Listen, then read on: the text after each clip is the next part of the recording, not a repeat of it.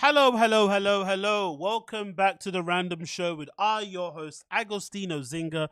This is the Random Show episode, I think 158, if not 159, one of those numbers. It doesn't matter which one because I'm back live and direct in front of your face, giving you some information, some news, and some reportage and some LOLs on the current goings on within the comedy space and far, far, far beyond. Big up everybody joining. Big up everybody that might be here. Big up everybody that might be here later. Big up everybody that's here. Big up everybody that's here. Big up everybody that's here. Big up everybody that's here. Appreciate every single one of you.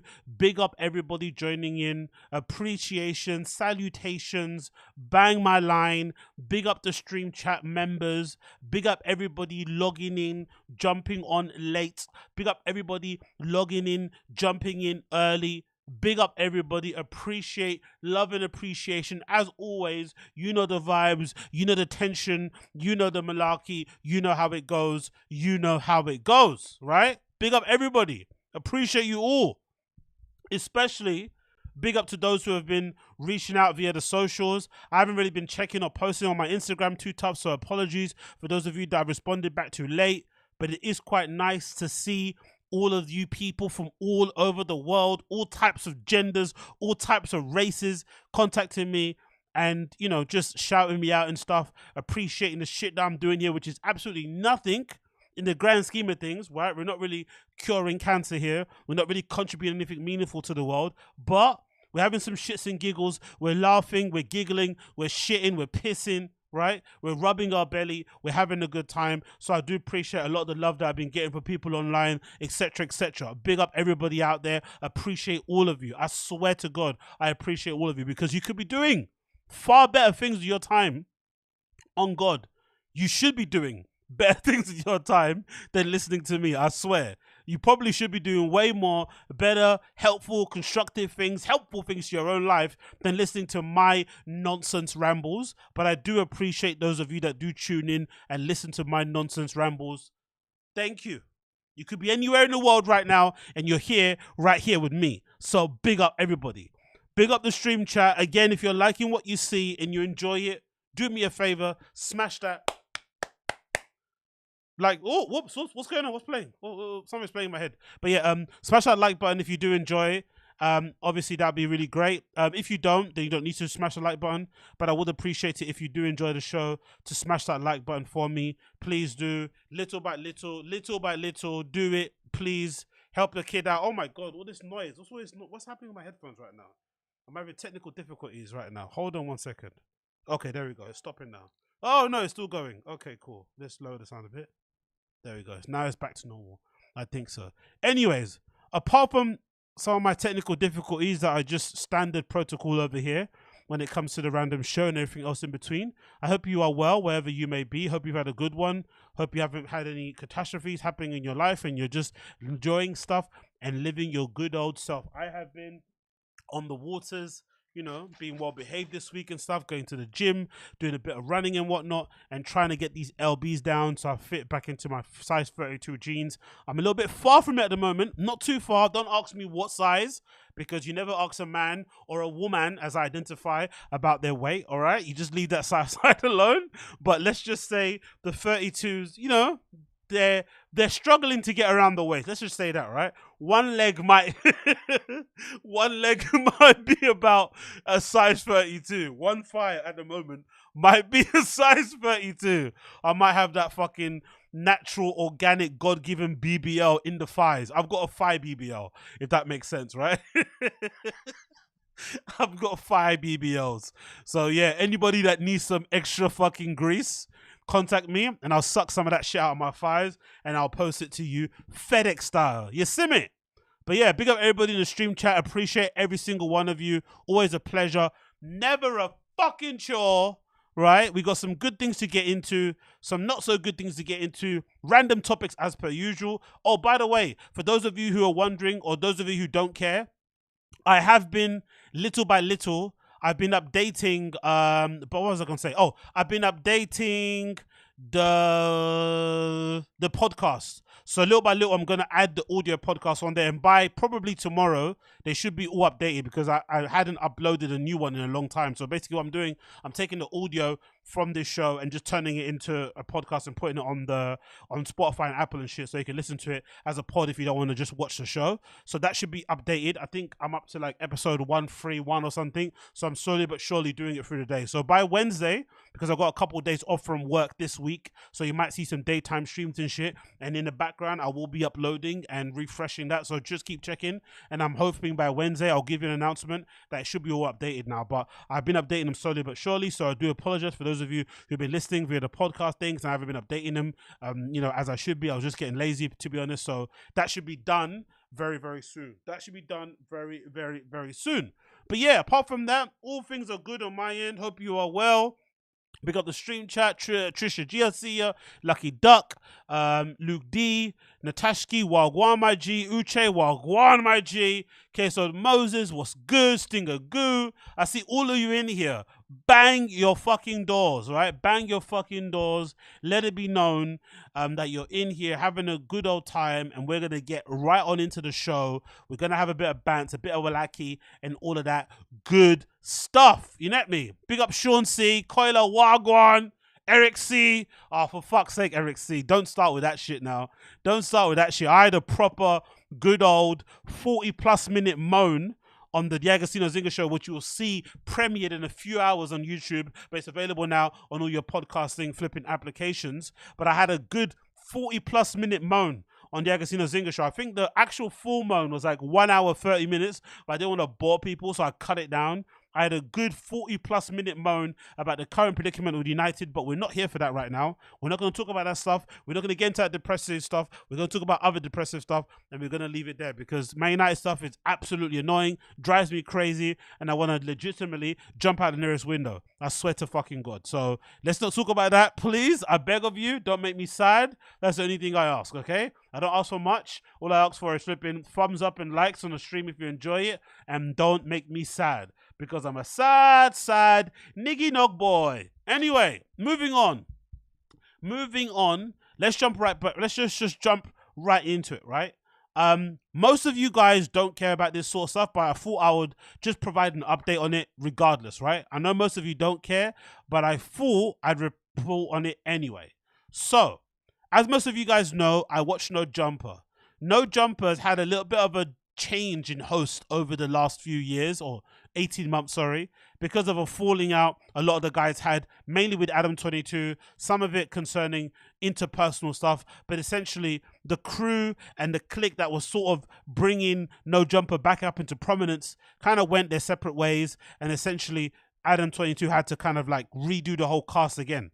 Now, one of the main reasons why that whole thing fell apart, in my opinion, having been a previous fan of the show and watching him all the time, I feel like, was primarily due to Adam 22. He wouldn't admit it because he's very impervious to fucking accepting personal responsibility, but I think a lot of the blame lays on Adam 22's feet.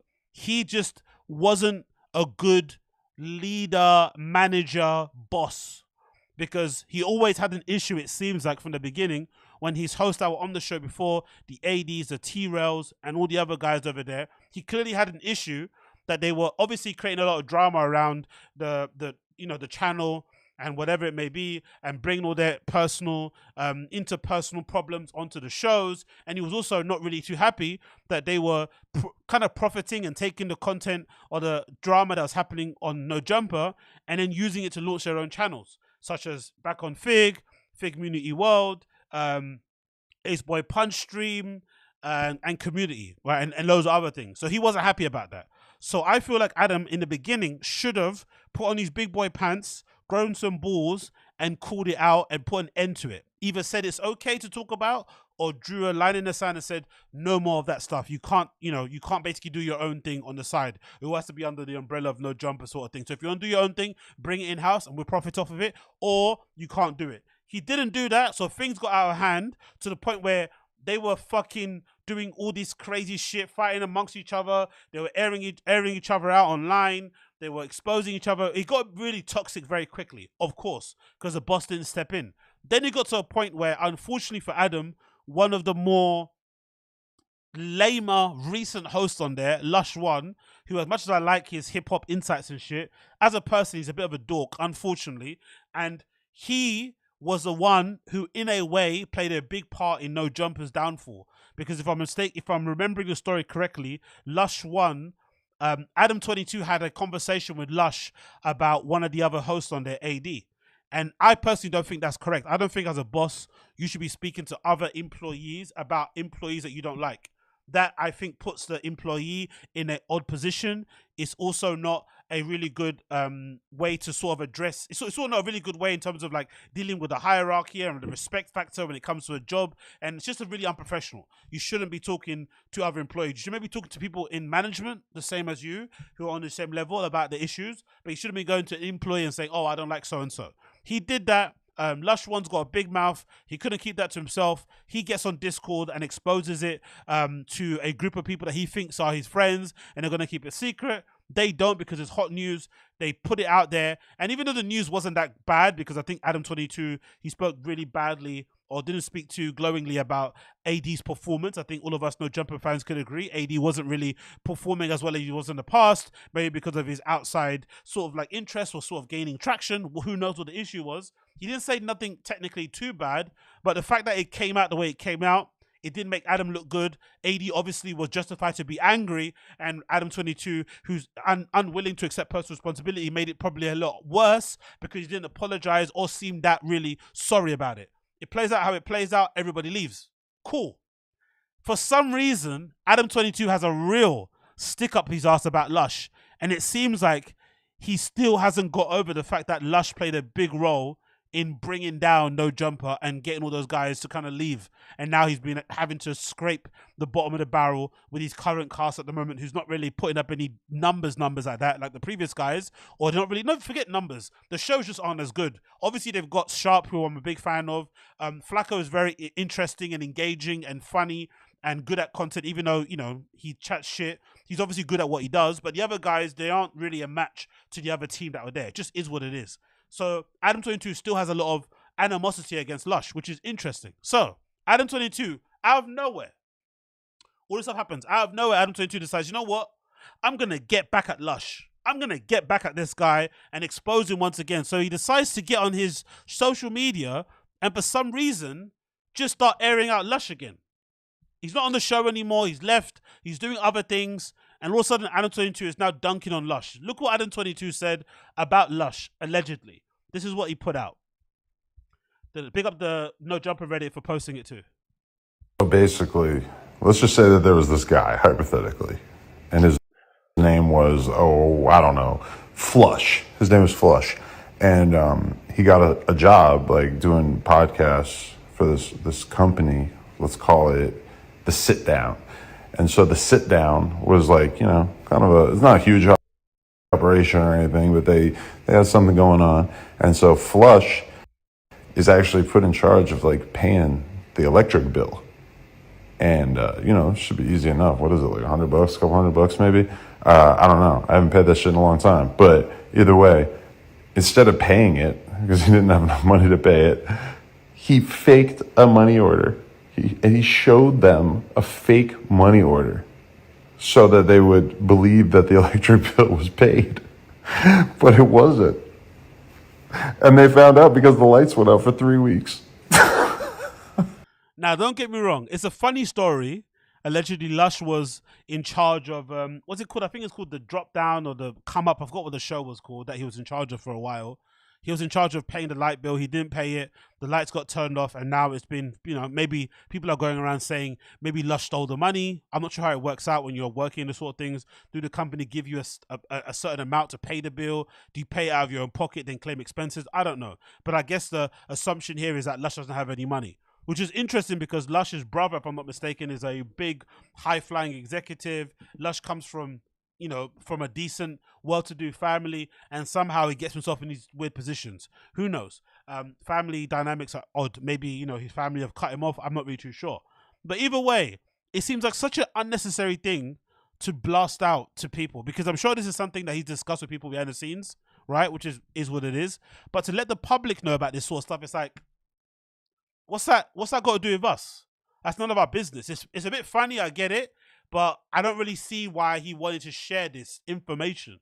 He does share this information. It gets out there. Of course, people on the internet don't like Lush already, so they decide to kind of dunk on him. Lush is probably getting some crazy DMs from fans. We know Lush is addicted to social media. He can't avoid not saying stuff, so he decides to jump on social and kind of explain what happened, right? And it doesn't really, he doesn't really explain it, to be fair, but here's what he's trying to say, according to the Reddit.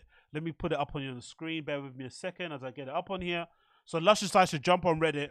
Sorry, jump on his Instagram stories, and somebody posted what he actually said about the whole shebang. So let's get it on here and see if this works. So, boom. I think it's this one. There we go. So Lush, in response to Adam22, hey, everyone. That's something a scammer would say, isn't it? Hey, everyone. A scammer would say something like that. Someone that jacked money from you would be like, who, me? Hey, everyone. Anyway, I hope y'all been well. I have not been very active on social media as I'm refocusing on physical, mental, spiritual health. Or look at this, go for the old mental health defense, right? Come on. Just say I didn't do it. Mind your business, leave me alone. Just keep it moving. It's not a big deal. Anyway, he says, in addition to that, family, friends, and continued growth, and not only as a person, but with my various endeavors and passions. Haven't been podcasting because I've been rebranding, not to mention focus on GTX. Cool. Next screenshot. I told y'all a while back I ain't finna continue to perpetuate funk I had with certain people. I stood tall on that. I don't need any more stress or drama. No matter how much anyone else wants to hate and blatantly lie on me, that's on them. Another one.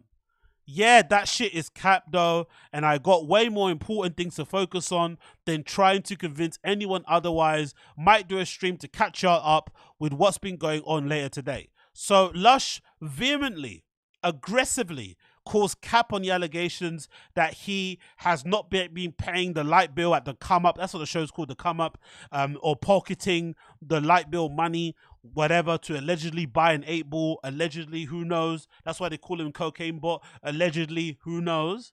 He's denying all these allegations and saying it's cap. So then Adam22, who's just obsessed with drama, decides to get on social, and he decides to say, you know what? Enough's enough. If you think I'm lying, I'm going to put out the receipts. And here's Adam22's response to Lush One saying that it's cap. Adam22 is not having it. He's saying it once again. Here it goes. I heard somebody called me a liar.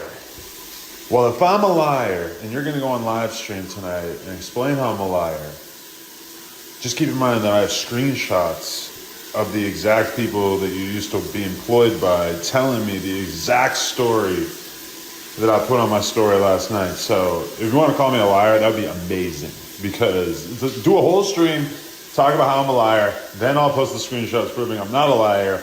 It'll be hilarious. It'll fucking credibility up even more. So, like I said, I don't know what's going on. I really don't. I'm not too sure if this is just an LA thing, if this is an Adam22 thing, if this is a Lush thing, if this is them in combination. I don't get why this beef is still rumbling on. They had a falling out. Lush caused the breakup of the crew of No Jumper. It's gone where it's gone. What is happening? What is happening? Why? Why are they doing this to each other? Why can't they just let bygones be bygones? My one theory is this. Could this be a situation where, have you ever had in your life an occasion where you had an argument with somebody who's, in your head, you think you're better than them? You think they're a dork, you think they're a loser, you think they're weak, you think they're this, you think they're that, but they get the fucking jump on you. They either insult you really well and everybody laughs, they maybe beat you up in a fight, they maybe are further along than you in their career. Something happens where there's a person that you think you're better than, but somehow they fucking get the jump on you.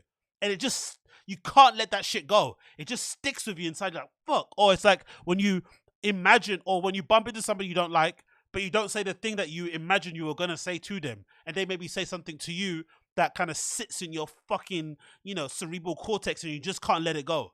I think that's what happened. I think Adam never respected Lush. kind of thought less of him. And then when Lush calls the breakup and no jumper, he was like, no fucking way did this guy, who I paid a pittance, who was my lapdog, who I didn't respect, who was a loser, who was sucking up to me, was the one to cause the downfall of my company, or partly, temporarily at the time. I think he just can't let it go. The fact that Lush, somebody he doesn't respect, plays such a role in his kind of demise, because he might deny it now, but Adam went through a little bit of a dark phase. He wasn't posting on social. He wasn't getting on fucking podcasts and shit. He was really sad. I wouldn't say he was depressed, but he was kind of bummed out because those guys were also his friends. Adam doesn't really have a lot of friends either, it looks like. It seems like he just hangs around with his, you know, with his wife, his porn friends and shit. He doesn't really have a big group of guy friends. So for once, he had a group of guy friends. A lot of them were gang affiliated. You know, he gets, you know, he's a white guy, so he gets a boner out of being next to niggas that throw up fucking gang signs and shit. So he was loving that. As soon as those guys left, and he was just left with hanging around with Mandingos and his wife, suddenly he's like, oh, this ain't too good, isn't it? So I think that's what happened. But he has to let it go. In life sometimes, the person who you, that's why you should never take anybody for, well, not take it for granted. That's why you should never underestimate anybody. Never underestimate anyone.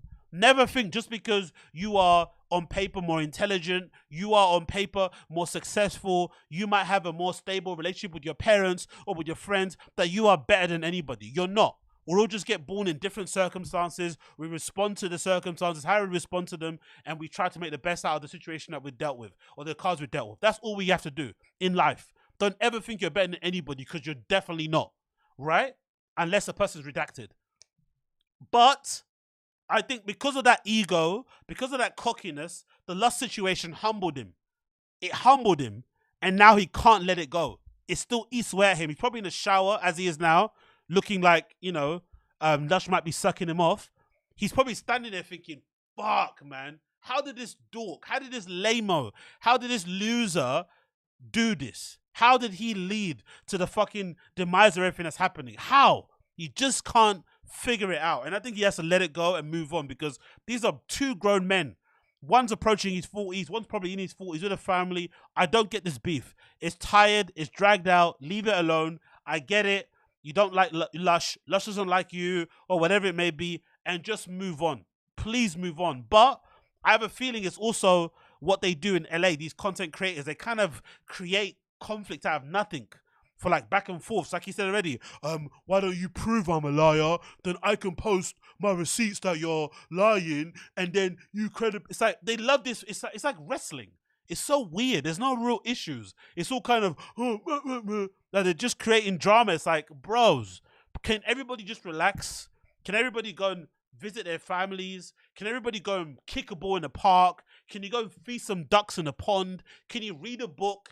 Can you watch a documentary? Do anything apart from engaging in this nonsense. Because in my opinion, call me dumb, but I don't think men on men drama is cute.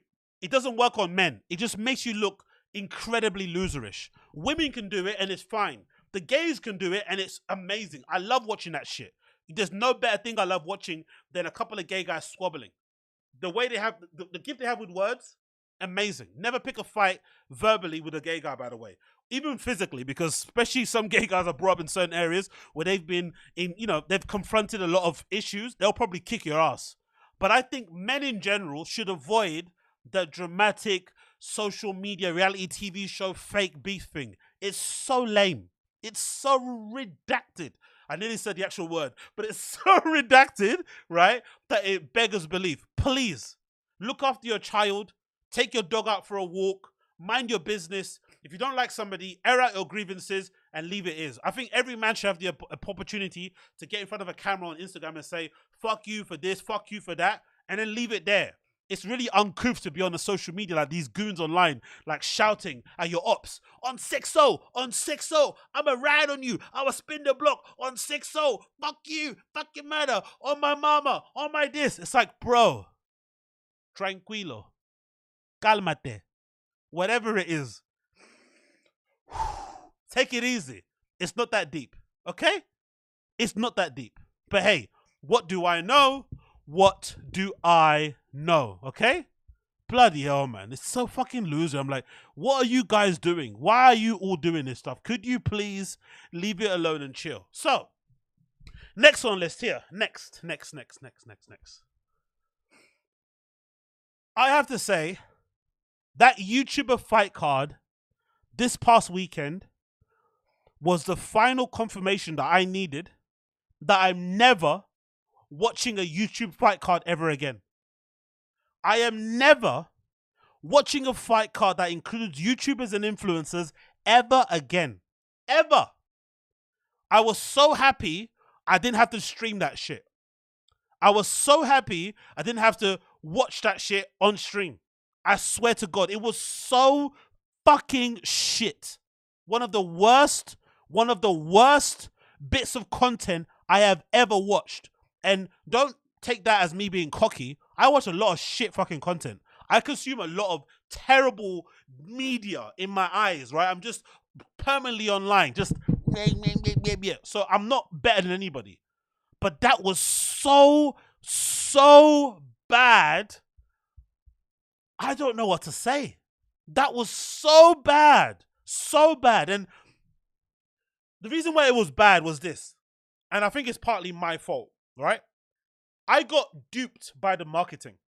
I got duped by the promotion. I got duped by the conflict. I got duped. I got tricked. I got scammed.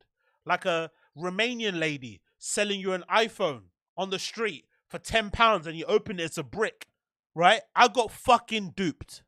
Fair. I got duped. But now it's lesson learned. You're not duping me again. Nah. You can't stop. You can't get me. If you know what I mean. You can't trick me. You can't trick me. I'm not getting duped again. Never again. You're not duping me. I swear to God. You're not duping me. This guy, especially this fight. This guy, Logan Paul, made the entire run-up of the fight defending my wife's honor. This guy's harassing her. DANIS is a creep. He's a predator. I'm defending my wife. All of this really noble, defending, sappy, simpy shit that he was doing. That's got some relevance to it. Then he gets into the ring and he can't take out a guy that is not known for striking. A guy that can barely box, who barely threw any punches. Logan Paul had no ability to get that guy out of the ring, despite having a very strong reason as to why he wanted to knock him the fuck out. He couldn't do it. And it was awful when he tried to do it. Awful. Yes, he landed some punches. Yes, some of them looked kind of hard. Yes, he may have wobbled Dillon here and there, but he didn't turn his lights off. He didn't even knock him down on the floor. Not once. Absolutely terrible. And DANIS' performance as well, shocking. Shocking. You can't talk all that smack. Get into the ring. Sorry. And then essentially just cover up the entire time. And try and do the fucking, what's that? The fucking Philly shuffle. Like, what are you doing? What are you doing? What is this shit? I was so happy I didn't pay for that stuff, man. And yes, I did illegally stream it. And I'm happy I did. Whoever you were out there that was peer-to-peer streaming that shit, I appreciate you. But what the fuck was that? What was that? Someone tell me what that was. Yo, big up Abby Martinez. Appreciate you. Agree never buying YouTuber fighters again. I swear to God. What was it? Tell me what it was it. Big up Abby Martinez. What was it?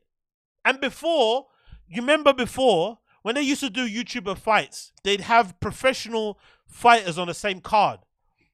I wonder if the reason why they stopped doing that is because the professional fighters don't want to be associated with this clown show. Because production-wise, good. The whatever, right? It's a show, right? It's good, full, it's well lit, well produced. They got the host doing the thing. That Big Zoo guy I'm not really a fan of. There's something about his voice and his accent. It kind of reminds me of the guys that act on Top Boy. Yeah, man. Yeah. It's like, it feels a bit too try-hard. I know he speaks like that, but there's something about his voice just annoys me. So that whole lineup of characters trying to, you know, make it into some sort of thing was like annoying me. So I had to put that thing on mute every time they came on camera. But again, well produced, the sound was good, bloody blah, blah, blah. Okay, cool. But the quality of the fights. The quality of the fights. Huh? What the fuck was that? What was that? Tell me. What was that shit? Did you see that? Did you see what they were doing in there? Did you see fucking KSI with his fucking hands up doing star jumps before every time he was punching?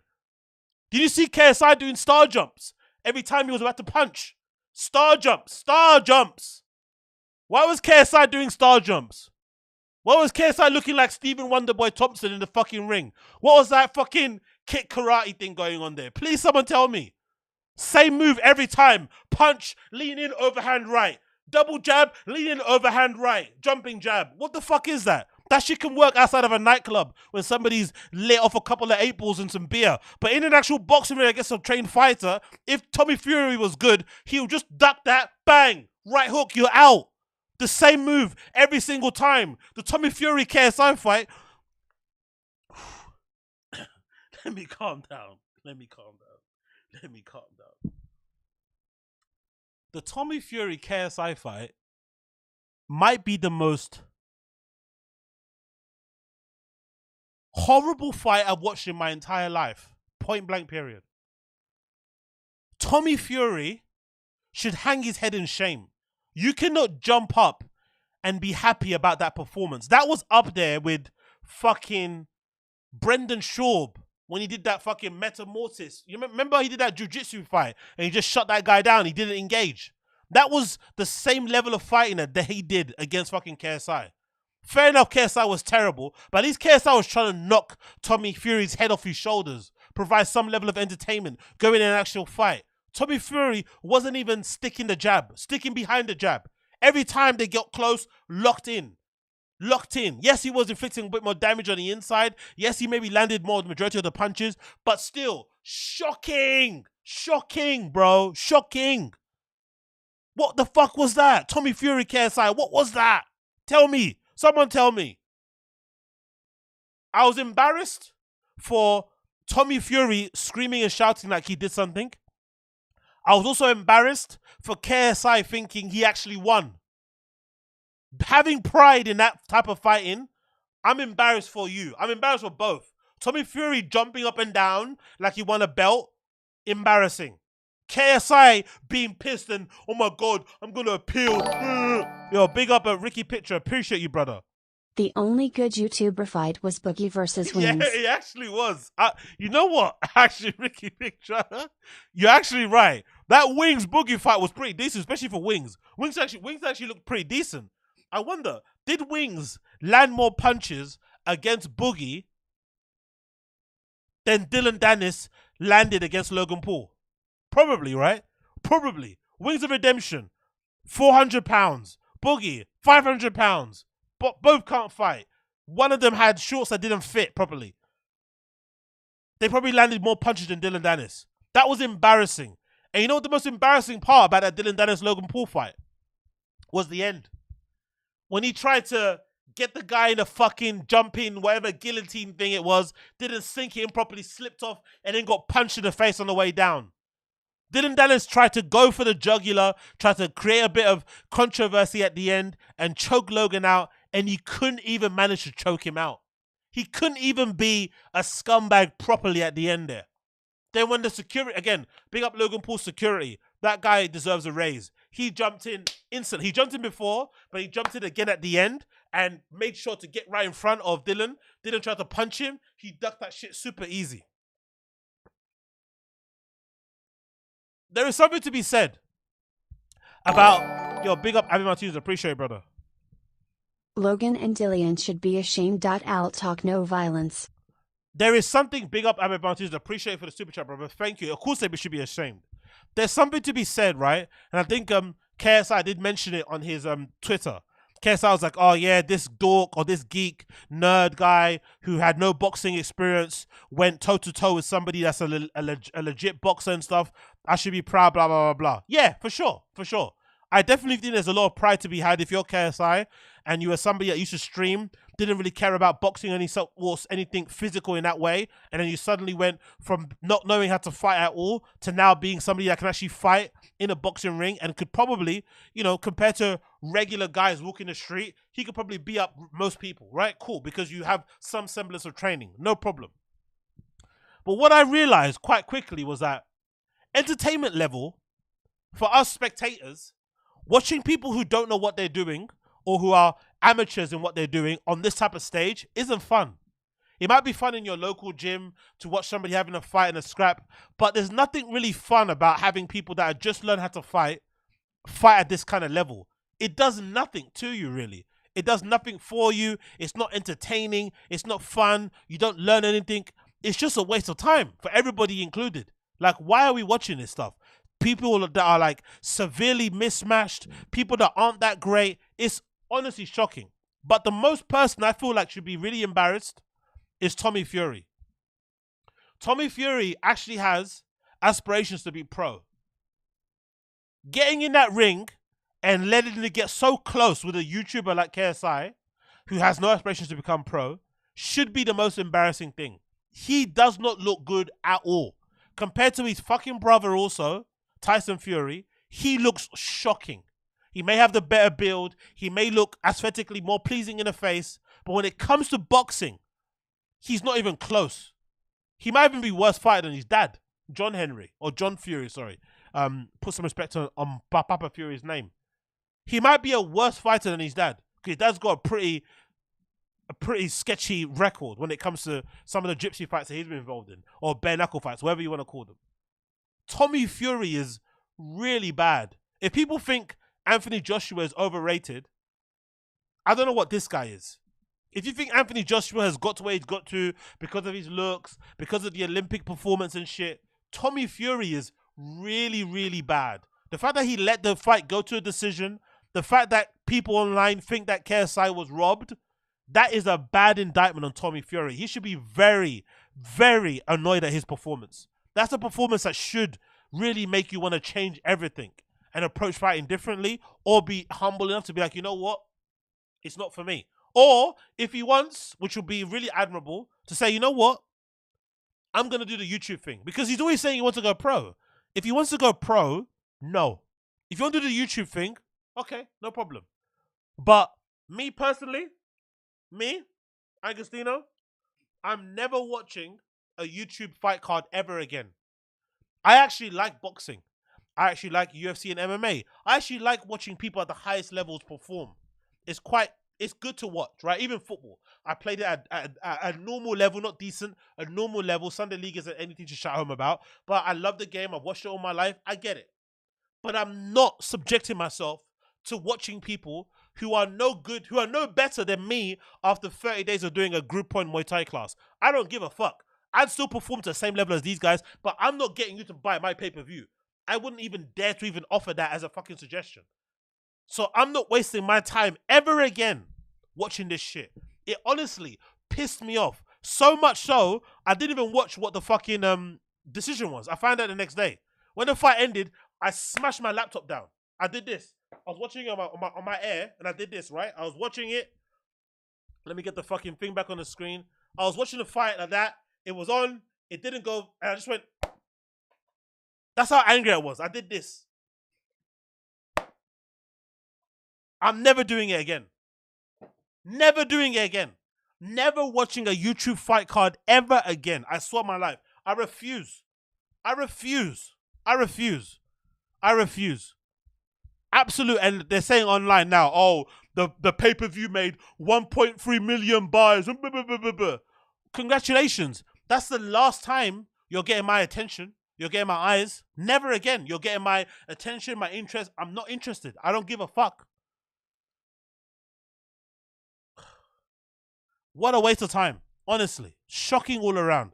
Absolutely shocking. Hate it all. Anyway, that's a rant over. Rant over that one, but I fucking hated every part of it. I swear to God. I hated it all. Hated everything about it. Can't believe I spent some time watching that shit. Like, wow. Wow, wow, wow, wow, wow. Anyway, whatever. Moving on. Moving on. So, next thing. Wagwan with Amy Schumer. This might be the most hilarious post I have ever seen in my entire life. Legit. This might be the most funniest post I've ever seen in my entire life. I understand everybody is feeling conflicted and emotional and sad about what's happening in Gaza, between Palestine and Israel, and people dying and all the videos out there. I saw a video recently of these row of kids that were all dead and shit, all covered in white. There was another video of some guy holding up a child that was headless running into the fucking hospital. There's videos of people under rubble. There's videos of people getting blown up by torpedoes and missiles and shit. It's really crazy. It's honestly crazy, right? But there should be an ability for people to say, like, you know what? That is terrible, but I'm not going to go online and virtue signal so people can see that I'm a good person and say some nonsense. I'm just going to have thoughts and prayers and just continue living my life. Because unfortunately, if you don't live there and you're not from there, there's really nothing you can do. I understand it makes you feel good to feel bad for people, but honestly, the best thing you can do for people like that is to have them in your thoughts, is to pray for peace, and just keep living your life a certain way. There really is nothing you can post, nothing you can say that's going to make things better. Really not. It's the same way when somebody, have you ever felt that feeling when an actual friend of yours has a passing in the family? Like an actual friend, not somebody that you don't know. Like an actual friend says, oh, my mom passed away, my dad passed away, someone passed away. You find it hard to type something because you know it's worthless. Because you know that friend, you know how they're feeling, you know the person who they've lost personally, and you feel awkward even typing, I'm sorry for your loss, because there's nothing you can say. I don't get why people don't have the same reaction when it happens to stuff like wars and shit, or conflicts around the world. Why can't you have the same pause and be like, you know what? There's nothing I can say to type on this phone that's going to make this feel any better than what it was. So I'm just going to keep it moving and just try and live my life a certain way, and also use this opportunity to be appreciative and humble about what I have, and be like, you know what? My life is fucked up. It's not as good as it could be, but at least I'm not over there. At least I'm not going through what they're going through there. Thoughts and prayers, and just keep it moving. Why can't you do that? Not even vocalize, not even like, hey, I'm a good person, I like Israel. No, just be like, keep it yourself, you know, have a little bit of a moment, looking at the videos, and then keep moving. Big up Stinger Goo. Have you waked BAPA's stand-up from SKANKFEST? We're gonna watch that next. We're gonna watch that next thing. I go, big up you. You read my mind. We're literally gonna watch that next after this little segment here, right? After I scream and shout about Gaza, then we're gonna watch this, right? But big up Stinger, good, appreciate you. So I don't get why Amy Schumer thought the best thing to do was to post what she posted here, right? And I think she got the actual quote that she was trying to flip and reverse and make it into a new thing drastically wrong. So Amy Schumer on Instagram, before she took it down, said the following. First they came for LGBTQ and I stood up because I love is love. Then they came for immigrants and I stood up because niggers are niggers. No, families belong together. Then they came for the black community and I stood up and started fucking started crumping, whatever, because Black Lives Matter. Then they came for me, but I stood alone because I am a Jew. So this is Amy Schumer being pro-Zionist, pro-Israeli, pro-whatever, or whatever stance she's taking, but co-opting a very famous quote that has absolutely nothing to do with what she's talking about, right? And the famous quote that we're talking about is this quote here, taken by what would you call him? The public, the pastor. Let's call him the pastor, right? Martin Niemöller, right? And the actual quote is here as follows. The original quote goes, first they came for the socialists, and I did not speak out because I'm not a socialist. Then they came for the trade unionists, I did not speak out because I'm not a trade unionist. And then they came for the Jews, I did not speak out because I'm not a Jew. Then they came for me, and there was no one left to speak out for me, right? A very poignant and, you know, kind of powerful quote here that really doesn't say what Amy Schumer thinks it's going to say. But I'm curious to know why someone like an Amy Schumer feels like anybody needs to hear that from her. Really and truly, in the grand scheme of things, especially when you consider how unlike she is in general. I find it very odd a response. But the thing I find very odd is this. On her Instagram, right, because she was getting absolutely ripped to pieces for that post that I put up on there. Whoops, this one here, right? She now decided to turn off her comments. And this has been one of the most funniest things to watch play out in real time. The tragedy that's going on now in Gaza, in parts of Israel, in Palestine overall, is obviously horrible to watch. But for some reason, celebrities feel like it's their responsibility to speak up for these issues. They pick and choose which ones, but in this particular conflict, they want to speak up. But they're finding it hard to say what they really mean, so they're trying to pay lip service to one side whilst publicly denouncing another side that's angering that side, and vice versa. Back and forth, back and forth, back and forth. So then they get to a point where the other side starts screaming and shouting at them, they delete their post. Or they change their post. Or they try and re-upload it. But then the other thing they do, they'll delete their post, and then they'll turn off all the comments on their post. Because Instagram is being quite brutal, and the guys and girls on there from either side are letting you know how they feel on Instagram. So on Amy Schumer's recent Twitter feed, as you can scan, as I scan across, none of the comments are on. You can see likes as all on her post here, but no comments are on. If you keep scanning as well, she's been posting about Israel, Palestine. She's been posting about the conflict at the moment, and none of her posts have comments. But then if you go to the last post that has comments on it, right, you'll see a crazy number of comments on there, because everybody on Instagram does this. When celebrities turn off the Instagram comments, they'll go to the last response or the last post that has comments and just start reading you on there, ripping you to pieces. So let's keep scrolling. No comments. And then the final one that has comments is this. Random picture of Amy Schumer at some red carpet event. I don't know what it is. With 16,000 plus comments. Another one here. 857. But that's the last one that has comments. So if we post this, if we click it, right, well, look what happens when we click this. We'll click this. It's like warning 20-somethings. I look like this at your age. Swipe left for the life. This is like a random post that has nothing to do with Israel Palestine, but people are using it as a platform to basically scold her for what she's been saying. And look at the first post. Hi Amy, nearly 3,000 Palestinians are dead, including 800 children, in targeted attacks. Just want to let you know that genocide enablers like you have blood on those children of yours hands. So all of the shit you're saying, trying to get into aggressive people still come at you and attack you in the comments, especially the post that you've got your last comment on. I find this whole thing to be rather funny, just this side of things, because these celebrities are so quick to try and jump on this wave to appear to be appear to be empathizing with one side and then abuse the other side. Big up Ricky Picture. On behalf of the Jewish delegation, we reject Amy Schumer.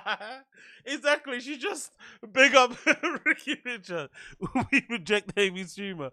It's just a weird thing to get involved in, and now they're ripping her to pieces in the comments here. Nobody asks you for your uneducated opinion. It's really ironic and heart-wrenching that those who acknowledge the brutality of the Holocaust can sit and defend Israel's actions as a colonizer.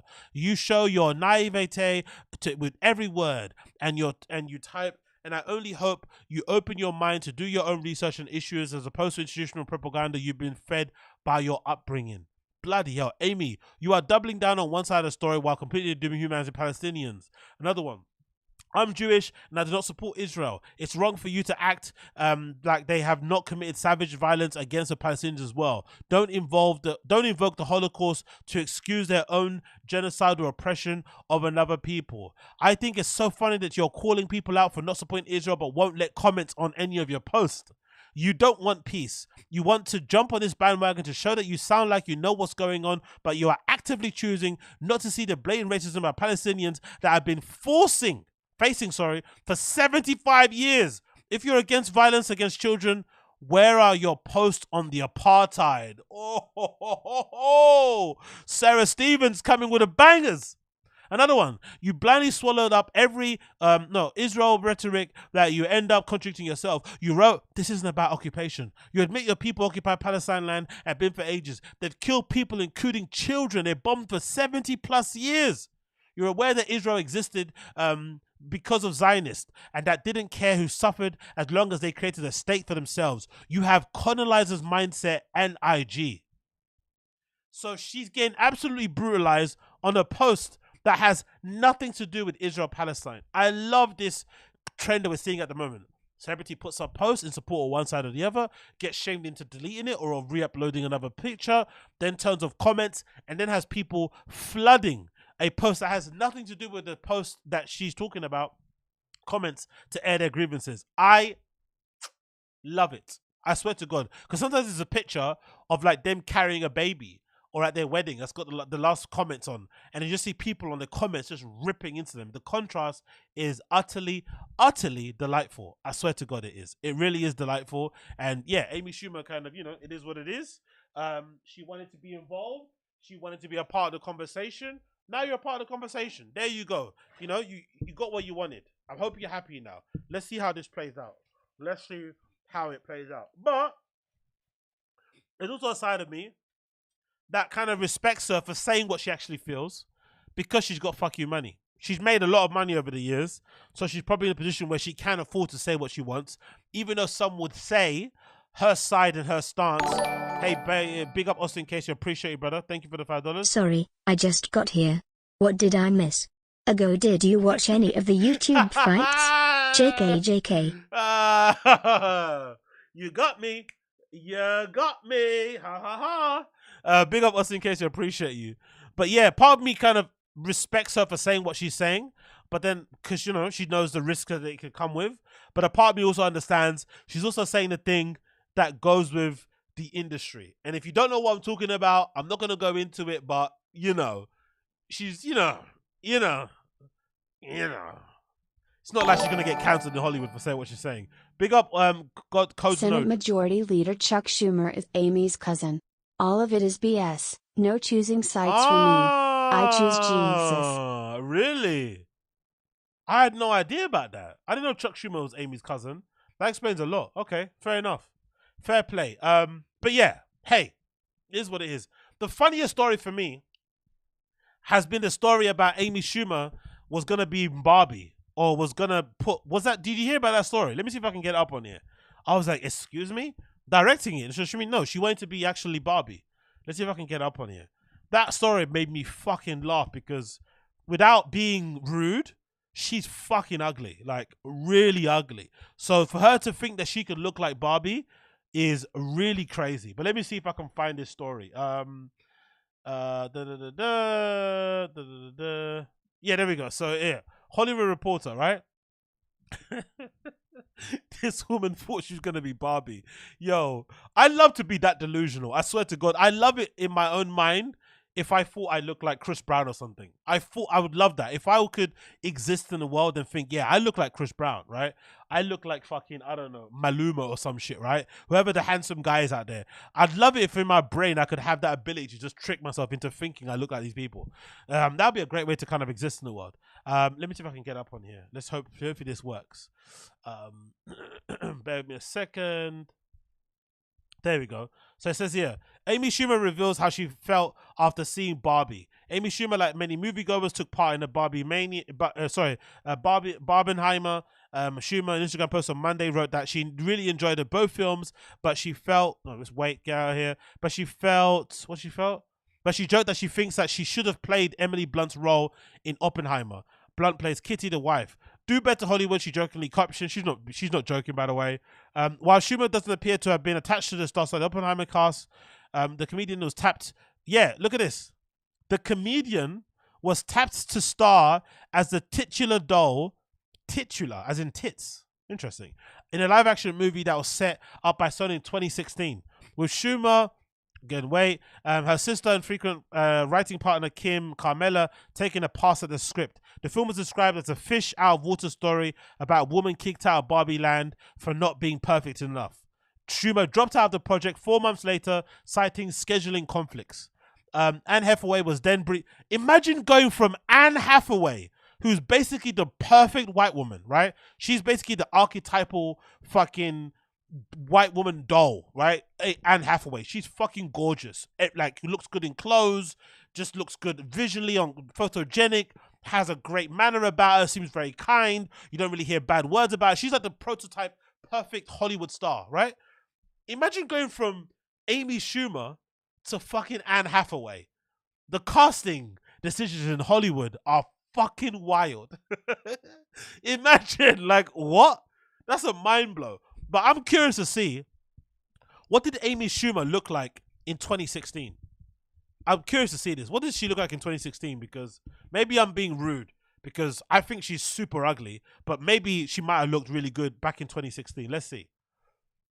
Because the grill is not grilling. Let's just say that. The grill is quite shocking.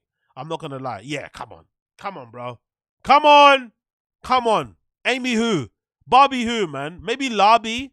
Maybe she might play the fucking, you know, the Central European version of Barbie, right? Maybe in fucking Ukraine they've got a version of Hulu. Maybe they've got like a Hulu version of like their shows that they watch where they make like local TV stuff and they have their own TV shows, right? And they put people in it. Maybe she could have played like the, I don't know, not even Ukraine. Ukraine has a lot of really attractive women there. Whatever country that doesn't have attractive women, I don't know which one it is. I'm not going to name them, but she could have played it in one of those kind of regional streaming services places. But imagine you're Margot Robbie and you fail to get Barbie because of Amy Schumer.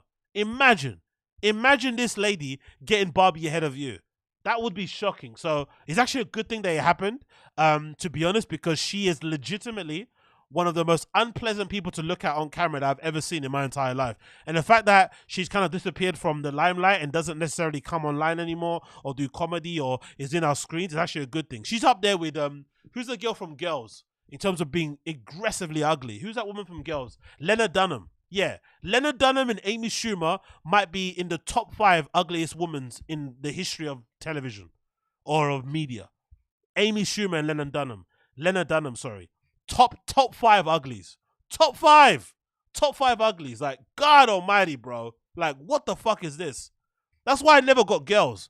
I love Girls as a show. I think Lena Dunham is one of the most talented writers of her generation. But if you watch Girls, it doesn't make any sense. The Lena Dunham character has like she gets hooked up. She hooks up with a rich guy, with a model, with this like the character in her in Girls has so many boyfriends and so many hookups. I'm like, that's not real. That's not true. In real life, you know many of girls like this you've worked with or you've grown up with in school. They don't have a trail of loads of ex-boyfriends. They may have a baby daddy or two, but they're not dating fucking the guy from Euphoria. Right? They're not dating that fucking tall guy, whoever his name is. They're not dating fucking him. But in Girls, a TV show, they made her like Sarah Jessica Parker, that she was getting all the boys. It's like, come on, bro. Let's be real. Let's be real. Come on. Come on now.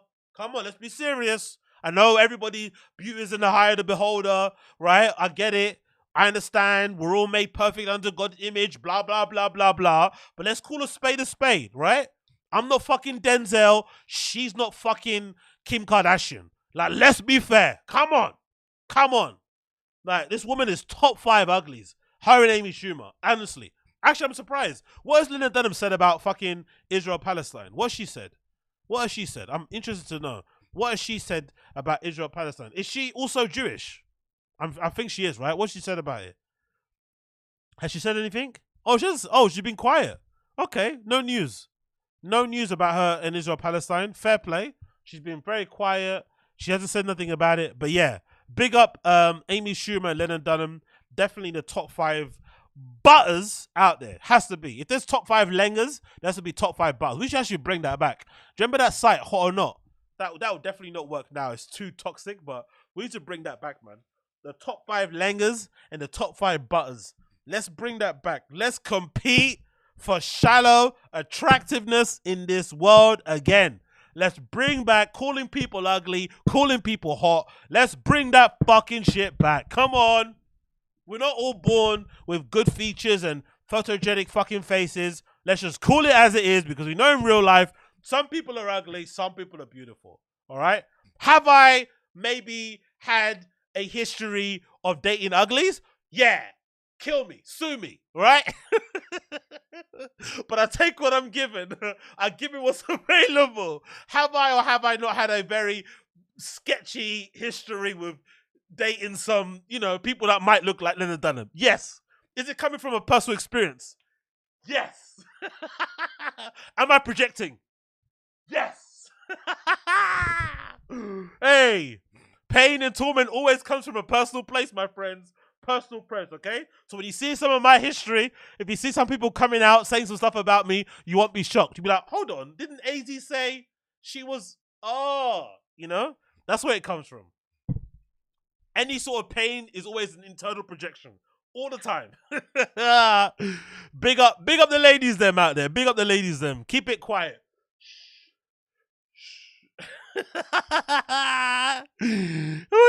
Anyway, let's move on. Big up the ladies crew. Big up the ladies crew. Anyway, cool. Let's move on. So, as I'm about to say, Brendan went to SKANKFEST, did some stand-up at SKANKFEST. I haven't seen the clip because I downloaded it to watch it real with you guys to get my real honest reaction with it. I think he was doing stand-up on the spot with Jeremiah Watkins. Yo, big up Illusionary Commissioner. Appreciate you, bruh. You wish you dated him, right, dog? Dated who? Ham girl. Who's Ham girl? Ham? Let me scroll up again. What do you say? You wish I dated who? You wish you dated him, right, dog? Dated him. Who? Who's who? Give me the comment, Illusionary Commissioner, in the chat. What do you mean? Who do I wish I would have dated? Who do I wish I would have dated? Yeah. Brendan did stand up on the spot, I think, at SKANKFEST. And with Jeremiah Watkins. Jeremiah Watkins also might be top 5 uglies when it comes to men in stand-up comedy, right? He might be up there as well.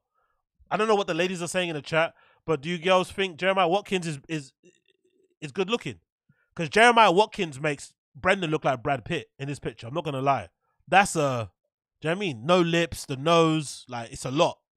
It's a lot. It's a lot. You know what I mean? He makes Brendan look like a fucking runway model. You know what I mean? Like, it's a lot. Well, what the lady's saying about Jeremiah Watkins, because he might be top 10 ugly as well. He might be up there. He might be up there. Guy is annoying. He thinks he's funny. I think so, AZ. Pause. I guess the like, yeah, if I was a girl, I wouldn't fuck. It's like, he looks like Harry Potter. Twins combined with the nose. The guy from You Put What? Look at the schnoz. Yeah, it's just, forget even the nose, isn't it? It's just a very, anyway, whatever, who cares? So, he did his thing. Let's not judge people. Everybody's created equal. Everyone's beautiful. We love everybody. Love is love. Yay, slay. Let's continue. Let's see what Brendan is saying, and let's see what stand-up he did here, because I'm curious to see what he did in this clip, because I haven't seen it myself, and I'm watching it for the first time with you lovely people. Which Brendan is smarter? Let's play this clip. Let's go. My favorite is Brendan Dassity. I hate that his name was Brendan. What? Dassity? Did I get that right? Did he say, or is his name Brendan Darcy? Hold on, I have to, sorry. I know I'm paused it already, but isn't his name Brendan Darcy? I swear that's his name, right? Brendan Darcy. Dacy, that's it. Why is it saying Dassity? His name's Brendan Dacy, right? What did he say here? Let's go back to it again. One more time. Let's go back to it again. What did he say here? To start. My favorite is Brendan Dassity. I love how the subtitles don't match what he's saying. He said Brendan Dassity. I swear he said. Let me put the sound up a bit. My favorite is Brendan Dassity. I hate that his name was. What? My favorite is Brendan Dassity. I hate that his name was Brendan, because for a while he's the most trending Brendan, and he's just the biggest dumbass in the world. Remember? You're giving Brendan's a bad name. Oh, dude, that one. If there's one kid who struggles with English worse than. Okay, all right, stopping. Come on, stop doing that. Let's put the quality down to 640, 20. Okay, one more time. Apologies for this. My favorite is Brendan Dassity. I hate that his name was Brendan, because for a while he's the most trending Brendan, and he's just the biggest dumbass in the world. Remember? You're giving Brendan's a bad name. Oh, dude, that one. If there's one kid who struggles with English worse than me, it's that kid. Yeah. Dude. They're like, how do both of these guys have CT and one of them has never fought?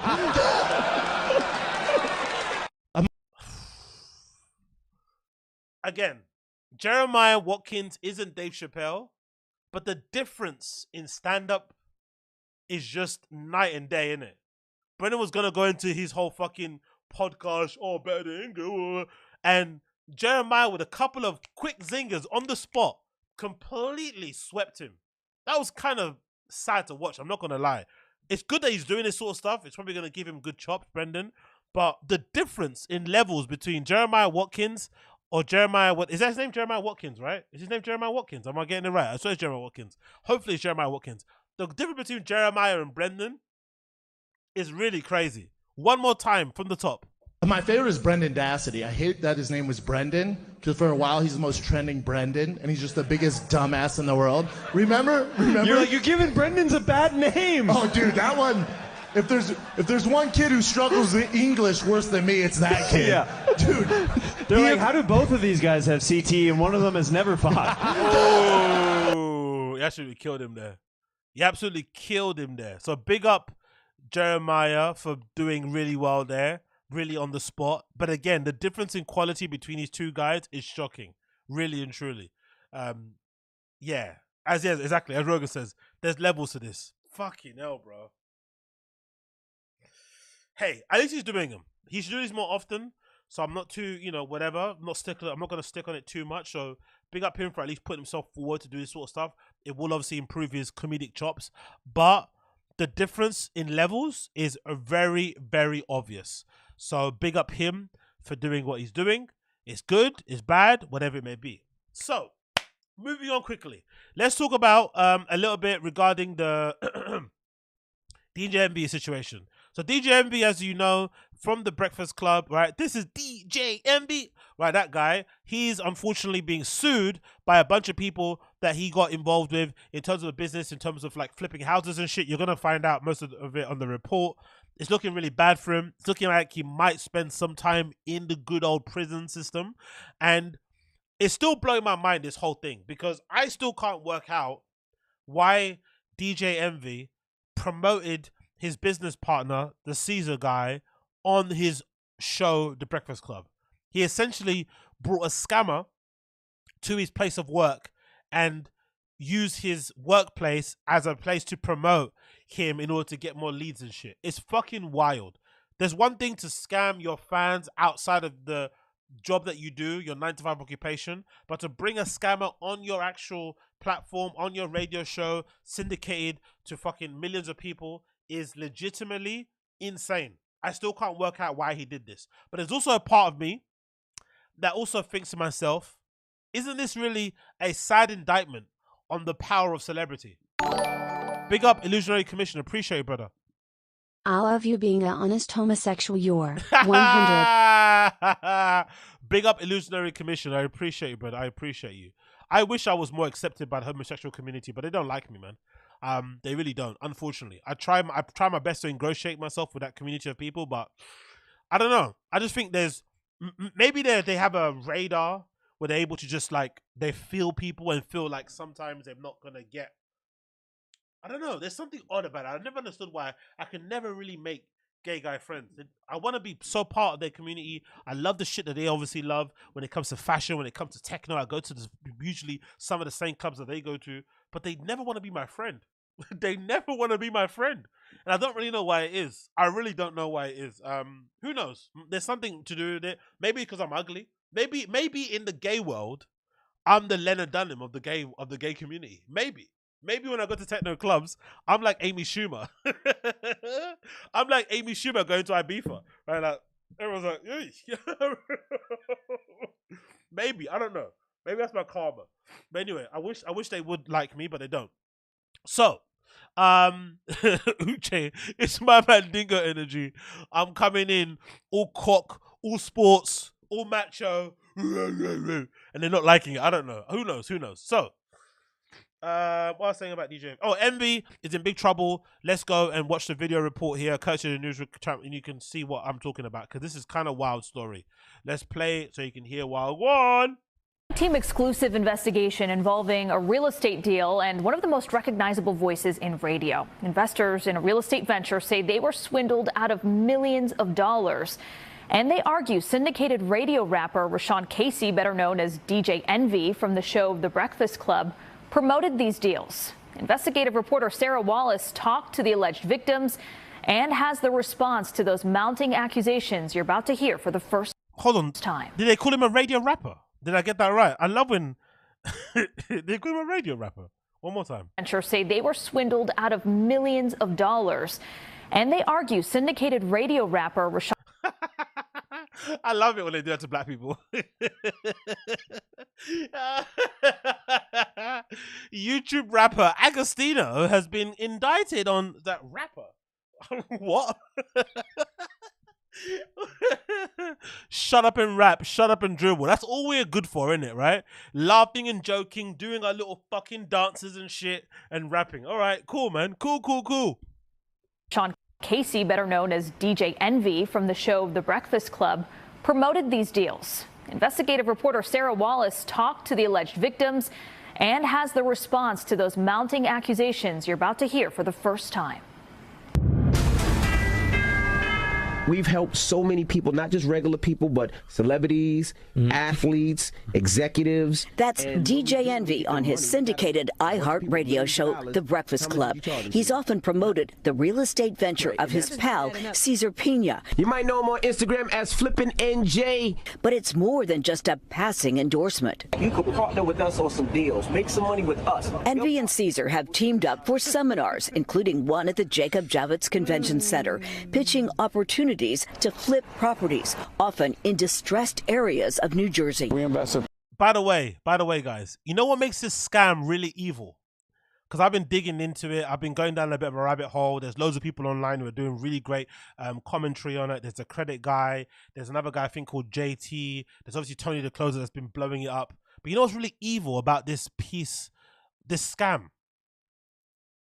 They didn't buy any of the houses. It's not like it started off well and then they got greedy.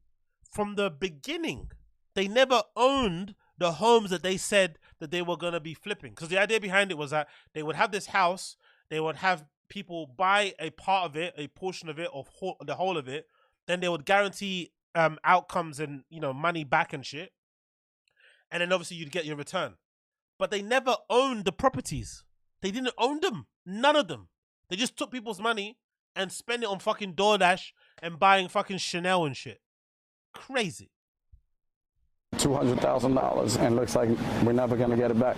Jose Santiago and his wife Jessica Ortiz say they believed investing in this neighborhood of Patterson would be their ticket to the American dream. That's the reason why I got into real estate, so we can actually start flipping properties, buying properties, so we can have something for our kids in the future. The couple says they connected with entrepreneur Cesar after seeing him on social media with DJ Envy. He's advertising this all over the radio and on television. I've seen shows of him all over the place, so I thought this was legit. I'm not gonna lie, right? I'm so surprised by this because in my experience, from what I know about different type of communities, immigrant communities, Hispanics, Latino people, Latina people are quite similar to black people.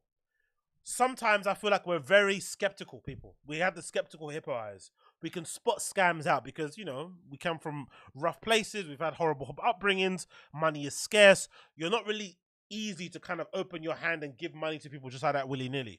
So I was kind of surprised to see people who are clearly in functioning, stable relationships with people who have each other's back and stuff, take the family savings and invest it in this speculative shit only because of somebody that they know online is famous as pushing it. I was actually surprised, I'm not going to lie. But it actually speaks to the power of celebrity.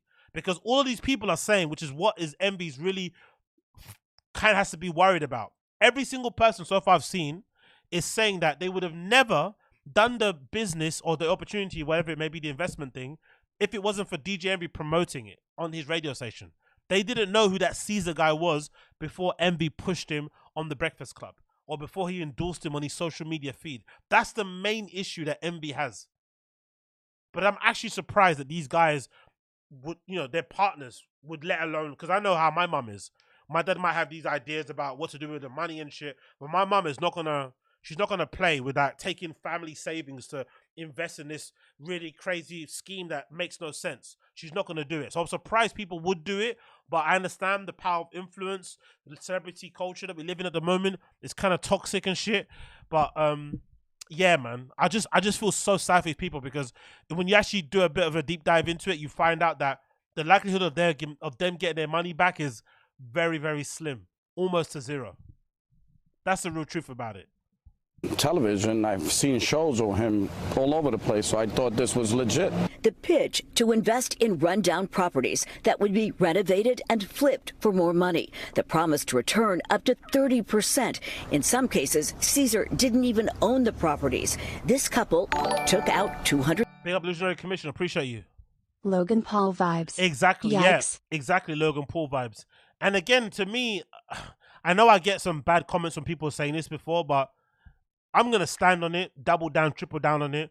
there's something extra scammy, something extra deplorable, something extra horrible when you scam people within your own community. Yes, I know scams largely across the board are bad, boo-hoo-hoo, cry in your pillow.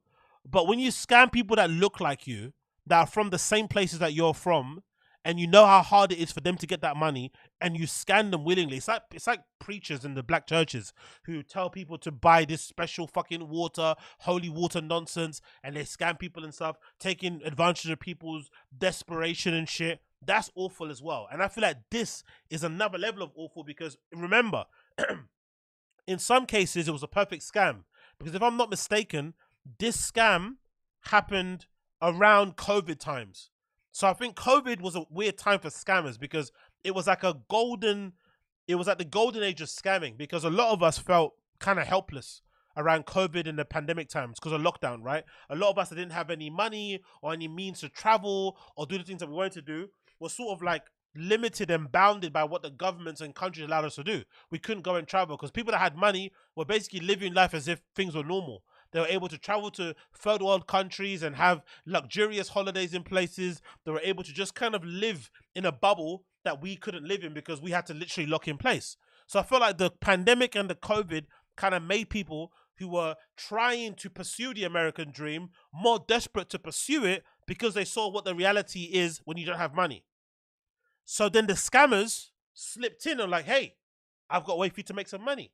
Flip houses, guaranteed outcomes, which is crazy because nothing in life is guaranteed except for death. Nothing in life is guaranteed except for death. Yet these guys are guaranteeing you 30% returns. And me, having done some research online and read some articles and watched tons of YouTube videos, I found out in the industry of properties, specifically properties, the industry standard, the highest you can get in terms of a guaranteed outcome is maybe 10%. But some people advise it's going to be under 5. But these guys are advising that if you give them 100 grand, they're going to give you back 130,000 in less than 6 months. Come on, bro. Come on. Crazy. $100,000 in equity from their Florida home, promised that 30% return within 4 months. Then they say nothing. I'm paying the interest right now every month, and I have nothing. Well, at this point, we just want our money back. Nigel Chamblin says he was conned by Caesar into investing $235,000 in that same Patterson property, along with 2 others, $300,000 each for homes in Hawthorne and in Maplewood. $835,000 in total on all 3 houses. There were other people investing in the exact same properties. It was a scam. It was a lie. You know what's funny about this scam that I've also read online? People are saying that there's parts of New Jersey that where these properties were, where they're actually bad neighborhoods. You can't actually buy a property in that area and turn it into something and expect to get to make loads of money on it. It might be a good rental property, but you're never going to sell it for like, you know, way more than what it's actually worth because the area is so dilapidated. There's a lot of crime, blah, blah, blah, blah. So that's the thing that also boggles my mind. It's like, weren't these people doing a bit of research into the areas where they were allegedly investing into to find out what was the average prices of the houses, what houses were selling for? I guess, again, celebrity and influence makes people do some crazy things because that guy with the suit looked like a businessman. The guy with his wife looked like regular, normal people. They all seem like they have sense. And they all somehow got tricked by just social media clout, influence and stuff. It's really crazy. But goes to show just how easy it is to scam people online once you get a bit of fame and once you get a bit of clout, which actually might be the most dangerous thing in this level of this society we're in at the moment. That might be the most dangerous thing.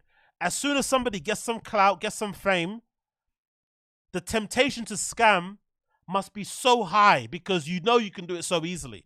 So the content creators out there that are not doing that sort of shit, you should give them a big clap because I guess the temptation to do a little bit of a NFT thing, crypto thing, whatever, some fake whatever this, fake whatever that, it must be so high because the money is so good, the returns. If you have no scruples, if you have no conscience, if you have no morality, no principles, that must be so tempting. But honestly, I could not sleep at night knowing that I took money from people like that. 230,000. He had 2 investors, and I've read accounts of 4 investors on the same property that didn't know about each other. So he was taking 2 grand, 200,000. Like, God damn it, bro. Anyway, one more moment. Let's go again. Other people investing in the exact same properties. It was a scam. It was a lie. Augie Rios owns a custom auto wrap shop in Lodi, who says he worked on Envy's cars for years and believed his pitch. Sorry to do this again, to keep pausing. But somebody else said it in the comment section before, right? I think it might have been Fashion Roadmap. I don't know who it was. But somebody must have said in the comments, in the chat, there is something about people's appearance that you should judge them on. Sometimes stereotypes exist for a reason. I'm sorry. But if somebody tells me they have an investment opportunity and they have a beard like that, I'm not doing it. When they have one of those Rick Ross sort of like Crayola, sharp beard things, right? And they put fucking, fucking hair dye in their fucking beard, or they put that shoe shine shit in there to make it black. I'm not involved. I'm not giving you my money. Nope. No, not having it. I know stereotypes are bad. People can look at me and think I'm a YouTube rapper. They can think this, they can think that. I know, niggy nog, ha ha ha, whatever, gollywog time. But let's be fair.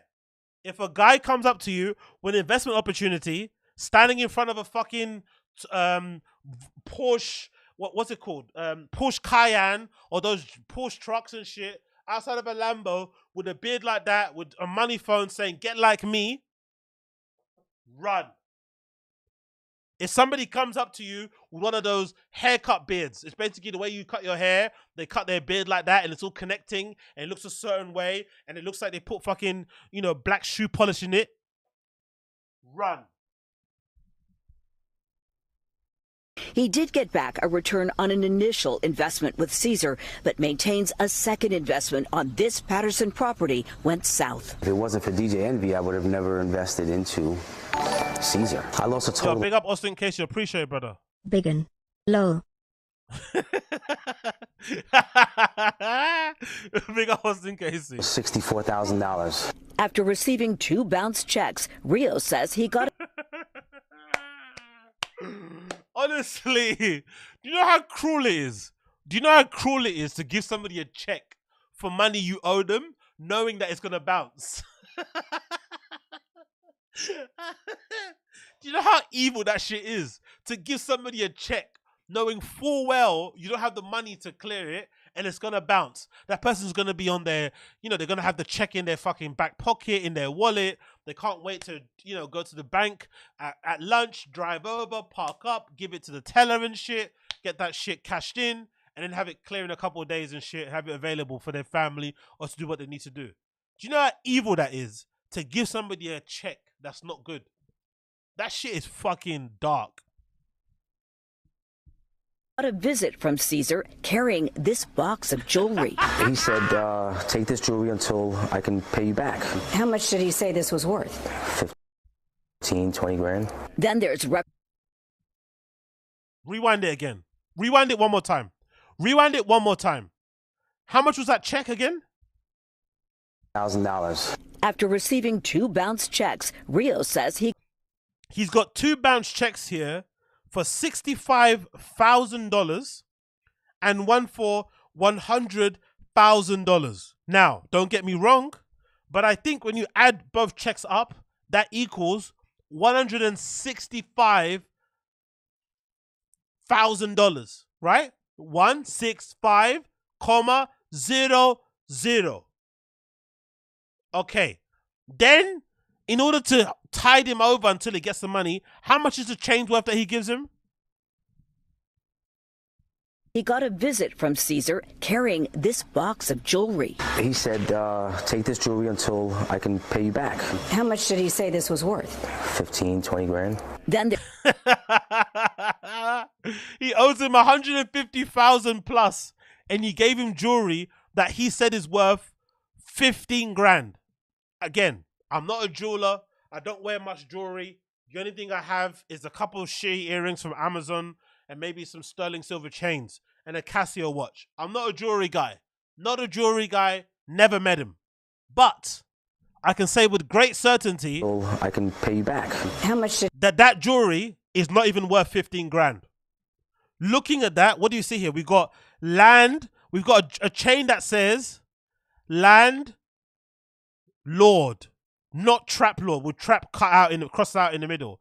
We have a big kind of bracelet thing there on the left. Do you think this shit is worth 15,000? Again, not a jewelry guy, never been a jewelry guy, never in that community, don't really care about jewelry that way in all actuality. But I can say with my untrained eye, and having watched number of YouTube videos and having been watching many, many rap music videos, that those chains do not look like they're worth 15 grand.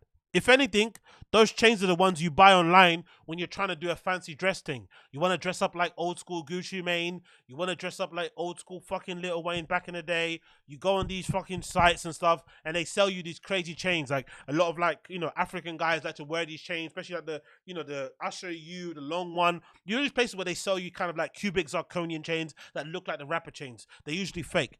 Now, in my personal opinion, I think that's what these look like. They don't look like 15 grand to me. So not only are you scamming people, you're also giving them checks that are bouncing and you're giving them chains that are fake. You're going to hell. Did he say this was worth? 15, 20 grand. Then there's record producer Anthony Martini, who invested in what he thought was a promising apartment project in Patterson. I lost $1 million. And He you scammed the white went guy. in because of DJ Envy. He scammed a white guy wearing a gallery department snapback. He scams blacks. He scams Latinas, Latinos, Hispanics, and Caucasian people. Wow. Yeah, I did. I mean, you know, I'd known Envy for years. Martini's attorney has filed a lawsuit. It's some sort of Ponzi-like scheme where he's taking money from one investor to pay off other investors. You're looking at over $40 million invested with the Penas in their companies. They're saying now at current count, I've been keeping an eye on this, I'm really balls deep in all this shit. At the current count, according to Tony the Closer, he helped to break this story and has led the charge in being a voice for the victims. At the current count, they're saying it's over $80 million that's been scammed by Cesar Pena and allegedly DJ Envy. 60 million. No, over 80 million, sorry. Over 80 million. We're fast approaching the $100 million mark. Wow. Breaking news here on Tony the Closer's Live.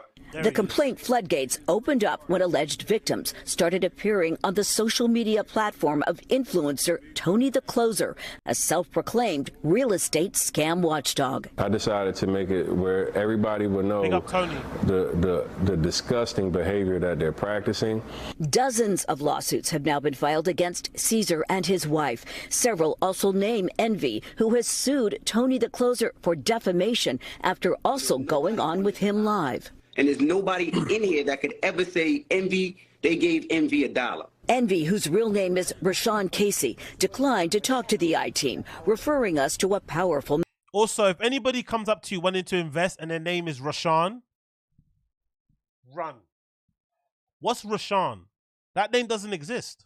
That's one of those Caribbean fusion names that they do where they take, I don't know, one half of one name and link it with the other and put it together with a little whoop on the top. Rashawn. If somebody's name is called Rashawn and they want to offer you an investment opportunity, run. Manhattan real estate attorney. He says the radio personality lost $500,000 to the Penas in an investment deal to transform this vacant school building in Patterson into rental units. He is a victim, just like the other alleged victims are in connection with the scam. Why, if he's a victim, hasn't he filed a lawsuit against the Penas? He has a legal right to file whenever he deems fit. He is now contending with cases that are being filed every day improperly against him. Why not come out on his radio show and warn other alleged victims if he feels that he was? This is it's an ongoing, they're ongoing litigations. and there's no room for them on, you know, any sort of radio show. A lot of people say they bought in because... This is a tough job, man. Big up the lawyers for DJ Envy. This is a fucking tough gig to try and slip your way out of. Maybe there's a scenario where DJ Envy doesn't get any prison time. He has to pay a fine. Maybe it goes on his record. Blah, blah, blah, blah. He pleads out. He snitches on, you know, on what's his face? On CESAR. But I don't see a scenario where he doesn't have to admit some level of fault. He has to, because all of these people are saying they would have never known who Cesar Pena was if he didn't appear on the Breakfast Club.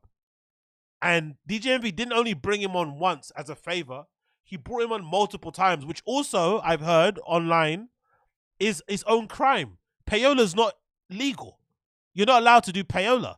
You're not allowed to have a radio show and accept money to appear on your radio show without declaring that's a appearance that was booked. There's a couple of guys on there who said that they paid for, which I think is really excessive. I think it's over. I think there's some opportunities that maybe payola makes sense, but I think the alleged figure is like $50,000. They're saying the alleged figure is between $50,000 to $100 if you want to pay somebody to appear on a radio station and have the interview on radio, a portion of it on radio, and obviously have the podcast video thing go live on YouTube. $50,000. So some of these fake gurus, influencer type money people, what they're doing is that they're buying these spots on these radio stations to give them legitimacy, which is, again, really sick, calculated way to scam, because they're purposely going on legit platforms in the hope that you'll see them on a legit platform and think, oh, he was on the Breakfast Club. Oh, she was on Hot 97. Oh, she was on this podcast, that podcast. And then you'll think it's legit and you'll give the people money. But I think $50,000 to $100,000 is too much. But think about this. If people are willing to pay that money, it must mean it's worth it. So just think about the amount of money these fake gurus are making online. Just think how much they're making. They must be making money hand over fucking fist. Day in, day out. Sucker after sucker giving them money. It's fucking crazy, bro. Absolutely crazy. Because of Envy's reputation, does he not have some responsibility? Absolutely not. The only reason why Envy is sued is to sensationalize the case. The attorney is seeking dismissals of all the lawsuits. As for the Penas, we caught up with Caesar's wife, Jennifer, in Bergen County. Do you have anything to say to the alleged victims? I say, you know... Yo, how tone deaf is she? Big up, Illusionary Commission. Appreciate you. Why you think Africans buy or enjoy fake jewelry? There's nothing intrinsically African about buying fake jewelry. I think everybody buys fake jewelry to a certain level. I only think there's a certain group of people who are into jewelry and buy it legit. It's only a very small amount. I don't think that majority of people out there are buying real diamond rings and chains. It's nice to wear with outfits and shit. I don't think it's a bad thing. I think every immigrant community is really into kind of jewelry. Maybe it's a poverty thing, but I think everybody wears it. This idea that only African people wear fake jewelry is kind of racist, to be honest. There's many people out there that buy fake jewelry. I think if you are being financially prudent, it probably makes sense to buy jewelry that's close to real as possible, but then maybe invest money into like buying gold and silver. Maybe that's more financially viable instead of like I would never take a Rolex and bust it down. Actually, you're depreciating the value of the Rolex, right? There's only a certain group of people that are going to buy a bust down Rolex. You're better off just buying a Rolex as is and then just collecting them and using them as kind of, you know, investments and shit. That makes more sense. But I don't see the problem with buying fake jewelry. Just don't try to sell your fake jewelry as real. Like, you know, like, there's no issue with buying fake jewelry. Buy what the fuck you want. It's your money. But scamming somebody and then telling them, hey, hold on to my fake jewelry and then I'll make it right later on as a sort of kind of, you know, whatever layaway thing, but then your jewelry is fake. That's fucking evil, in my opinion. But what do I know? Anyway, circling back to this pause. This lady is the wife of Caesar, one half of the scamming crew or scamming duo. She's now talking on behalf of her husband wearing a Chanel jumper. I love how tone deaf and lacking in scruples scammers are. She's scamming. They stole everyone's money. Everyone's crying. And here she is talking on the news with a fucking, let's say, how much does Chanel jumpers go for? I'm going to say that's probably 1,000 plus probably, right? Jumpers, because they're always overpriced, these kind of items from especially luxury brands. But I'm going to say this Chanel sweatshirt, knitwear thing is probably 1,000 plus. Great idea. Let's go back one bit again. Oh, this lady. Dismissals of all the lawsuits. As for the Penas, we caught up with Caesar's wife, Jennifer, in Bergen County. Do you have anything to say to the alleged victims? I say, you know, just hold tight and we're going to come through. You know, where's the money? Listen, that's a Caesar answer for you. I can't give you that answer. Yuck. Yo. Sorry. If you are the other half of a scammer, either you do the El Chapo White thing. Oh my God, I had no idea I was married to a drug lord. Who? El Chapo? Who? Gabrielle? I had no idea Gabrielle was selling drugs. Oh, mami, que asco, right? I had no idea. You go to prison, you do your time, you come out, you dig up the cash in the garden, you keep it moving. But what you don't do, you don't throw your fucking husband under the bus. That's a Caesar question. I can't answer that. Bitch! Motherfucker, you enjoyed that money too. You went to fucking Cancun with me. You were in Monaco with me. You went to fucking Egypt. We were on those fucking camels. We were on those camels together. We were together on those camels, holding hands, doing that fucking couples thing, right? With the fucking pyramids behind us. And now you are throwing me under the bus on the news. That's a Caesar question. I can't answer that. Motherfucker! We scammed together.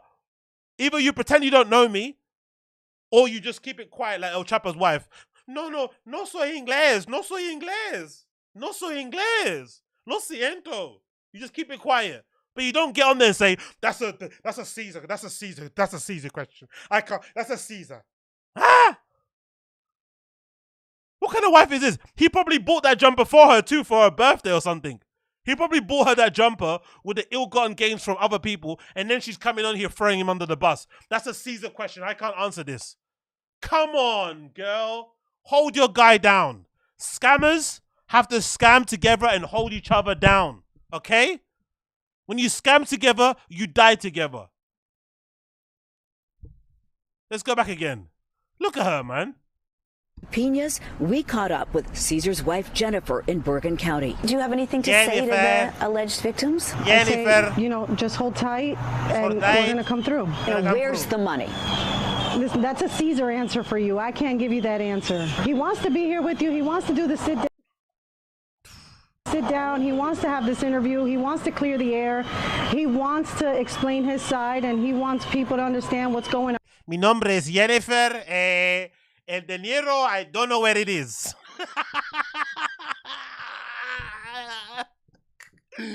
Mi mujer, is that mujer? Is it mujer? Is it husband? What? Mi mujer, whatever the fucking husband is, right? He has all the money. But look at that. Have you ever met a skinny scammer? Have you ever met a scammer that doesn't look like they know how to fucking put a meal down? Look at the Caesar. Look at him. Have you ever met a scammer that doesn't know how to eat? Have you ever met a scammer that has never had a good meal, that doesn't look well fed, well groomed? Look at this guy. Look at him. Look at this guy. That's where the scamming money went to. 3 DoorDash orders in one day. Boom. Huh? He's the guy getting the home fries. Whole plate of home fries. 4 omelets. 6 bits of bacon. 4 sausages. No pause, orange juice, coffee, toast, pancakes, syrup. Give it all. Big tip for the waitress. Wink at her because she's cute and she might be underage, allegedly. Hey. He's been advised to not talk. There may be some hope for investors. A judge has appointed a bankruptcy court trustee to oversee some of the Pena's properties. Any available assets could eventually be sold off to pay alleged victims. From Patterson, Sarah Wallace, News 4 New York. And that's obviously it. And do you guys want to see his reply? We'll watch his reply in a minute, but you know what? Something I've learned, by the way, from doing this deep dive into things, because unfortunately, I was one of those people that went to seminars, right? I went to a Tony Robbins seminar one time, the ones where you have to like jump up and shit, right? So I went to one of those seminars. I think you like the XL building. If you're from London, you know what the XL building is, right? It's this place in like East London where they have all these conferences and shit, right? I went to like a Tony Robbins thing, right? I forgot what it was for. One of those come into your power books. I forgot what it's called. And you go out there and you say things. You're like, I'm gonna be rich. I'm gonna be wealthy, right? You just scream something, right? I don't want to be poor no more, or something, right? I went to one of these conferences and I was like shaking around, doing my things, right? But I'm really lucky. Even though I paid money to go to this seminar, to go to do this rah-rah talking stuff, to buy the book, I didn't go the step further and get down this rabbit hole of like, I have to go to, because you know the people that go to like chronic seminar attendees, they keep paying money to go to these seminars thinking that this one is definitely the next one's going to change their life. I would always go to a seminar once, get the information that I needed, buy the book at the end, and then try and use that to further my real life. You know what I mean? I never was duped under the assumption or under the illusion that the seminars were going to save me. I would use them as tools to help me continue, right? To help me, give me the foundation I need to go on, right? Anyway, whatever. Dumb part of my life. We're not going to talk about it anymore, okay? We go from there. So, one thing that I've learned from this deep dive I've been doing into DJ Envy scam is this, which probably you guys know. I didn't understand, right? And I only realized just now that people say, if you're making money, if you're making the amount of money that DJ Envy and Caesar said they were making on properties, like let's say they were saying they were guaranteeing 30% increases in the money that you invested. You give them 100 grand, they were guaranteeing you 30% returns. So they'll give you back 130,000. People are saying online, if you actually have money and you're in these wealthy, rich circles, businessmen and shit, entrepreneurs, you would never advertise that on social media. You wouldn't try to get randoms involved in it. You just keep doing it yourself.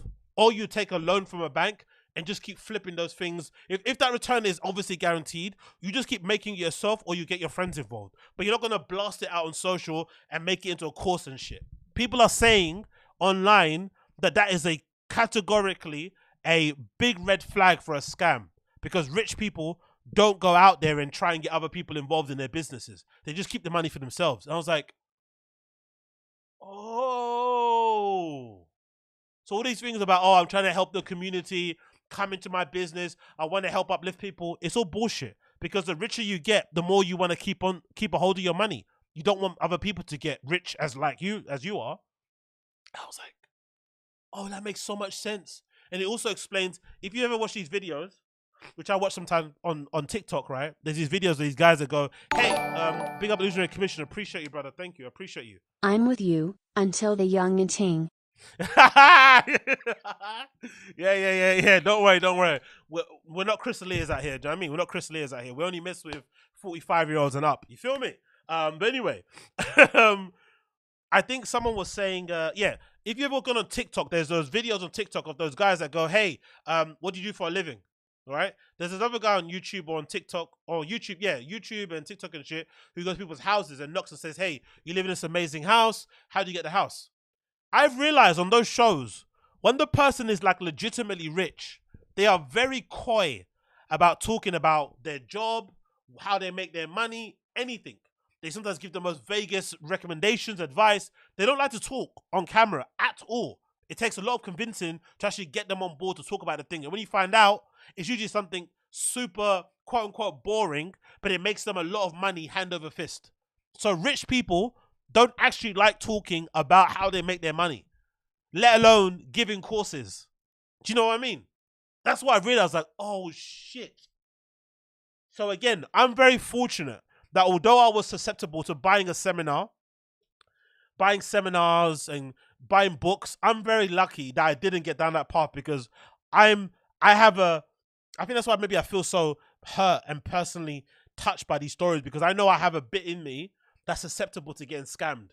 I know it. I know I could be that guy that's like, I'm going to give you £10,000 because you're going to make me a TV star, right? Like, I'm one of those fucking idiots. So I know that I'm just lucky that all I did was always read books and listen to their YouTube videos or whatever and get the tools I needed to apply to my own life and see if that worked. But I never went as far as going down the, oh, give you 10 grand to do this and flip that. Like, I'm so fucking fortunate. I'm so lucky because I can't imagine the pain these guys are suffering because most of you guys, I don't know if you guys are financially literate and shit. I'm not. I've only recently, maybe in the last few years, started saving money and whatnot and looking to like buy a house and all this sort of shit and buy a car, all this sort of like actually getting my debt in check, right? Only recently, in recent years, I've done it, the last maybe 2 to 3 years.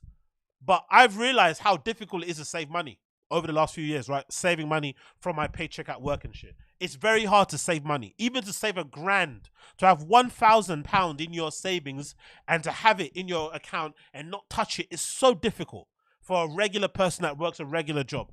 So can you imagine the pain it must cause to get somebody to take that savings money and intentionally scam them for it? That's really dark. That's really evil shit. To get regular people who work regular jobs money, saving that's taking them ages, maybe it's a little bit shorter because you're commanding it in a couple, but to take that money that takes a while to save and scam it is horrible. Big up, Crash. Crying face, what will we do without men? Crying face. Big up Crash. What we do without man? Big up Crash. Big up my guy JBP, bro, the Prozac King.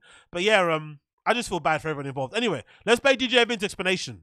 DJ MV sat on the radio show, and also, I think at the start of this excuse, doesn't he say his name like that also? That's very disrespectful. He's talking about the allegations, and he says, hey, this is DJ MV. He does that thing as well, that inflection that he does with his fucking name. Fucking crazy. But DJ MV responded to the allegations. What do you think?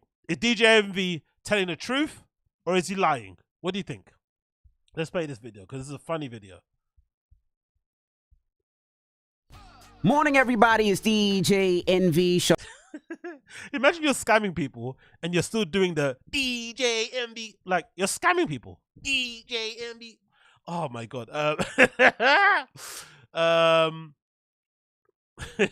Assad, so you're telling me Andrew Tate won't make me a billionaire like he promised? But he promised. I heard him say it on stream. If I just send him $50... Oh, that's hilarious. Right, it's a rich dude who became wealthy selling bolts that he used to put together. Exactly, Uche, exactly. But he doesn't want you to know that it's so easy to make that much money on selling the bolts that fucking cage hamsters and shit.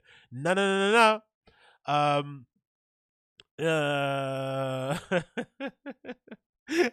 Case of Moses. I think I got the book here, actually. I think I might actually here. I think I actually have Think Big. I think I've got it. Where is it? I think I got it. I think I have it. Where is it?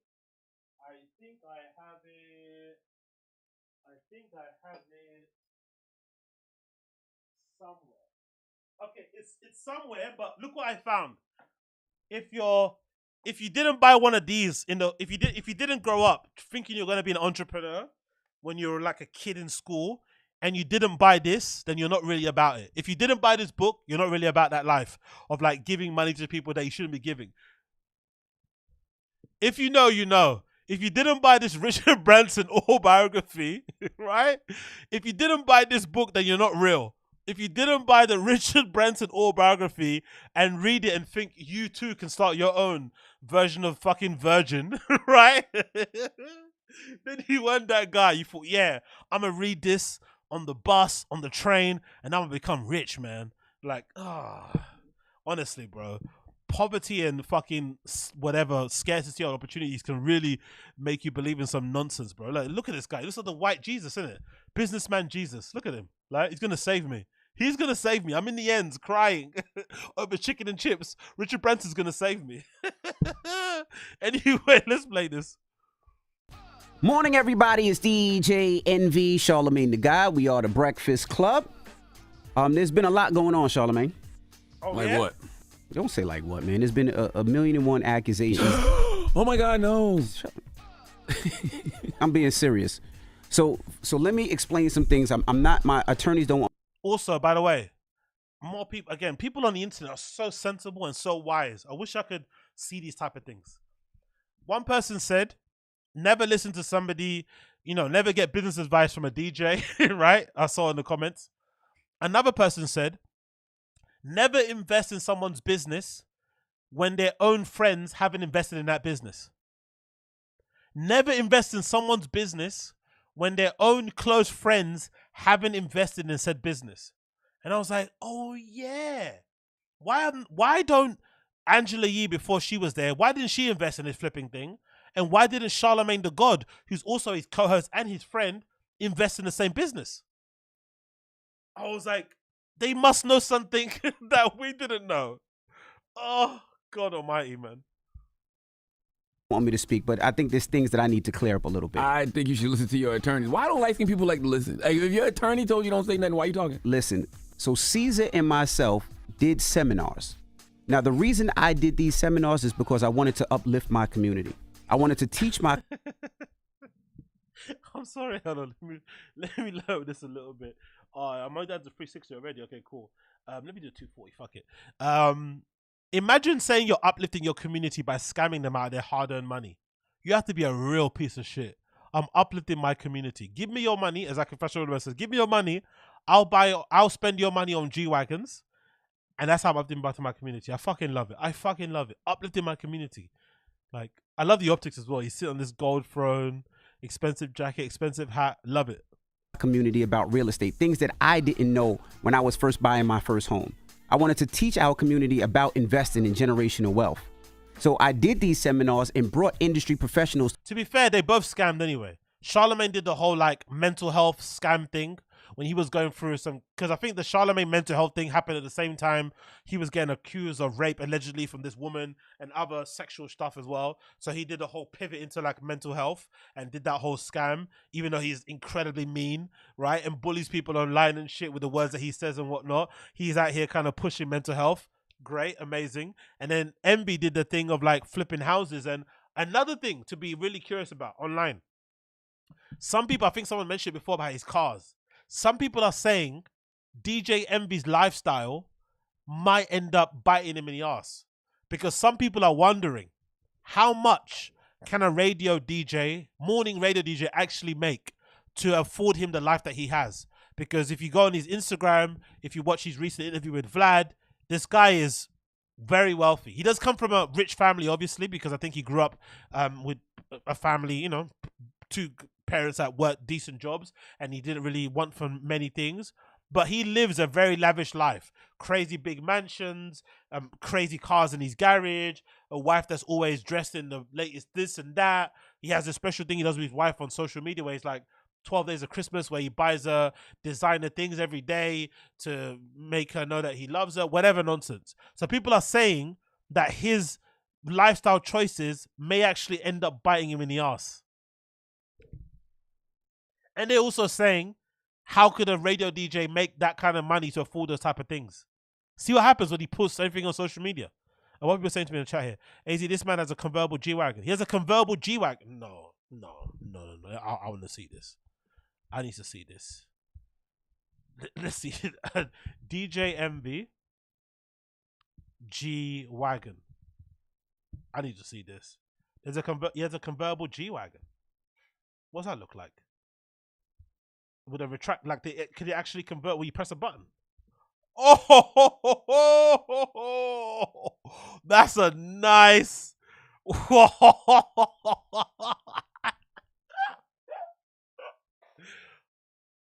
I'm not gonna lie. I'd want to KILL this guy. If he took my money and I saw him on Vlad with this convertible G-Wagon that looks like it's custom, that looks like it's limited edition, I'm gonna fight you. How much is this car, by the way? How much is this fucking car? How much? G-Wagon convertible price. Let's see how much it is. Yo, big up Illusionary Commission. Appreciate you, brother. Cocaine ready to buy in the UK? Notice you stopped water. No. I wish I was on the drugs, brother. I wish I was on the drugs. No, she stopped the water. You guys are evil. No. I have no idea what that even means anyway, to be honest. I'm a church-going, very sober guy, so I don't have no idea what you're talking about, Illusionary Commission. And one more infraction, questioning my lifestyle choices, will result in a ban. Okay? But big up Illusionary Commission. How much are they going for here? What, 200 grand? I guess the one he particularly has must be more, to be honest. They're saying 100,000, 200,000, but I don't think that's the actual price. I think they're probably worth way more than that, to be fair. But fuck, bro. Fuck, that looks good. I'm not going to lie. And again, I'm not super big car guy when it comes to knowing what cars are, but I would assume this particular vehicle isn't cheap. Fucking hell, bro. That looks good. Objectively. Again, I would like it. I would drive it. You know what it kind of reminds me of? What's that two-seater Subaru Jeep thing? You know, it kind of reminds me of that sort of stuff. But anyway, regardless. What a crazy guy. Let's go back to the video. Where is he? There we go. Let's go back to the video. What are you saying? To all these seminars, whether it was real estate agents from different markets, contractors, conventional lenders, hard money lenders. I even brought auction.com to actually show people how to purchase houses More online. scam partners. That's what I wanted to do for my people. Now, Caesar, if he took money, I wasn't privy to it, nor did I even know. But I do understand how people feel if they did give him money, because I gave him a lot of money. Jesus. That I didn't see a dollar of return. But for anybody to say I was involved, that's totally not true. We can't keep letting light skins get away with this. Looking like DJ Khaled's scamming cousin DJ Skimmed. DJ Scammed. Big up Uche. DJ Scammed. That whole Spider-Man with great power comes great responsibility is very true. Because I would never want to get to now. I don't know. Maybe because I've been making content now myself for a while, right? I kind of can see now, because I always used to think that kind of thing people say about, oh, you have a platform, you have to be careful what you say. I always thought that was really GAY. Like, who gives a fuck, man? Like, if you're dumb enough to listen, like, it's your fault. But I understand now. There are people out there that are very susceptible to things that people say, especially if they like them, especially if they're famous and shit. They can be easily led. And it really is your responsibility to go out of your way to not do that sort of thing. It really is. And I feel like the ones that do succumb to that temptation, knowing full well that people are only agreeing or doing business with you because of your fame and not because of your intellect or your experience or anything, you are a really horrible person. Honestly, you really are. To deliberately take advantage of your fan base, of people from your own community like that, is so sick. And again, let it be known, this flipping housing thing, it didn't start as a good scheme, then they got greedy. From the beginning, they're saying, from the beginning, there was no houses. All the properties they took their partners to go and see didn't exist. Big up Illusionary Commission. Water. Bet you want chug. Yeah. Big up Illusionary Commission. Watching my Class A intake. Appreciate you, brother. You know how it is. A-gang. But yeah, that's a really sad part about it. The properties never existed, you know? I don't know, man. That just bums me out, bro. Like, it really does. Like, nobody got their money. Like, the people that got their money back, were the ones who started early. So if you invested in the scam early, they would have used other people's money, other victims' money, to pay you back. But none of that money was made from the properties. Now, some people are suggesting, I forgot who said it, but again, what do you guys think about this theory? Some people are suggesting that this could have some ties to drug dealing. That's the theory. Because of the amount of money that's involved, it's over 80 million now, is the current pot of the of people that have been scammed. They're now saying that some of it may have to do with drug dealing. Like some sort of maybe money laundering, some sort of drug dealing on that sort of criminal side of things, which is crazy. If that's the truth, that is even crazier. That it goes into the whole drug dealing side of things, because the way DJ Envy lives, let's actually see if he's got a picture of his cars, because the way he lives and he's a radio DJ is a little bit too crazy. What people saying? People saying, of course, okay. I didn't think about the drug dealing thing until I watched it online. People saying the drug dealing thing may be an option. Oh my god. What's he doing? Look at DJ Envy's cars. No fucking way. Yo, big up Bro, there are a lot of dummies out there. Seen Justin Awards videos? There are people out here that can't name 3 countries, exactly, lol. yeah, exactly. But again, I don't think that's a big up Austin Casey. Appreciate the donation, brother. I don't think because there's dummies, you should take advantage of them. I think that's even worse. Just because somebody is not as smart or intellectual or wise or street smart as you shouldn't take advantage of it. Especially not on the internet. That's not fair. Unfortunately, I don't think so. At a certain level, if you're an influencer or whatever, or content creator, you should be making enough to, you know, pay your bills and keep your lights on. You don't need to be scamming your fans. Make good products that people enjoy and shit. Have a good service, but don't go out of your way to scam fans because you can get away with it. I think that's deplorable. Fucking hell, bro. Again, I never knew this sort of stuff, but allegedly people are saying that his lifestyle is going to catch up to him. Like, a radio DJ really shouldn't be having these type of cars, really, should they, right? Let's see his house. He's gonna be looking. Holy shit. Holy shit. That's a nice house. That's allegedly what, in New Jersey? Realistic, fabulous house in New Jersey. Didn't DJ Envy buy, what's that lady's name again? No More Tears. What's her fucking name? The singer. The legendary. What's her fucking name? Fuck. Not Whitney Houston. Didn't DJ Envy buy like a singer's house on like foreclosure? She got into financial issues and he bought it for really cheap. Am I mistaken? I swear he did. Mary J. Blige. Didn't he buy Mary J. Blige's house? I swear he did, right? I remember this correctly. Mary J. Blige. Didn't he buy her house? Let's see if I'm correct here. Yeah, he did. Yeah, he bought this house for 8.8 million. Is that good? Is that a good price, you think? 8.8 million? For this house? I don't know where it is, but fucking hell, bro. Let's actually go back to his car collection because I'm really interested to see DJ Envy cars. I know there's a Vlad interview about it, but Vlad always fucking copyright strikes video, so I'm not gonna do that. Let's just see his cars. Fucking hell, bro. DJ Envy has a, I don't know what car that is. Is that a Bugatti? And his wife is wearing a matching outfit. Lime green Bugatti. Whatever that car is, it doesn't look cheap. Holy shit, DJ Envy. What are you doing, brother, man? What are you doing? What are you doing, bro?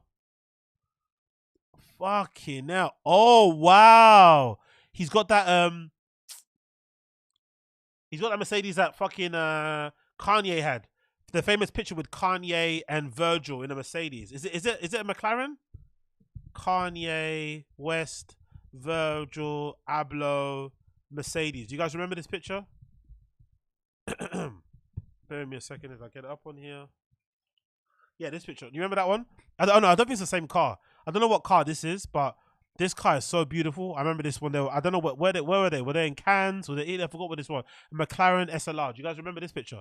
That was a legendary picture of Ye and Virgil back in the day. R.I.P. to the great. It's a Mercedes-Benz SLR McLaren. Absolutely beautiful, that car. And of course, this is fucking Kanye West, right? Good music, Kanye West, Yeezys, Kanye West, driving this fucking absolutely spectacular car. But why does Envy, who's a radio DJ, have a car worth that amount, right? A red G-Wagon in the back with his kids on. This crazy, what's that one? That's a, is that a Ben? Oh, that's a Kulaninga, whatever that. Oh no, that's Little Baby's car, sorry. That's not Envy's cars. Big Illusionary Commission, appreciate you, brother. 3 hurrah without hydration. I will no longer super druggies. Yeah, you know the vibes. 3 hours of fucking streaming, no addies, no druggies, you know the vibes. Just straight whiskey or tea in the big mug, you feel me? Big up Illusionary Commissioner. Appreciate you, bro. But yeah. It's always a lifestyle, isn't it? It's always a... What car is that anyway? Oh, it's a Porsche.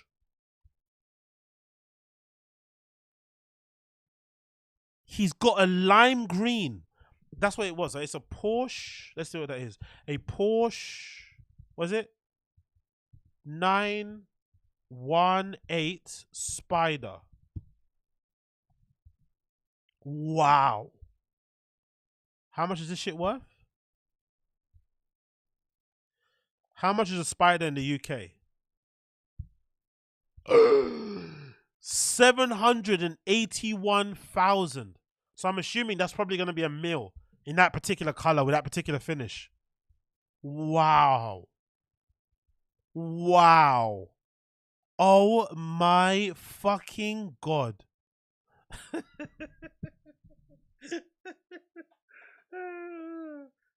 I'm curious. Do they have DJ? Because I know it's a public listed company, right? What is it called? iHeartMedia. Will they have his salary online? DJ MV, Breakfast Club salary. How much does he get paid in that place? Again, no pocket watching, but let's just see what one. How much is MV worth? Who owns Breakfast Club? Blah, blah, blah. Okay, they're saying here at Gemtrex that allegedly his salary is 3 million. Including taxes and shit, that's going to be what? Probably half, 1.5 mil. 1.5 mil and you've got literally cars that are worth more than what you make. Dicey, dicey, dicey. This goes to show, innit, that posting something online can really be your downfall. Because if you lived a modest life, maybe you might be able to get away with it. But the fact that he posts all these crazy mansion tours, and he just did a recent feature with DJ Vlad, talking about how rich he is essentially, which is such bad timing for him, right? You have to feel kind of sorry for him in that regard. The timing of that drop of content and everything that he's been accused of is kind of wild. But to earn $3 million allegedly as a salary, and then have cars that are worth more than that alone. Anyway, let's go back to the addressing. Look, I'll keep pausing. Sorry about this. True. I would never. I've been on this radio close to 30 years, and never in my 30 years time did I do nothing but try to uplift people and show people a different way through the business mind, and I would never take a dollar from somebody. I could be wrong, but I didn't see nobody accusing you of taking money. I just saw them say that they met Caesar because they heard you talking about Caesar. Nah, they basically said I was privy to it, and that wasn't true. Not at all.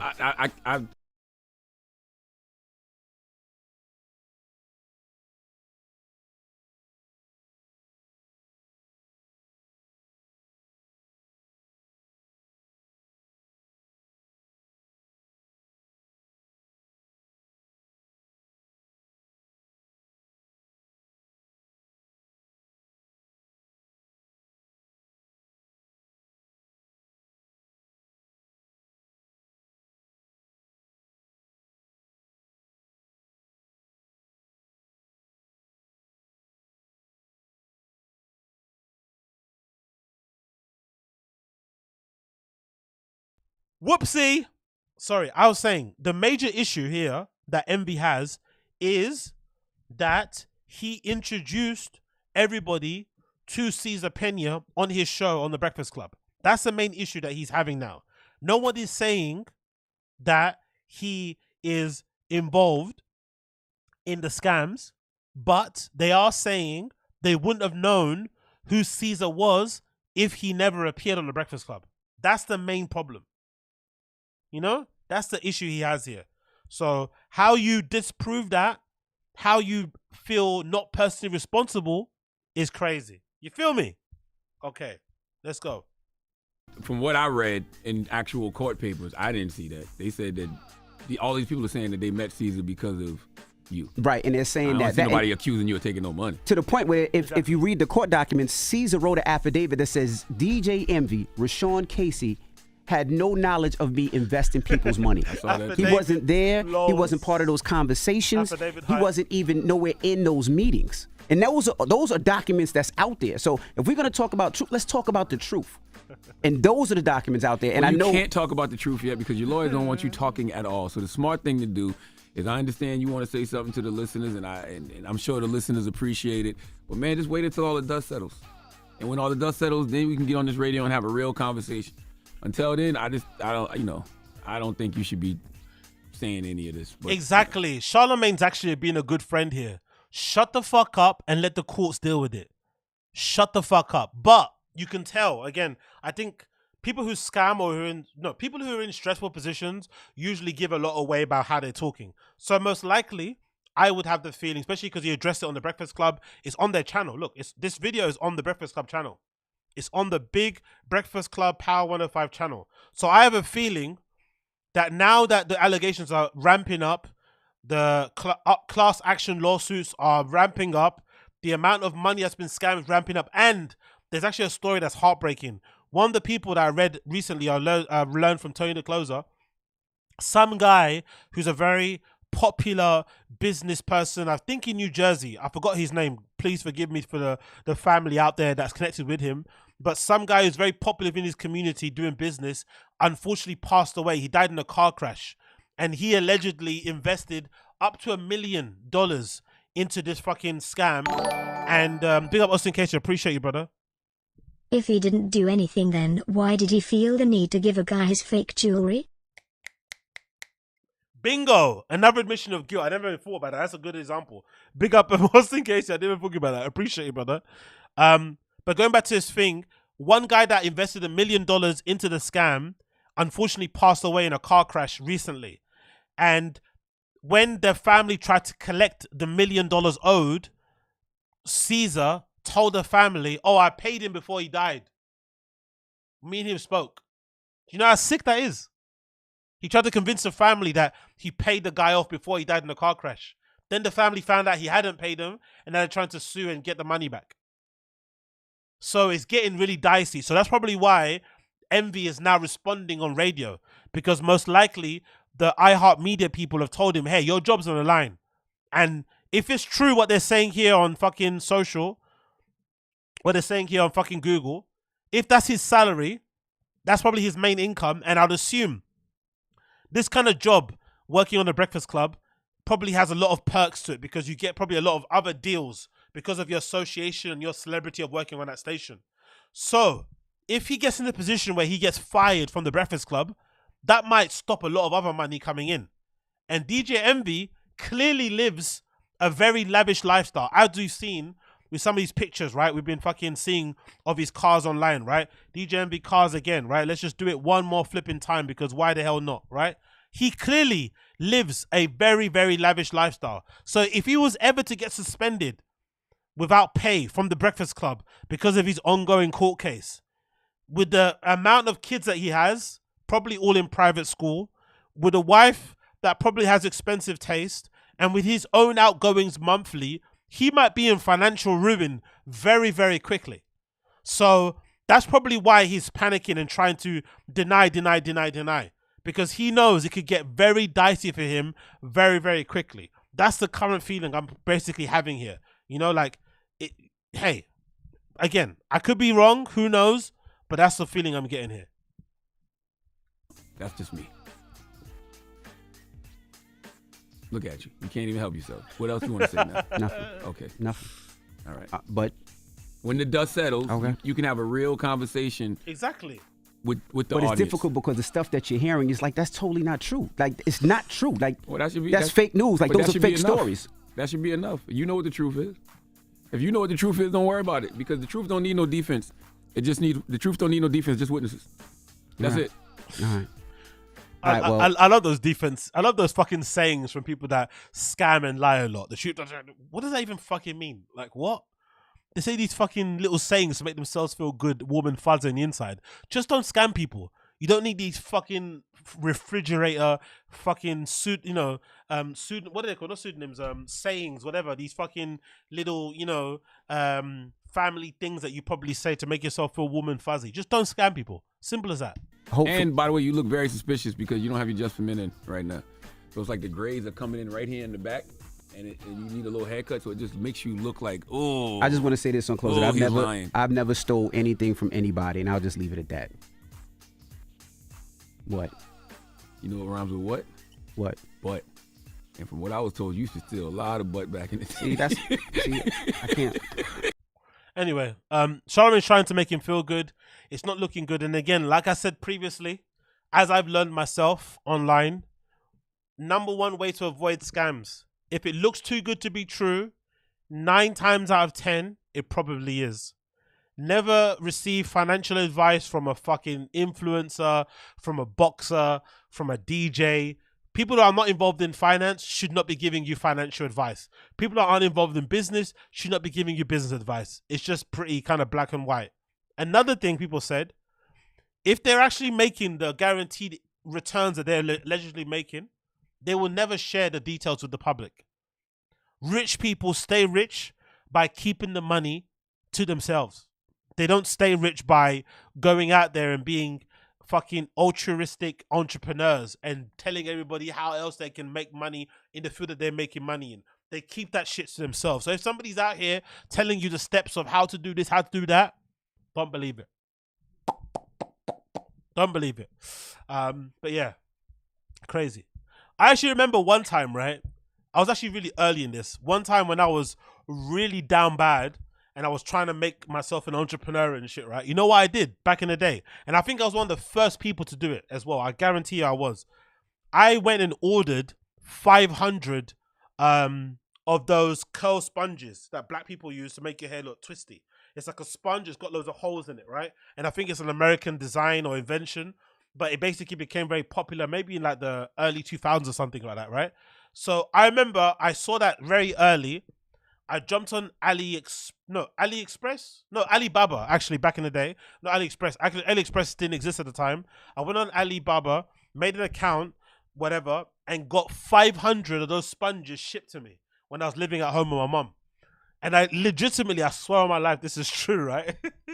I took those sponges, I put them in one of those IKEA bags, and I went to the barbershop, and I was so broke back then. I had no money for a cab, no money for anything. So I went and was selling them door to door at barbershops with my little blue bag. And I made a decent amount of money. Like, maybe it was like £100, £150, but it felt really good to be like doing that kind of business. Like you get stuff in, and you know, you kind of import this shit, you bust it down, you put it in a bag, and you kind of flipping them hand to hand. And I was selling them, I think, for like a tenner each. Because you couldn't buy them in person. You could only buy them online. It took ages to have them delivered. So I kind of jumped in front by having them available. And I went to barbershops and I was selling them to the barbers and selling them to the customers in there. And I made a decent amount of money. But then as soon as I did that, the following month, everybody sort of started importing them and it kind of died completely. So all those little businesses, all those little things online, FBAs and shit, unless you're really early on it, people kind of latch on and figure out what's selling, and then the market gets flooded and everyone kind of does it, and then it kind of takes away any type of return. But that was a kind of fun thing to kind of do for a little bit. But again, am I going to now stand up and start saying, buy my course because I made a little £100 selling fucking hair sponges? Like, that is scummy. That's what these guys are doing, basically. They're taking that little experience of making a little £50, a little £100, a little £150, selling some sponges, and then trying to, you know, act as if they're fucking property tycoons. That's very, very deplorable, in my opinion. But again, I could be wrong. Because if I wanted to, I could say like, hey, buy my course for $5. I should show you how to scam too. Oh my God. Anyway, moving on. No more scamming talk because it makes me depressed, it makes me sad. Moving on from that one. Brendan is in big trouble. Brendan is in big, big trouble. So, somebody on the Fire and the Kids subreddit managed to find the girl that was involved in this legendary video that I'm sure most of you know about.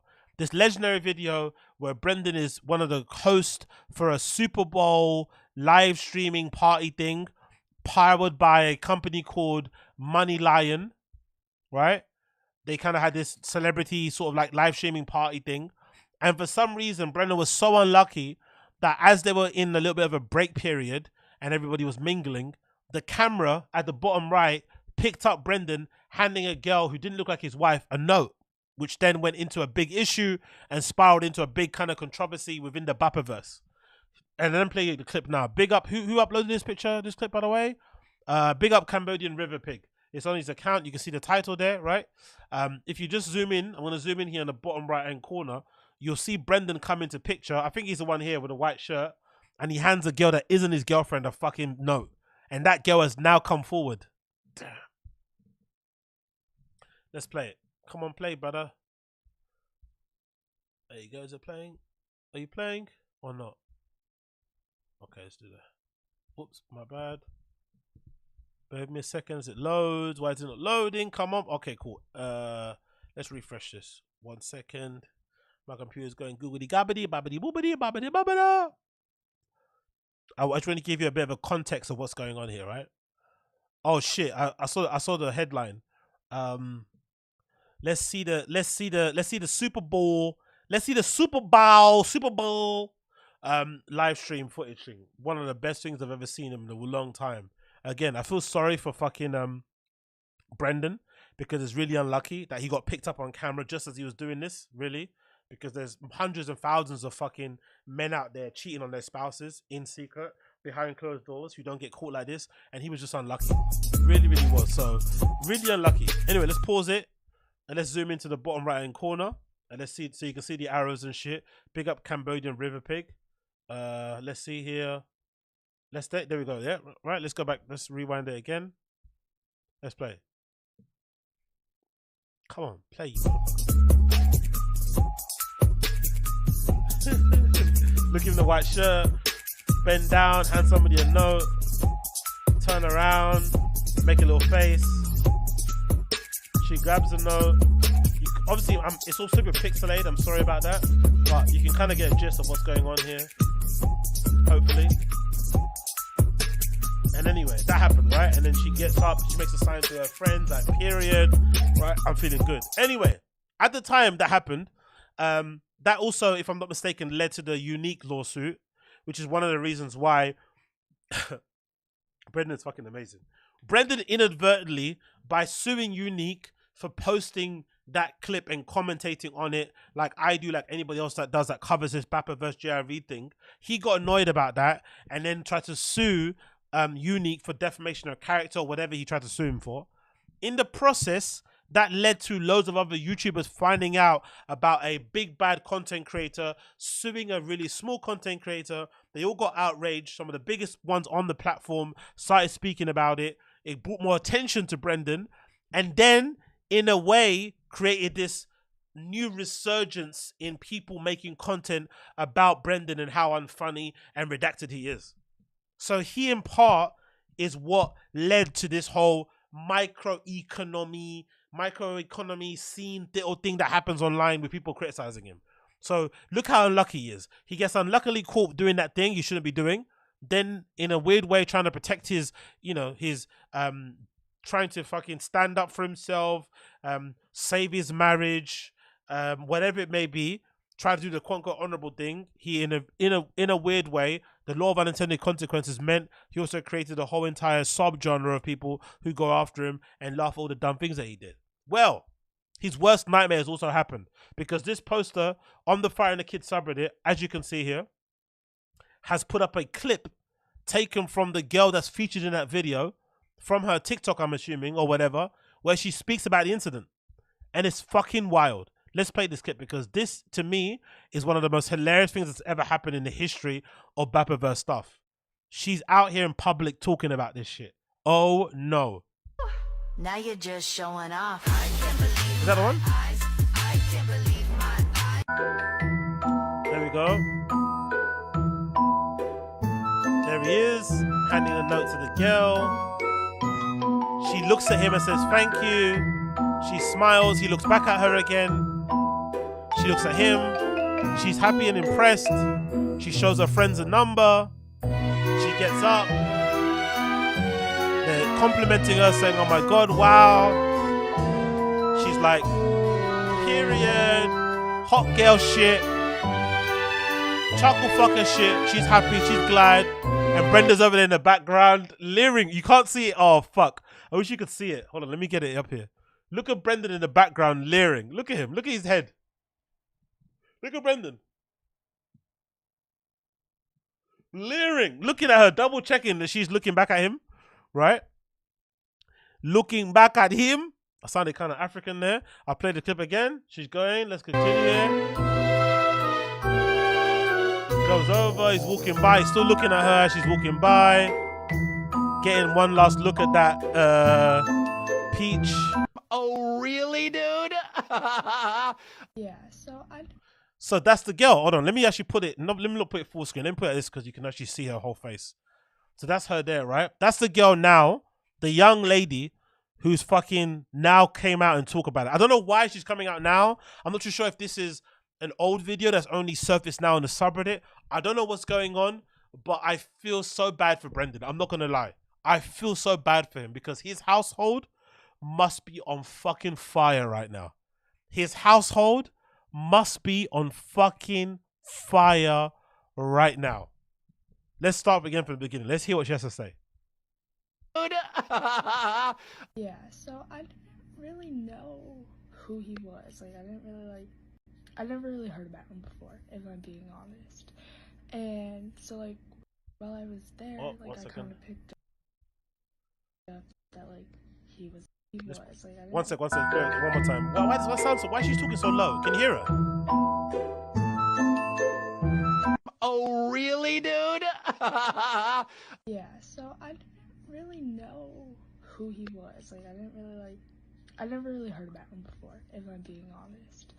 And so, like, while I was there, like, I kind of picked up that, like, he was in the NFL, and then, like, now he had a podcast, or was on a podcast, or something like that. But this guy with, like, longer hair, and was, like, kind of buff, came up to me and just, like, asked BGL. me, like, if I wanted to meet Brendan. And, like, I didn't even know who he was. Like, yeah, like, he was there, but whatever. So then later on, he came up to me and gave me the note with the phone number, and I don't know, they were both, like, really kind of creepy, in my opinion. I don't know, it was not the vibe. Oh my God. It's already embarrassing enough that she's now coming, because at the time it happened, I was saying Brendan is the most luckiest guy in the world that this girl hasn't come out and said something. I think at the time I said it. He's so lucky that the girl involved was clearly not on social media, or maybe didn't know who she was. Whoops, sorry. Or they didn't find out who she was. He was so lucky that she never came out. That's what I said at the time.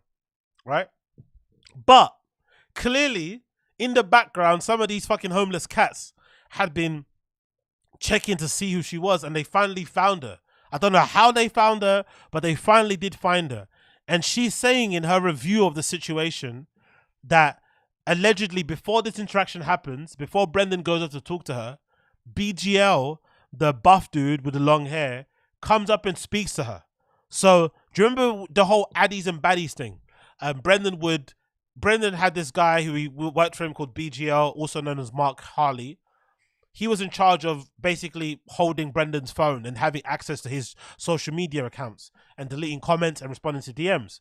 But another part of his job was obviously securing him some Adderall, allegedly. And another part of his job was procuring the details and the communication accounts or whatever of baddies, right? Ladies that he maybe wanted to, slip his Johnson into, allegedly. So BGL was in charge of online responding to women. And I still don't understand this. Still don't get this method, because I guess Brendan is trying to avoid getting caught by his wife texting girls on his main account or on his phone. So he has BGL talk to them via his own account and maybe via the Fighter and the Kid Instagram accounts, then relay that message back to Brendan via texts. So that if his wife was ever to go through his DMs, she wouldn't see anything dicey. I guess that's the hope, which is odd. But anyway, regardless. What this girl is saying is that they also did that in real life. BGL would go up to girls like Brendan is fucking Justin Bieber and say, Brendan wants you. And this girl looking like she's no more than 25 doesn't know who fucking Brendan Schaub is, right? Big up Uche, appreciate you. Did you see the chick was 17 at the time of the event? Allegedly. No, I DM'd you no, screenshot no, on Discord. No, don't say that. Don't say that. No, Uche, don't say that. No. Oh my God. Oh my God. I just said I thought she was no more than 25 years old. You're telling me this girl is 18? Or less, what, you're telling me she's like, what? That happened 2 years ago. Or three, she's telling me she's 20. Oh my God. Brendan. Wow. No, fuck off. Fuck off. She's 18 years old. The event was in February 2020. Why does it feel like it happened ages ago? She's 18. I was about to say, she looks no more than 25.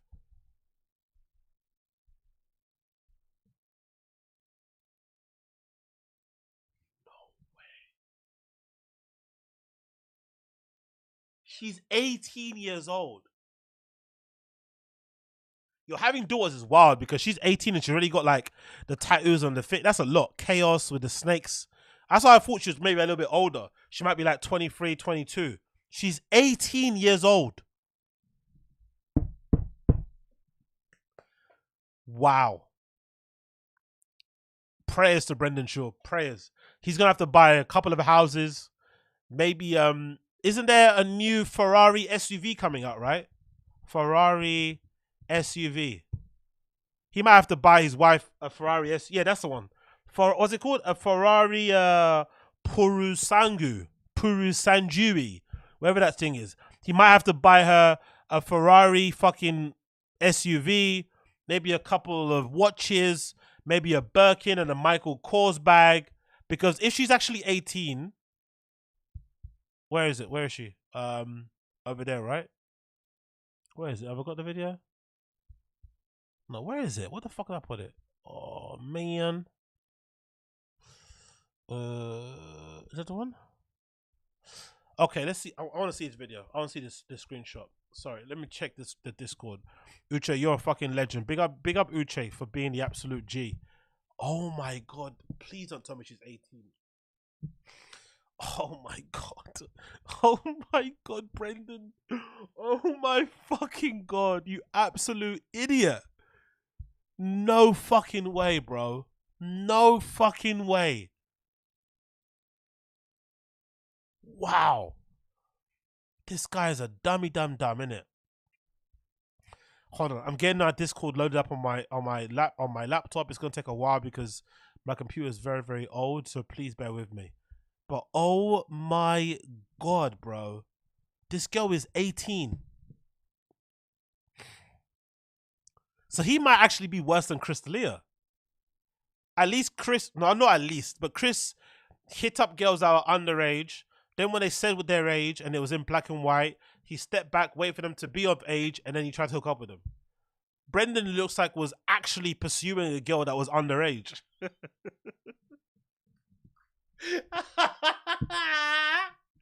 Oh, fuck. Don't get me wrong. She doesn't look 17. That's not the point. But, God damn. What kind of luck is that, bro? Also, how the fuck did she get into the Super Bowl thing? Oh, yeah. It's a live streaming event. Will they have an entry? Oh, yeah. Oh, it's probably got a fake ID, right? Fuck. Fuck. Brendan is fucked, bro. Let's see this. Don't get me wrong. It's not going to matter in the grand scheme of things, but let me see. 1 second. I'm just loading up the computer now. Come on. Let's load. Let's do this. Let's see this shit. Oh, my gosh. I wish I would have checked this earlier. Fucking hell, bro. She's 18 years old. Okay, man. Okay, so it's loading. Bear with me a second. Bear with me a second. Oh yeah, I've seen a Jeff Dye thing. Yeah, it's coming up as well. Big up Ucha. I've seen a Jeff Dye thing. Let's see this. Okay, the screenshot courtesy of Discord. Okay, let's see this here. Big up Ucha. You're a fucking legend. So this is the screenshot, right? No way. I hope they're trolling. I hope the Reddit guys are trolling. I hope they're trolling. I DM'd her. She says she's 18. WTF. That makes sense. Well, if she's 18 now and the live stream was in February of 13th, 2022, that means she was 17 at most when that happened. I smelled a diddler somewhere in the mix. I wonder if BAPA was procuring baddies for Delia. Dicey as fuck. Nah, I'm hoping this is not real. I hope for Brendan's sake, this girl is lying. I hope this is not the girl. I hope she's lying. I hope she's clout chasing like the kids do nowadays. I hope she kind of noticed she wanted to get a bit of buzz, get a bit of, you know, notoriety online, because I'm sure there's randoms texting her and shit, following her account, trying to get more information. Maybe she's doing this all for clout. Maybe. But if she is the girl in the video, this does not look good, bro. This does not look good. And you know what's even more embarrassing about this, by the way? Not only is she underage, which is its own criminal offense and, you know, whatever it may be, she's underage and she turned down Brendan. She said they were creepy. That's the funny thing. She's underage, you'd think impressionable, young, right? And she turned them down. She said BGL was giving creep. She said Brendan was giving creep. She didn't know what the NFL was. She didn't know what kind of player he was. She didn't know about his podcast. She had no idea who the guy was. She didn't even say, oh, he looked kind of cute. I liked his shoes. Nothing. No compliments of the guy whatsoever. She was like, So she liked the positive affirmation that she got from having a guy give her a note and give with his number, but she didn't say anything nice about the interaction at all. So I'm assuming, and I'd hope for Brendan's sake, they didn't fuck. I'm hoping for Brendan's sake he didn't have her in the bathroom doing some questionable adult things. I'm hoping, because she doesn't give the impression that she did anything. But she basically is saying that she wasn't on it. Let's play it one more time. Hope what she says. Fucking hell, Brendan, you fucking dummy dumb. Yeah, so I didn't really know who he was. Like, I never really heard about him. Hold on. Let me up the volume, because for some reason the volume on the fucking monitor here is crazy. Let me try to see if I can up the volume on the filter here. Let me add a filter and see if I can get the gain up a little bit on here. Bear with me a second. Let me do some hacking, yeah? Let me do some hacking on my OBS. Let's hack this bad boy and see if we can get this bad boy volume up a little bit, right? Let's get it up to like 7 dB. Let's see. Let's blow your ears with this girl's voice. Who he was. Like, I didn't really... Yeah, so I didn't really know who he was. Like, I never really heard about him before, if I'm being honest. And so, like, while I was there, like, I kind of picked up that, like, he was in the NFL, and then, like, now he had a podcast, or is on a podcast, or something like that. But this guy with, like, longer hair and was, like, kind of came up to me and was, like, asking me, like, if I wanted to meet Brendan. And, Two 40-year-old men two 40-year-old men couldn't bag a 17-year-old. Two 40-year-old men couldn't bag a 17-year-old. Oh my fucking God, bro. Game on absolute negative 100. No game, no nothing. Zero riz, zero swag, zero game, zero chairs. Two 40-year-old men couldn't bag a 17-year-old. Can you imagine how negative your game is? And again, I'm not judging, but I would imagine if you're a lady that goes to a SUPERBALL, live stream watch along thing. Most likely, especially if you're in LA, you know, you want to see some ballers, shot callers. You want to hang around with the guys, with the fellas them. So maybe there's a part of you that's like, you know what? I'm ready. As long as they're tall, as long as they're muscular, as long as they've got a fat pocket with loads of money in it, I'ma maybe stroke their chest. And even in that ripe environment where the ladies might be a bit more susceptible to advances from the men, especially if they're famous, they still couldn't bag. Crazy shit game. Like, I didn't even know who he was. Like, yeah, like he was there, but whatever.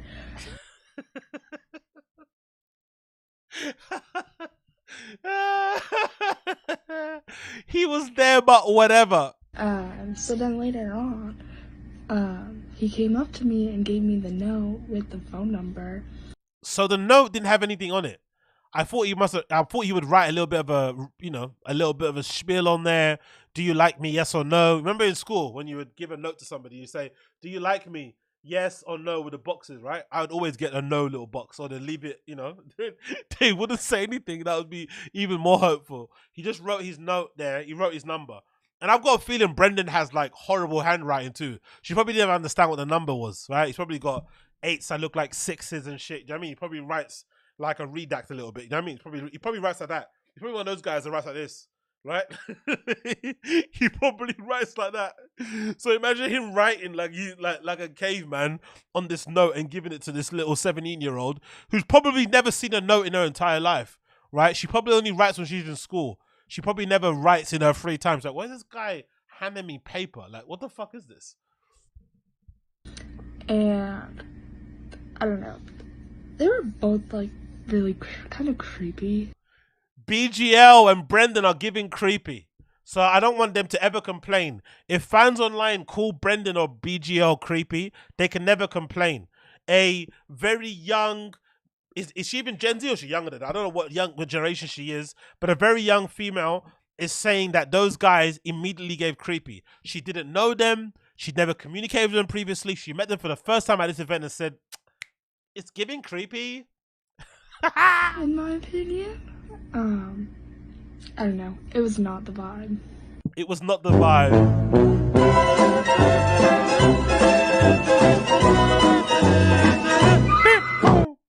Oh my God. Brendan.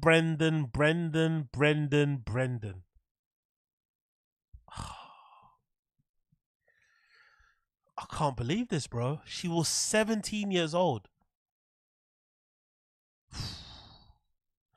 Again, we're not going to get into a conversation about the girl's looks because she's a fucking child, right? Let's not even do that.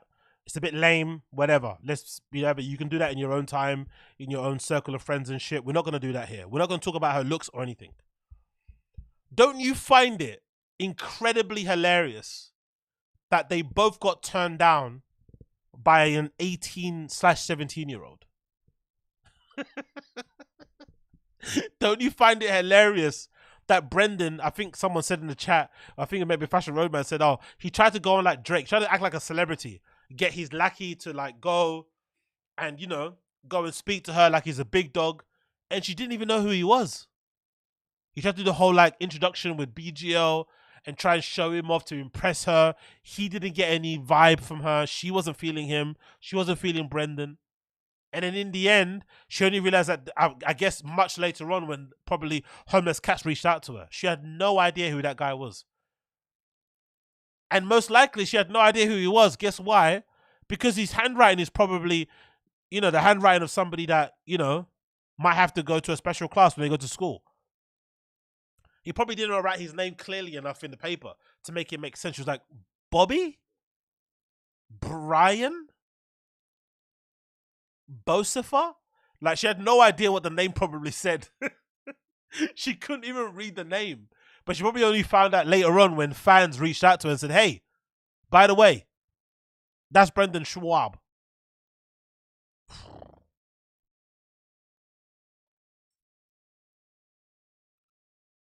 2 40-year-old men got turned down by a 17-year-old. Life is so great. What an incredible twist to this story. I can't believe this, man. I really cannot believe this. Let me see if there's any update from the thread itself. Let me actually refresh it because I want to see if there's any update on this, because this is fucking wild, bro. The girl was, that's a plot twist I don't feel I could have ever envisioned. She's 17.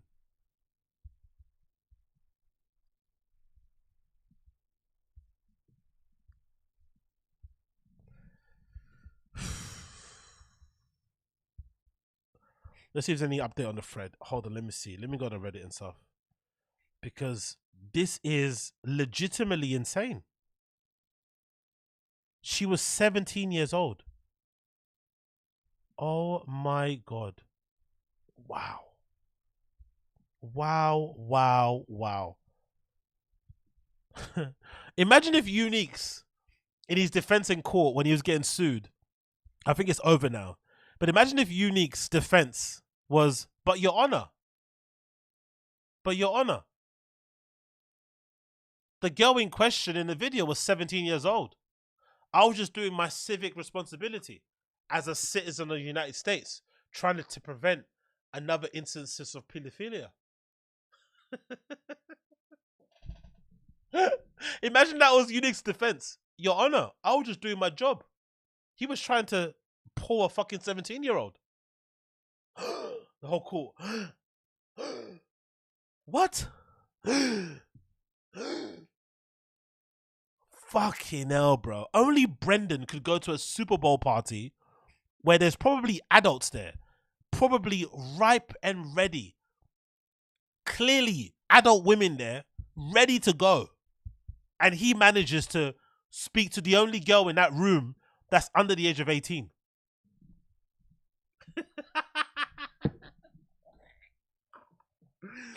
Normal guys, when they go to parties and they want to try to hook up with girls, normal guys will ask questions. We'll have a conversation.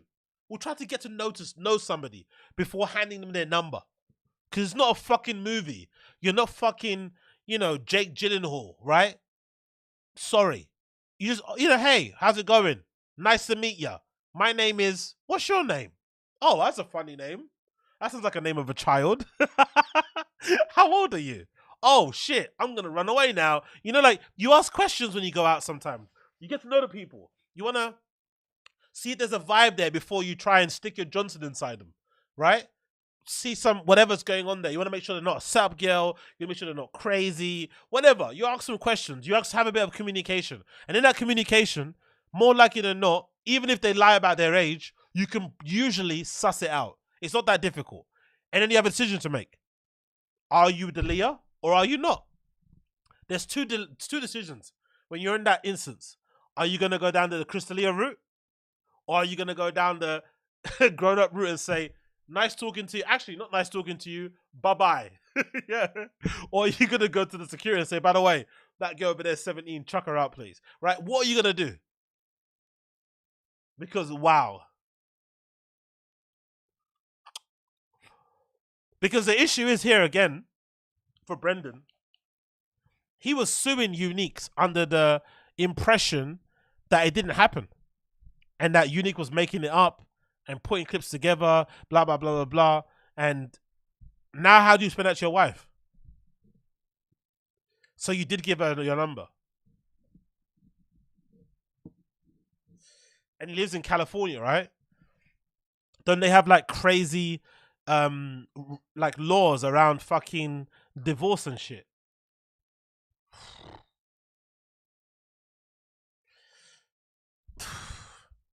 Anyway, thoughts and prayers with Brendan, man. Thoughts and prayers. His household must be on a madness right now. Thoughts and prayers to that man, because that's a lot. That's a lot, bro. Thoughts and prayers. Thoughts and fucking prayers. Because what he has to buy now? He bought her mum a house before when he got into that passer, allegedly. That's what the optics look like. Now what he has to do? How do you make up for another instance of cheating? You buy another house? Another bag? Another car? How can you rescue this, really? What do you do? Do you tell her that she can bang the florist in your bed? What do you do? How do you rescue this? What do you do? Or, here's what you do. Here's what you do. Here's what you do. If you're Brendan, you gaslight her and you sue her. You sued Unique. Now you go and sue the girl. You sue the 18-year-old. That's what you do. You sue her for defamation of character too. Like you try to sue Kalila and Annie Liederman and the Esther girl. You sue the girl. That's what you do if you're Brendan. You gaslight her. You go super toxic. You go straight denial mode. I don't know who she is. I've never seen her. Oh no, Gian. Mexican is like 9 months pregnant too. I totally forgot.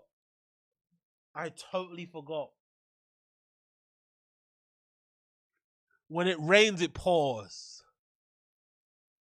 When it rains, it fucking pours.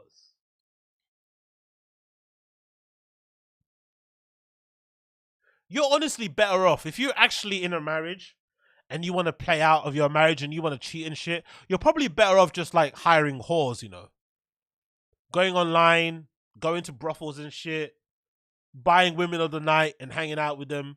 You're probably better off doing that. Maybe going to Las Vegas and doing that sort of shit. Probably better off doing that than this type of shit. Especially if you're a known person online and shit. Because people are probably going to see you doing your madness and they're going to report you. So you might as well just pay for it. I don't agree with paying for it. I don't think that's, you know, what you should be doing, right? As a man, right? You should be maybe testing your metal out there and getting loads of no's and no's and no's. That builds character. I don't think you should cheat. But if you've got the means to cheat, you should cheat. You get it? If you've got the money to pay for the nyash, you should go get some more gash, right? That's what you should be doing. Because if you roll the dice at a streaming party, you could be talking to a TikToker.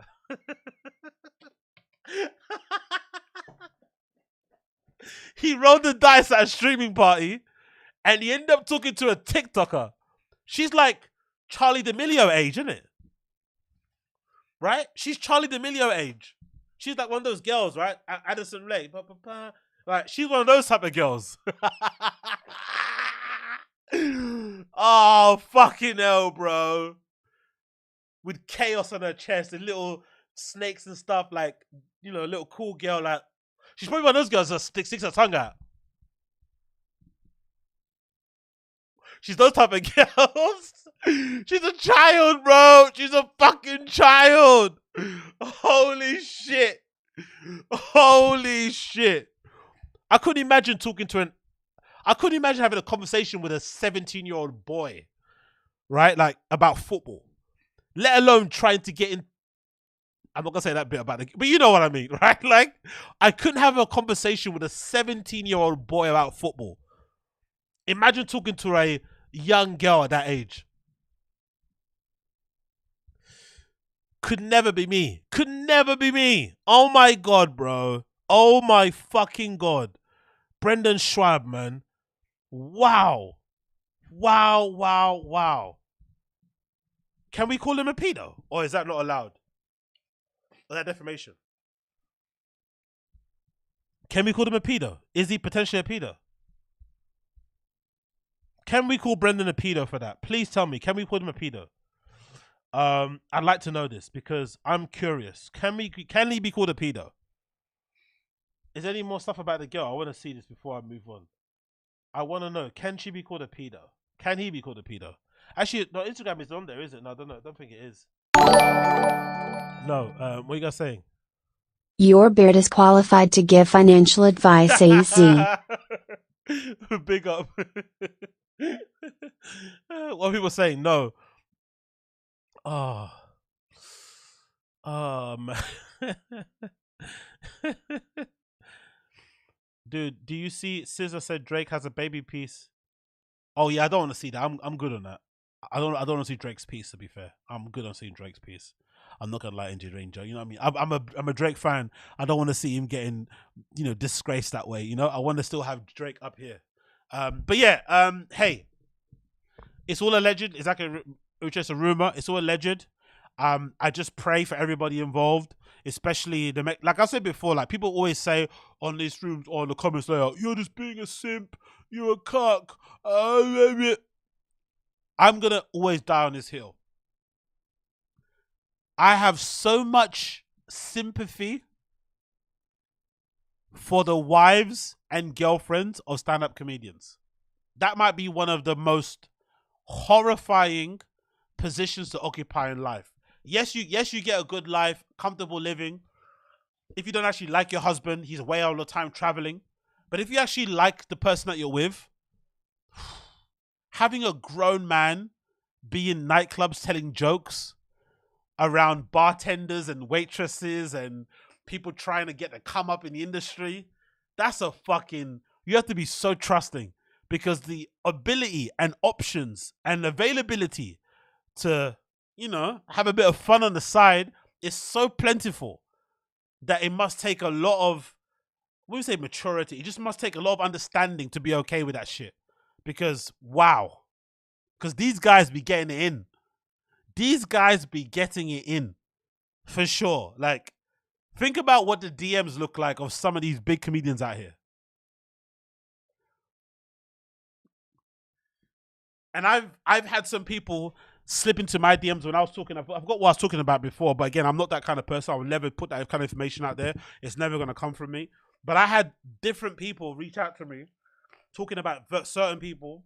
The girls involved, very pretty girls, by the way, reached out to me saying, hey, I was talking to this guy about this, and we did this and that and this.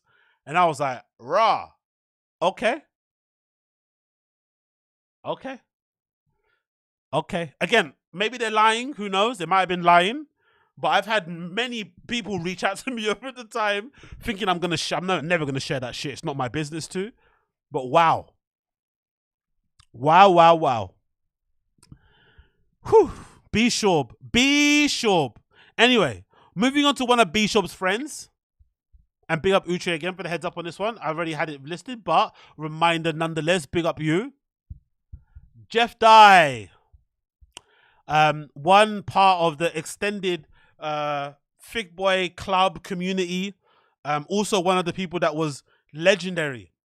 He's one of the legendary features in that video of Brendan crying when his friends thank him for being a comedian. Remember that legendary video from the SCHUMER show? Chin allegedly made this video in secret when Brendan released Gringo Pappy, of all his family and friends, recorded a little video clip of them thanking him for being alive and doing comedy or some shit. And Jeff Dye was one of the features on there. But he's also a very big Brendan Schaub apologist and just a new friend out of the blue. And I'm also not mistaken, he's also somehow, I don't know why, but he happens to be the friend of Jeannie Buss, the lady involved with the LA Lakers, who's also now married to Jay Moore. I don't know why her and Jeannie Buss are friends. I don't really know what's going on there. If I was Jay Moore, I'd be a little bit like, why are you friends with this guy? Did you fuck before? And blah, blah. Are you still fucking him behind my back? But, I mean, if I was Jay Moore, I'd be a little bit, not sure what's going on there. Unless it's your son, why is he hanging around with you? Anyways, the headline question to the people. Comedian Jeff Dye charged with DUI after fleeing the scene of an accident after crashing into a tree. Hey, great guy, never met him. So, it says here, there's Jeff Dye there looking like every bit of the clout chaser that he is, right? Guys that have that kind of haircut, that kind of hairstyle at that age with that bomber jacket, they're usually the kind of guy that's always in the background, you know. They can't. Oh! Wasn't Jeff Dye the part of the original Crystalia crew? Do you remember before Crystalia got cancelled, he used to hang around with these white guys that all kind of looked like him. Do you remember?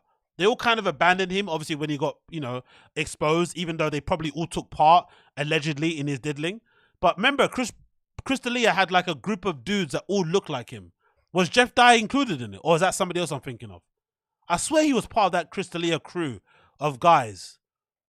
I swear he was. Maybe he wasn't. Maybe I'm confusing him with somebody else. But anyway, doesn't matter.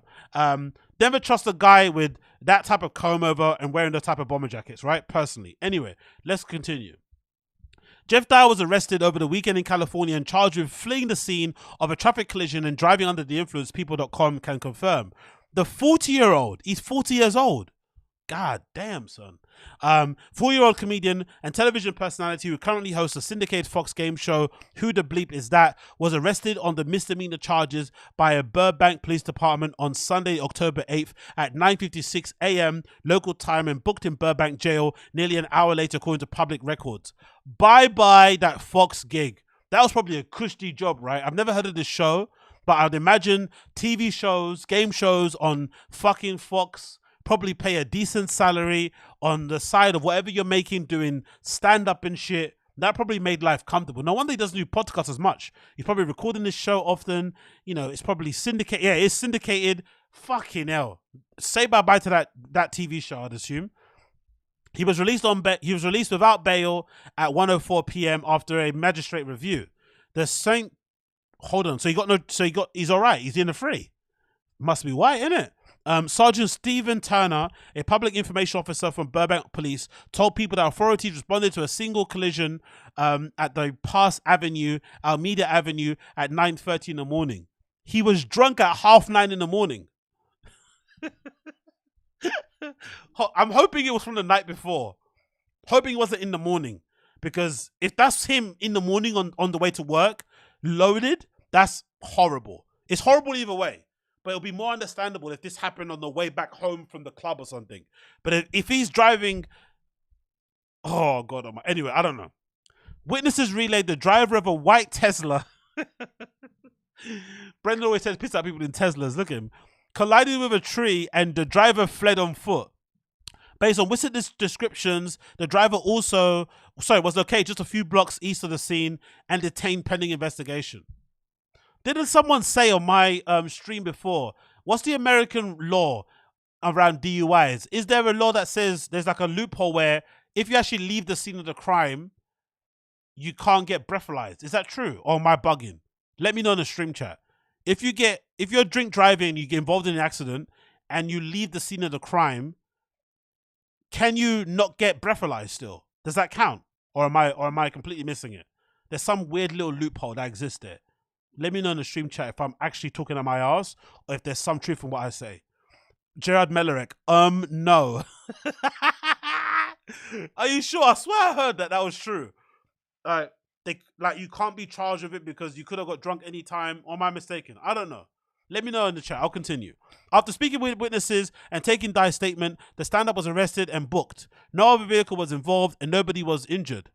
A source tells people that those close to Dye are concerned for him and hope he gets the help he needs.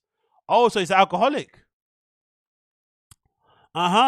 Reached for comment, Jeff Dye's lawyer, Andrew B. Leventhal, told people, although no one was injured, this is a traumatic event for Jeff. We ask that we reserve judgment and respect his privacy as I take care of his mother. Of this matter, he is presumed innocent. Dye was a finalist in the 6th season NBC Last Comic Standing. He followed his show series with tours, leading to a half-hour comedy special in 2010. That same year, Dye was tapped to host MTV's Numbnuts, a Seattle native. He appeared in a number of game shows, hosting shows, also recurred in Girl Code. Other notable appearances include ABC's Extreme Makeover, Fox's Masked Singer, I Can See Your Voice. He's got quite a lot of credits, isn't it? Shit.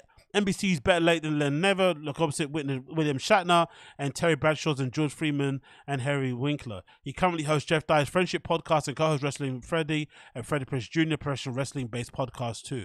Wow, bro. He's got a lot of good credits. Right? He kissed some woman called Christine Cavallari. So what do you guys think? Is that true? I'm saying about the thing.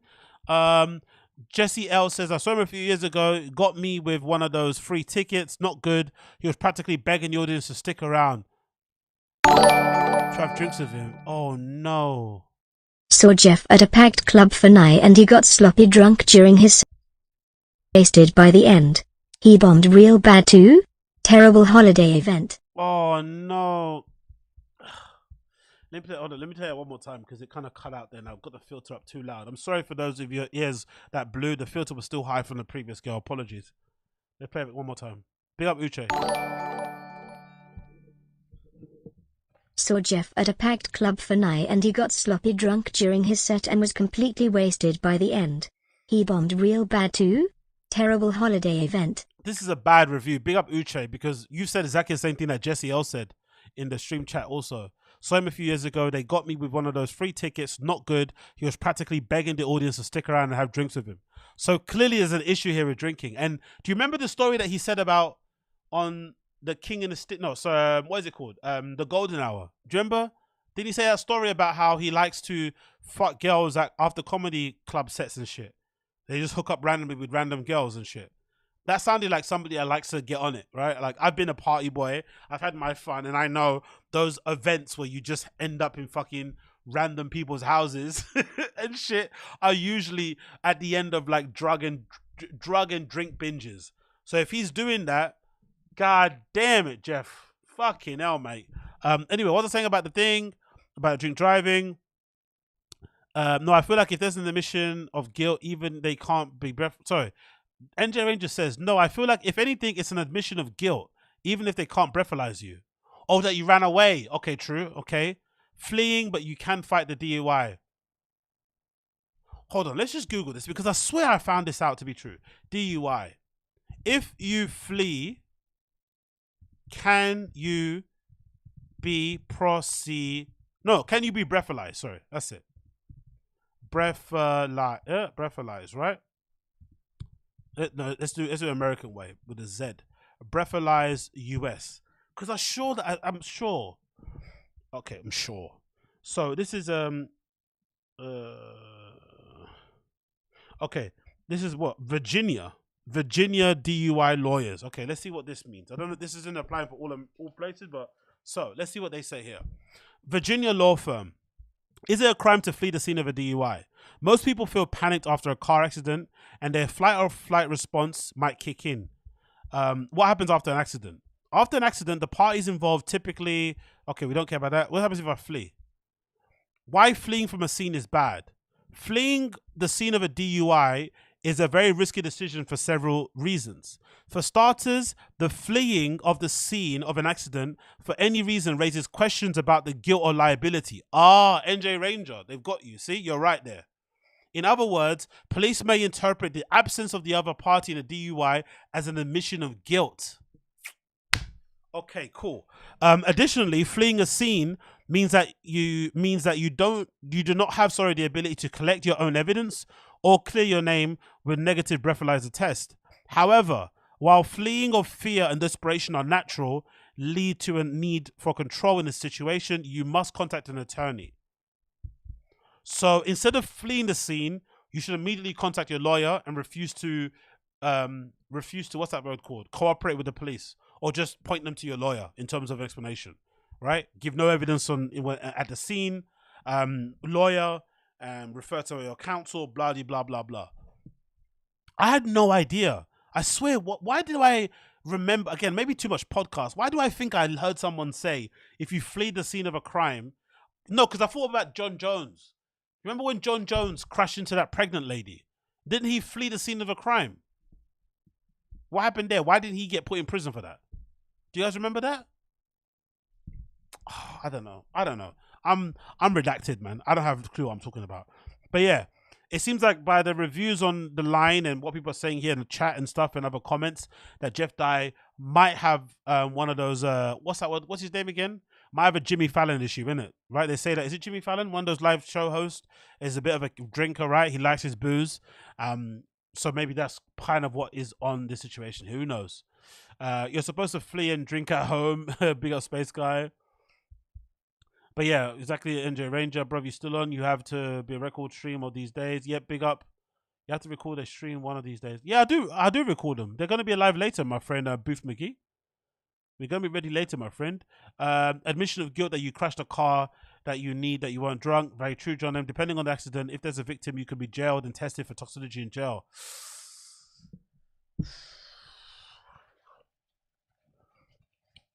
And what are the DUI laws in California, by the way? I want to know that. What is it? DUI laws in California.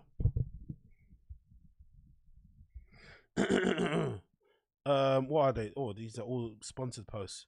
It is illegal to drive if you are BAC, I guess that's blood alcohol, whatever, higher than 0.08% or higher if you're over. Isn't that really small percent? Isn't that like a couple of beers?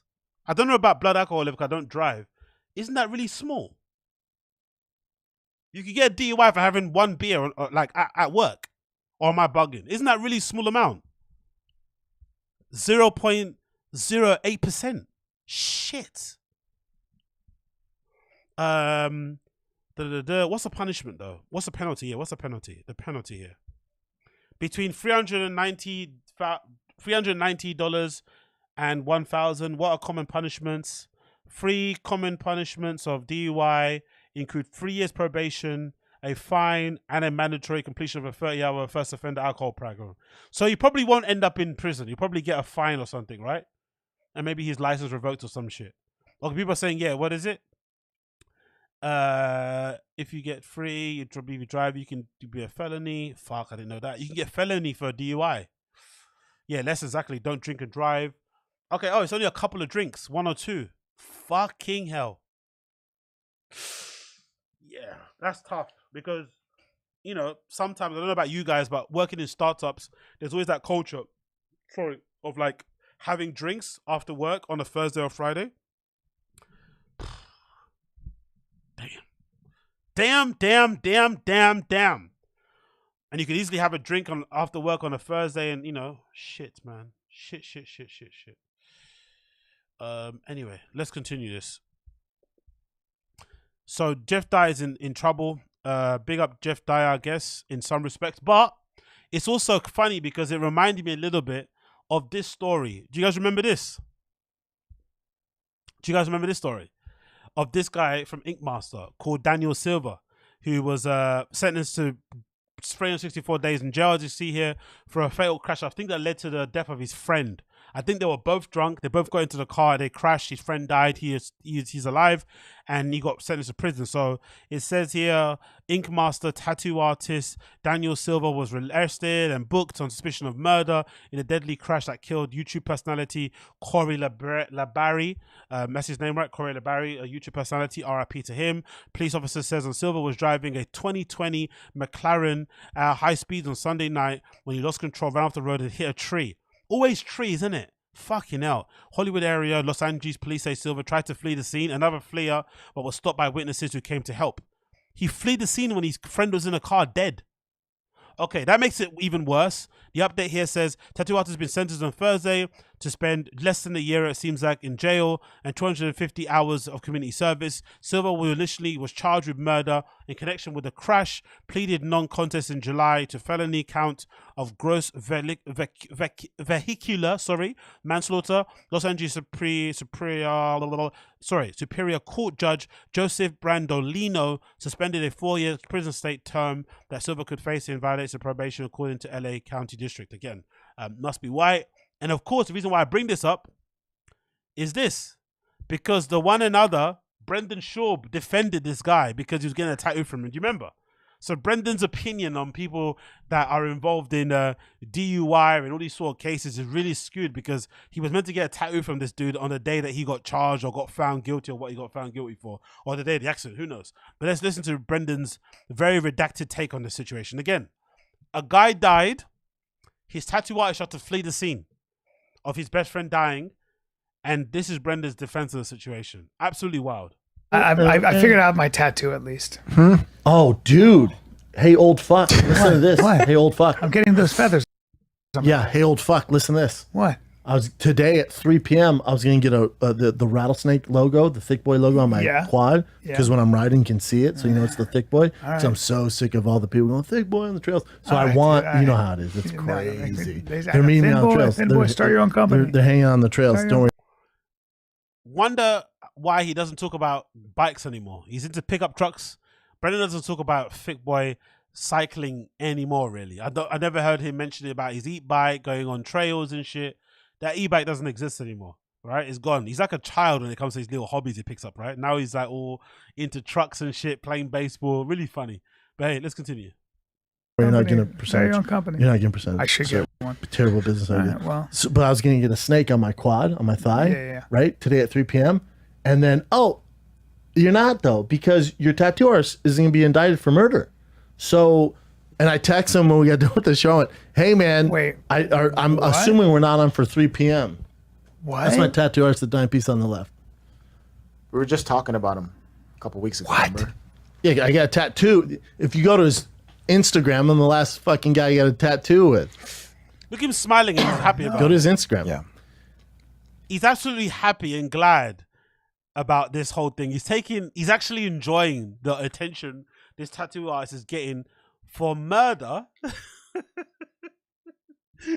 He's showing no compassion to the victim, and he's actually more annoyed that his up and coming tattoo that he was meant to get at the time is now not going to happen because his guy is being indicted on murder charges. Absolutely crazy. Brendan's a fucking amazing guy.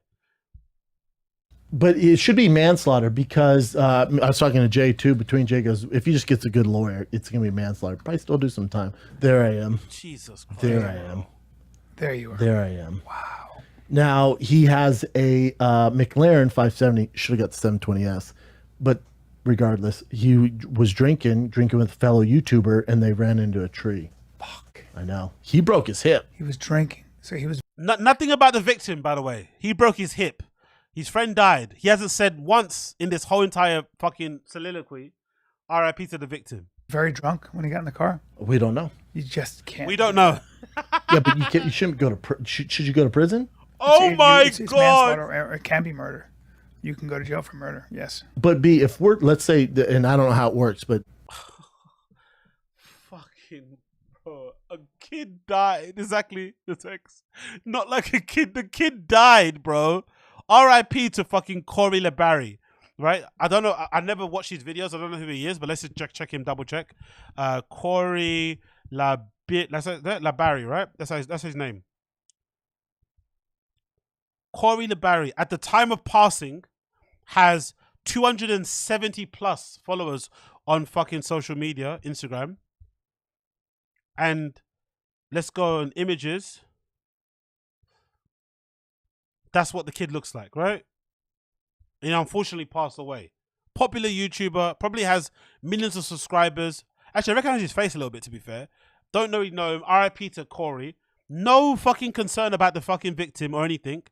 Just, little jokes and quibs here. And this is in the heat of the moment. Not many years after the fact, in the heat of the situation, he's more pissed off that he doesn't have the ability to get his tattoo as opposed to this poor guy that passed away because, him and his friends are irresponsible and both got into the car fully loaded.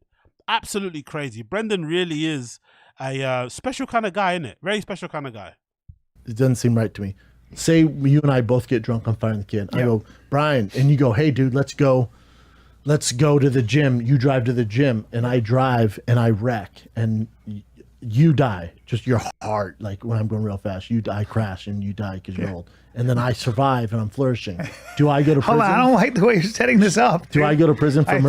Did they talk about being drunk, by the way? Did he mention that they were both drunk? It's not that they were just driving and they crashed a car. This is like you're both driving under the influence, which you are not meant to do because it's illegal. And it puts other drivers' safety in jeopardy. And usually, it always happens like this. I don't know why this is the case. Maybe there's a scientific reason behind it.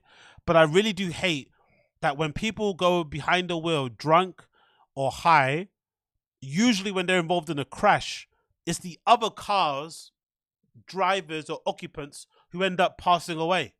In this case, the guy who got behind the wheel and was drunk didn't die. It's the friend. He was drunk too, but it's the friend that passes away. I hate how unfair that is. It always, that's why I think it's really deplorable when people do that, because you end up destroying other people's lives that had nothing to do with your night out.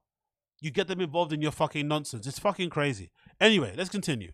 I feel like you're insulting me while you're killing me. murder, even though we both agreed Wait, that so we're say- both. so give me the- So we're both intoxicated. You're both you drunk. go, hey Brennan, can you drop me off in WeHo? I got some work to do. Yeah. I go, sure, dude. Yeah. And so we drive to WeHo, and Yeah. you're like all excited, and you Yeah. like you got this raging boner. Why would I have a boner? I know you're doing work. I in got WeHo. liquor dick. I know you're WeHo. Okay, so I'm jacking it. You well, kind of. It's And just I- you're I'm like, like, I tell me how can't- much money you made in merch again? You're like, I can't wait to get in there. I'm like, all right, dude, I'm just gonna drop you off. Please don't ejaculate in my car. Okay. So we're driving, but we're both drunk. We both agreed to jump in the vehicle. Yeah. I love the way he says both. Why does he have a BOWLTH way of pronouncing both?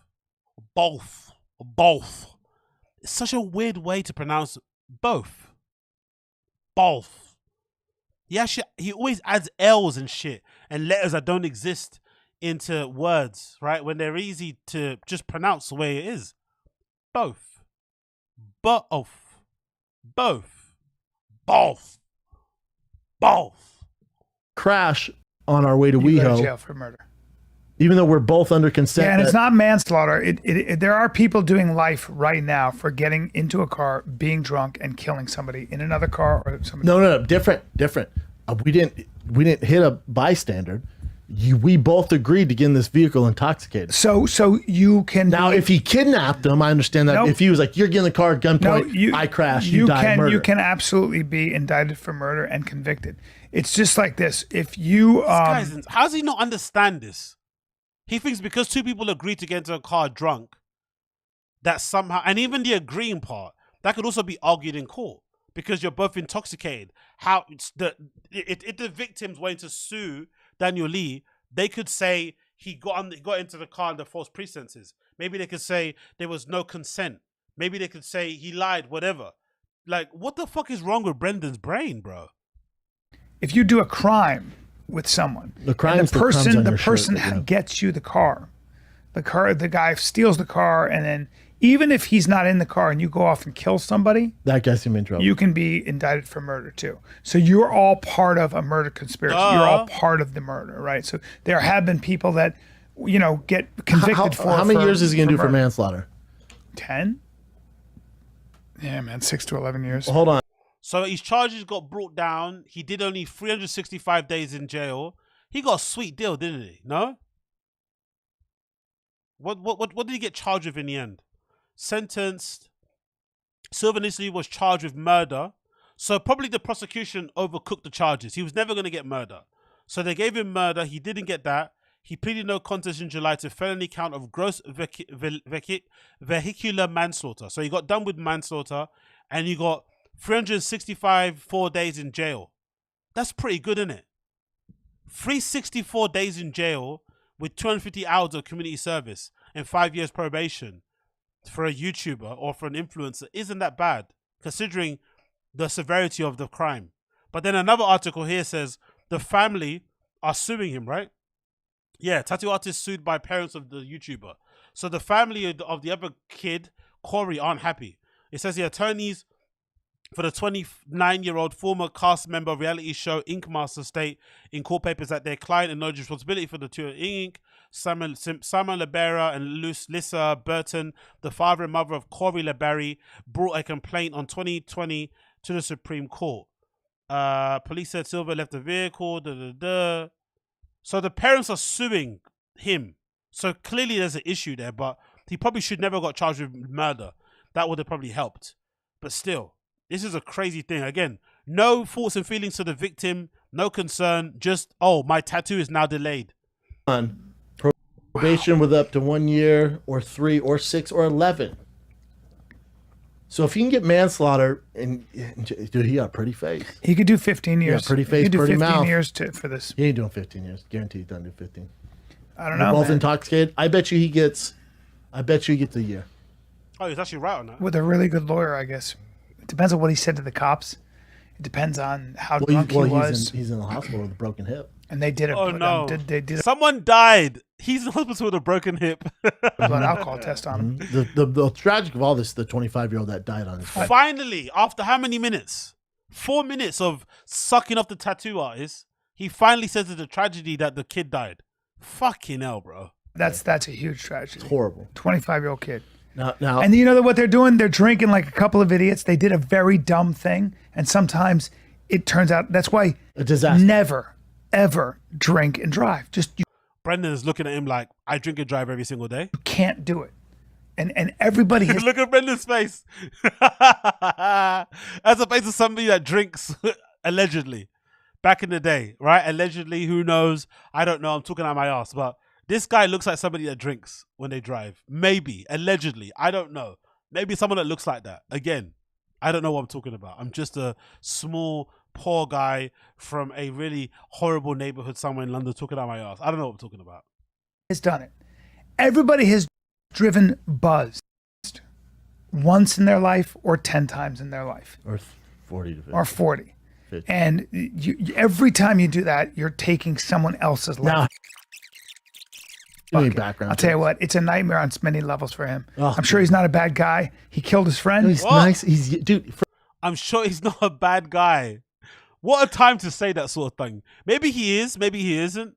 But what a bad timing to talk about him being a bad guy or not being a bad guy. Honestly, some of these guys, man, once you got influence and stuff in media sometimes, they can really forgive anything, really, can't they? First of all, I think he's 23 or 20. He's a young kid 29, that started a maybe business in San Francisco, wanted more for his life. So he came to LA, became one of the biggest tattoo artists of celebrities. When he goes to jail, he's going to be doing tattoos. You know that. He'll be doing everybody's tattoos. Jail has tattoos. He'll be fine. Yeah, he'll be fine. But I mean, not fine because he killed his friend, which is which he has to live with for the rest of his life. Man, I'm sorry about that. All the way around. Oh, you gotta love the lack of fucking empathy. I wonder if that's a trait of narcissist, to have like a lack of empathy for others and just look at themselves only. Because that was pretty wild little segment. Don't get me wrong, there was some humor involved there to try and lighten it up a little bit, but bro, pretty wild thing to say. But hey, you know, what do I know? Moving on from that, can we play? Actually, I saw some clips on the Friday Kids sub about Brendan at SKANKFEST doing a performance. What did I see that? Yeah, here he goes. What the fuck? Let's watch this. Part 1 and 2. Stand Up on the Spot featuring Brendan. Let's see this. I've not seen it. It's just got posted now. What's this about? It should be funny. Big up the stream chat. If you haven't liked the stream, like the fucking stream. Big up everything in the stream chat. I appreciate it. What's everyone saying? NJ Ranger, let's pretend killing somebody in a car is like shoplifting from Target. Exactly. Assad, look at this fucking head. Tiger Fick to me, my truck. Actually, by the way, other things that Brendan doesn't mention anymore. Big up Tom for the reminder. He doesn't mention Fig Boy. What was it called again? Fig Boy Bike Club. He doesn't talk about the bikes. He doesn't talk about the whiskey anymore. He doesn't go to Zoo. He doesn't know what's his name. Bradley Martin's gym. Is it Zoo Culture? Is that what it's called? He doesn't talk about Zoo Culture. I don't hear him talk about nicotine as much anymore. So trugs have taken over his fucking life. Trugging has taken over his life. There is no more bikes. There is no more Zoo Culture. There is none of that shit. It's all about trugs. It's trugs and wearing Bass Pro fishing hats. So big up him for having new hobbies and shit. And again, I'm not too mad at it. I've said it before in other pods. I think men, unfortunately, find it very difficult to find hobbies and find things to do. You know, the older you get, it's just more difficult to find friends and find hobbies. So if he's now finding a new whole group of people to hang around with and have a good time with and shit. Oh, fish! Fucking hell, Space Guy. Yes, I forgot. He doesn't talk about the fish anymore either, does he? What happened to him being a fucking what's the word called? Whatever that phrase when you like fishes and shit. There's a term for it, but I don't know what it is. But he doesn't talk about his fish anymore either. Yeah. But to be fair, I've got a feeling he stopped mentioning the fish because there's a lot of dudes out there who take having fishes really seriously. I had a couple kind of school me on the chat. They are really kind of on it when it comes to having really good water filtration processes and shit. They don't play with their fish. So I think a lot of people in the fish community were getting really annoyed by how fragrantly he was killing them and really not treating it with any kind of respect or with anything. So they were attacking him on the DM. So I think he stopped posting that shit because he was getting fucking hammered by the people in that community. So I think that's why he stopped it. My theory. Again, I don't know, but that's my theory. People who like fishes, fishermen. Big up Gerard Mellerick. Oh, Uche, winner there. Sorry, allergies are popular again. He doesn't talk about dates anymore too, does he? Good point. What happened with the tour dates? What happened with going out? Going to all these places and shit, eh?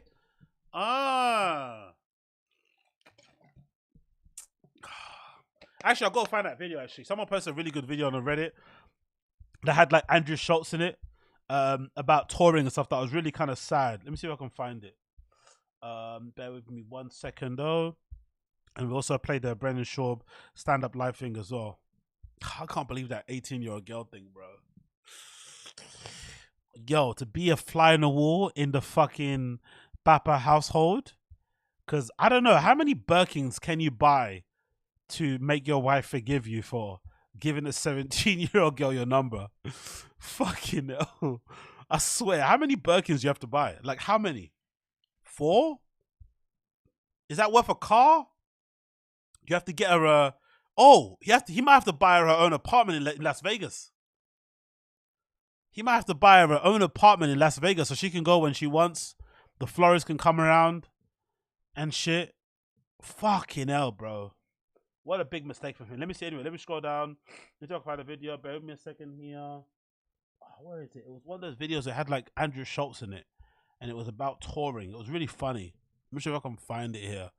Boppity boppity boppity ba. I'm still scrolling. Bear with me, people's dems. It's not that one. It's not this one. Which one is it? It was one that showed something about touring and shit. And it said something about him not being on tour as much. Just to comment on that to continue on. Saying, yeah, the Birkins are fake from Guadalajara. Lols. Yeah, the selling on Poshmark is wild. I went through a Poshmark one time. I saw a fucking clip of it online, actually. No, a link to it. A link to a Poshmark. And I was astounded. I was like, rah, boy. She buys a lot of shit. Not very good taste for somebody that's into designer clothes. Like, I'm like, a lot of the stuff that she buys isn't even worth to resell. Like, who's buying this stuff? Like, it's awful. I guess you have to be really into designer clothing. You just want a fucking Gucci cardigan just because it's Gucci. But the stuff isn't even that nice. You know what I mean? She's wasting a lot of fucking money. She's basically burning Brendan's hard-earned money on shit that has no real resale value unless you actually just care about the brands only, you know? That's the thing I kind of realized when I saw when I saw her Poshmark seller stuff. I was like, but to be fair, it's also a bit of a good way to, it might be a good way to kind of scam if you are allegedly selling fakes, right? To sell stuff on Poshmark as real. You bought it for fake prices and then you're selling it for real prices, even at a use level. The fact that you're still getting cash for it is, you know, you're basically up. So there's no risk in that regard. So maybe she's clever than I would ever be. Who knows? Let's see if I can find it. Oh, I haven't found it still. If not, then I'll continue on to the stand-up light thing and we can continue. Bear with me a second here. See if I can get this on here. It has unloaded. Okay, maybe it's not on here. Maybe I'm completely mistaken where I saw the clip. Okay, maybe I'm gonna say, is it like that? Is it with a T? Schultz. Maybe Talks with a T. That's probably why I'm mistaken it. Okay. Okay, cool. I don't know where it is. Doesn't matter. Let's continue with the other stuff. Stand up on the spot. So big up the homeless cat that uploaded this. 2 clips here of Brendan doing stand up on the spot. Courtesy of the Frightened Kid sub. Let's get this on the screen and see what I want. Let's see him do some jokes, some ha hee hees. Stand up on the spot.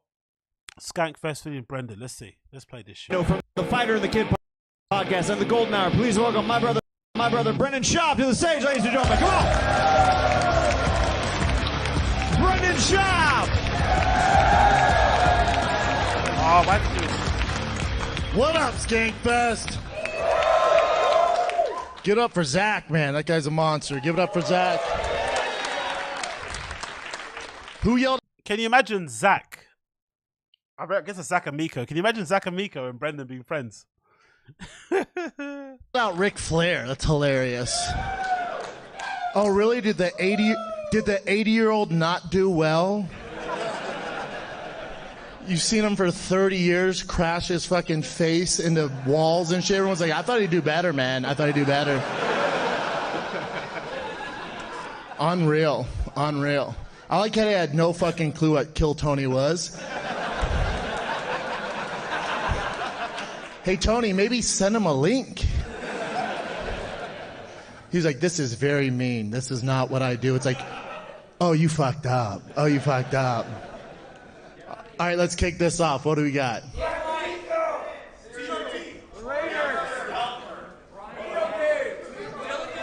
There's so many. There's so many. Give me one over here. Reddit hurts my feelings. Boo.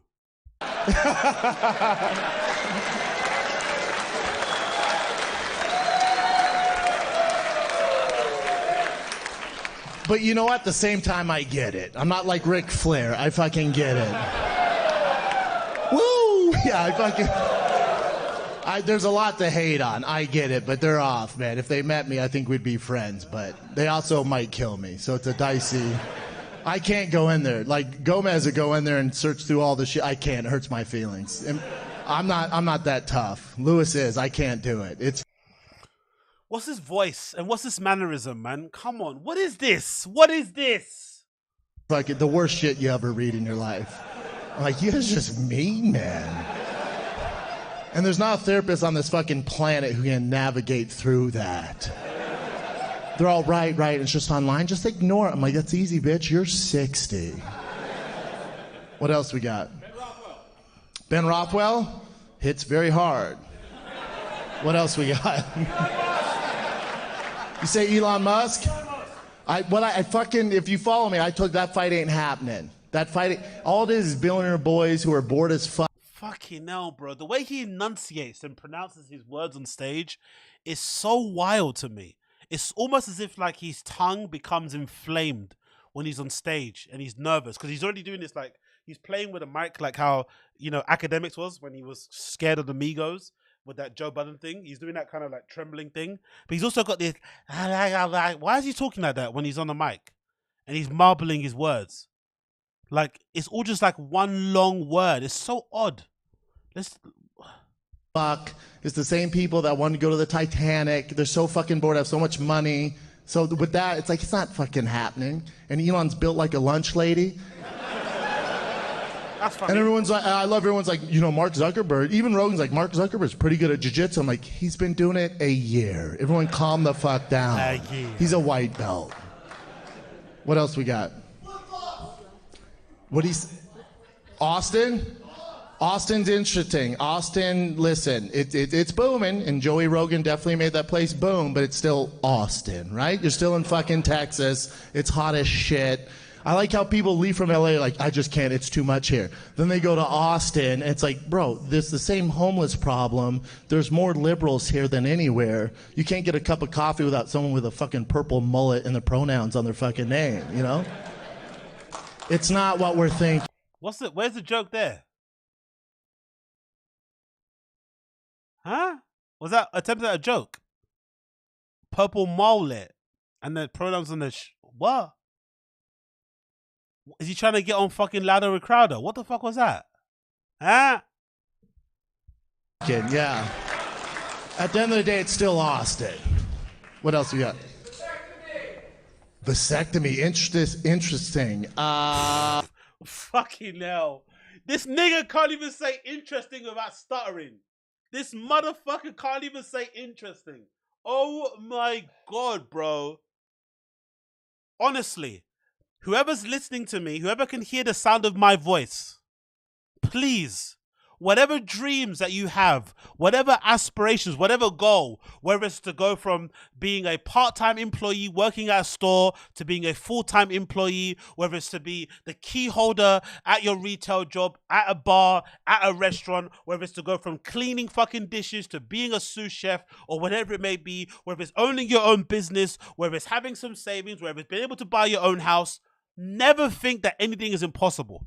Never think that anything is outside of your reach. Everything is possible outside of the laws of physics. Everything is possible.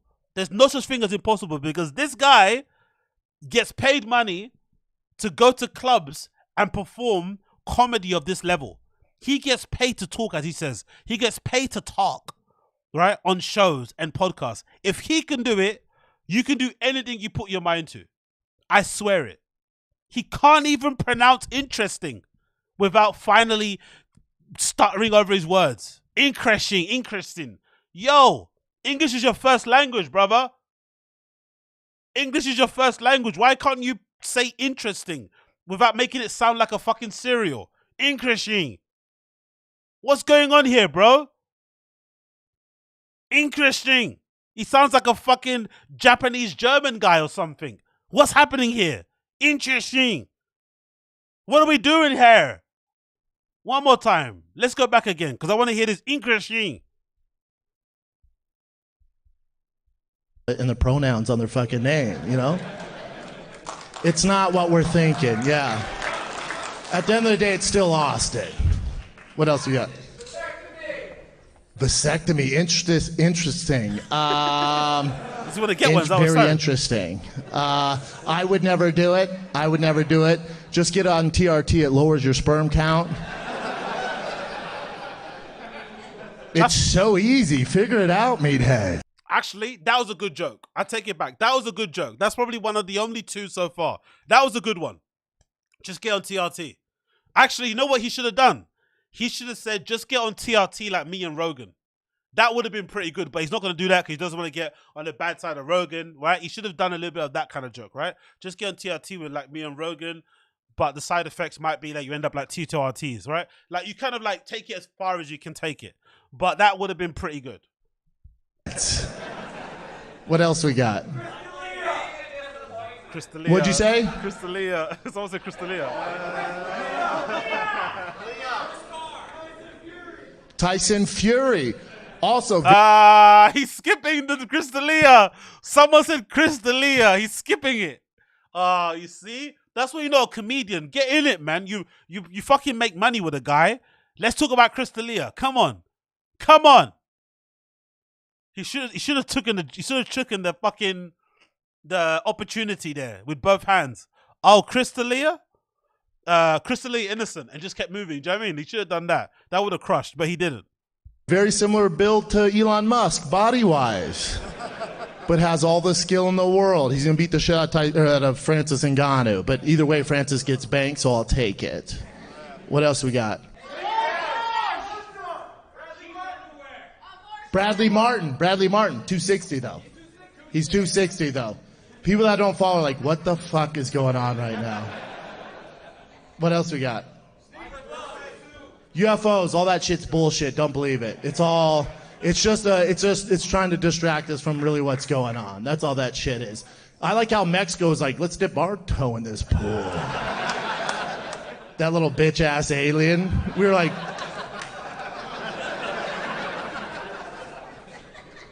it was made all shitty by Mexicans. You're like, come on, Mexico.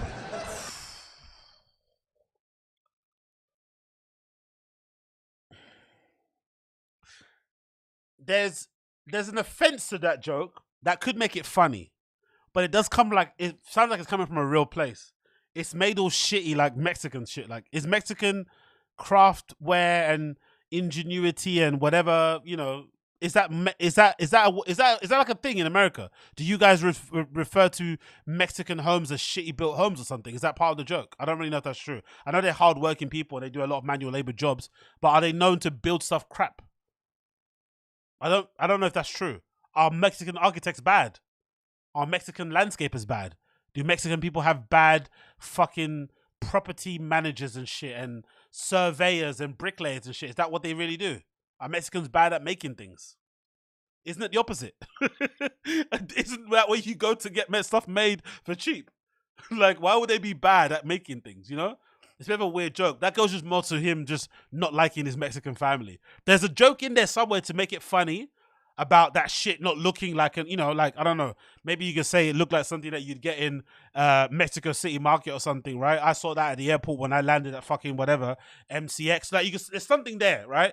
I think I saw one of those at the airport when I landed to go to Cancun, blah, blah, blah. But you can't say they make shitty things, right? It doesn't actually make any sense, really. If you're gonna do it, dude, at least cover him in flaming hot Cheetos. What do we... At least toss some fucking tahini on it or something, man. What else we got? O.J. Simpson, interesting one, right? Another one. We're like, it's all good, baby, right? Isn't it weird how some people are like, absolutely not. O.J. Mike Tyson, yeah, you're cool though. It's like, but he murdered a person. They're like, dude, he's cool, man. What else?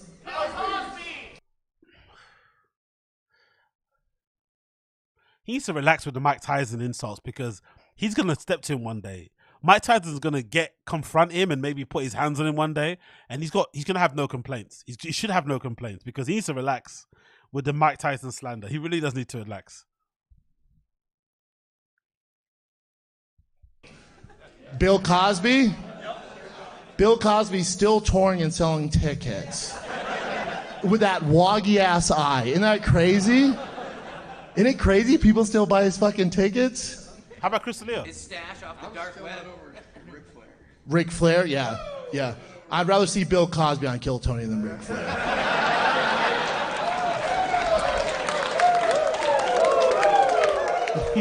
That guy in the crowd is me. That guy in the crowd is me. That's me. If I was watching this live, that's me. I missed him again. One more time. That guy there. Hold on. Guy in the black shirt. That's me. That's me. If I was there, this guy is me. Like, why are they all laughing? Did I miss something? What the fuck is going on here? Right? They're all laughing and like having a good time. You're like, am I not high enough? Should I have another drink? What's going on here? Why is everyone laughing at this shit? Why does he keep saying interesting? Interesting. Like, what's happening here? Yeah. He's so confused. He doesn't get why everyone's laughing. Bless that guy. Anyway, let's go again. I love everyone's like, God, I thought he was going to be so great on there. His punchlines are fantastic. It's all, no, he's a full-blown poster boy for CTE, man. We love him, but fuck sakes. He's ran into how many fucking ladders for you over the years? What did he say? Did he say fuck sakes? He said say fuck sakes. Hold on. I'm sorry for pausing so often, but this guy's pronunciation is wild, but did he say fuck sakes? Fantastic. It's all, no, he's a full-blown poster boy for CTE, man. We love him, but fuck sakes.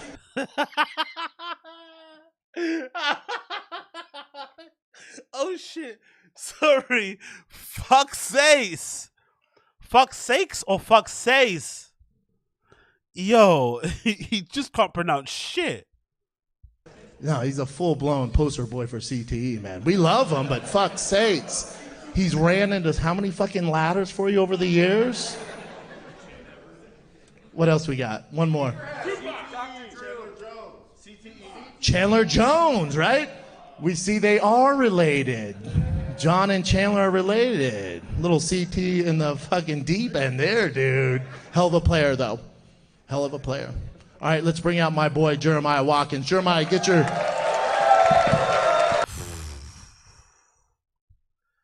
That was awful, bro. That was awful. That was awful. He skipped a bunch of suggestions that he didn't want to get into, and most of them were just him, I don't know, making those like Twitter observations. Like, they were awful. Awful. I counted maybe 2 good jokes in there. 2 that had, not even good jokes, 2 that had potential to be like worked into bits, or just where felt like you could maybe go into different directions and be interesting with. But god damn, that was brutal, bro. One more time for Brendan Schaub, ladies and gentlemen. You've been doing this show for a hot second. Yeah. When you first started, I was doing these with you at the store. Sure. Yeah, it was a good time. Yeah, absolutely. This is a better time. Heck yeah. Yeah, it's SKANKFEST, baby. To be fair, he should be doing more of these, and maybe he'll improve. I still don't think it's possible. I still ascribe to the Ari Shaffir, verdict that it's pretty hard to become a professional stand-up comedian in your 30s. Like, especially if you've never been funny prior. Like you were never the class clown. You just were never regarded as somebody that people would think would be a stand-up, and to suddenly pick it up with no experience and then go into it the way he did, with only performing in front of your podcast crowd, only performing those type of venues, not doing open mics, is very difficult to do. But if you decided to do more of these kind of improv-y type of shows, we have to kind of think on the spot, as it says in the name, and do that type of comedy, even though he probably thinks it's probably beneath him, he might actually improve his comedic chops. Being on the spot, right? Doing it in the moment. But it still requires a little bit of a brain, references. He doesn't what like you have to be somebody that's kind of curious. You have to be into like loads of shit, watch loads of shit, be able to pull different references, have kind of a lot of self-deprecating humor, be able to notice on your like, you know, you're meant to kind of, it's kind of hard, I think, as corny as a lot of improv stuff is, to be funny on the spot like that. It's very difficult, I'd imagine. It's like crowd work, right? It's really difficult to do really good crowd work. We've seen what terrible crowd work looks like. I don't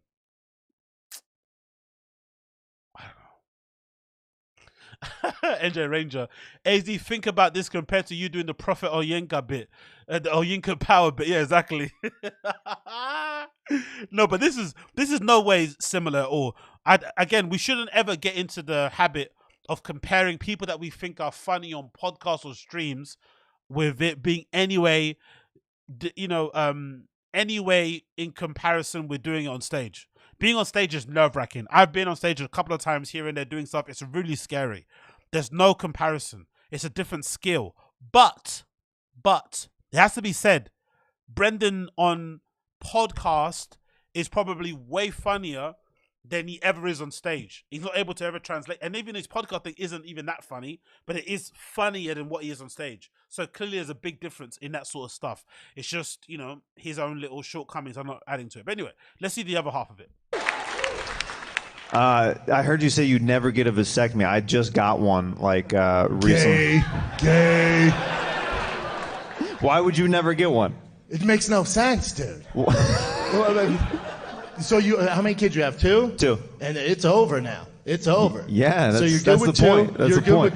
You're good with two, or you could get on TRT and just lower your testosterone and all your sperm. What is TRT for somebody who doesn't lift weights and stuff like that? It's not true for everybody. Whoever, the meathead in the back's like, fuck that, dude. My fucking sperm's popping. Yeah. His girl's like, honey, I thought you said we were good. Yeah, this other guy's like, dude, I just drank a case of Surge, dude, and we're freaking good, dude. You see? You see what comedy is? Jeremiah's jokes wasn't even that good. But you see the difference in comedy. The difference in comedy is so startling. This is like when, what's that video? That famous video of like, no, this is like a video of like a pickup basketball player playing one-on-one with fucking LeBron.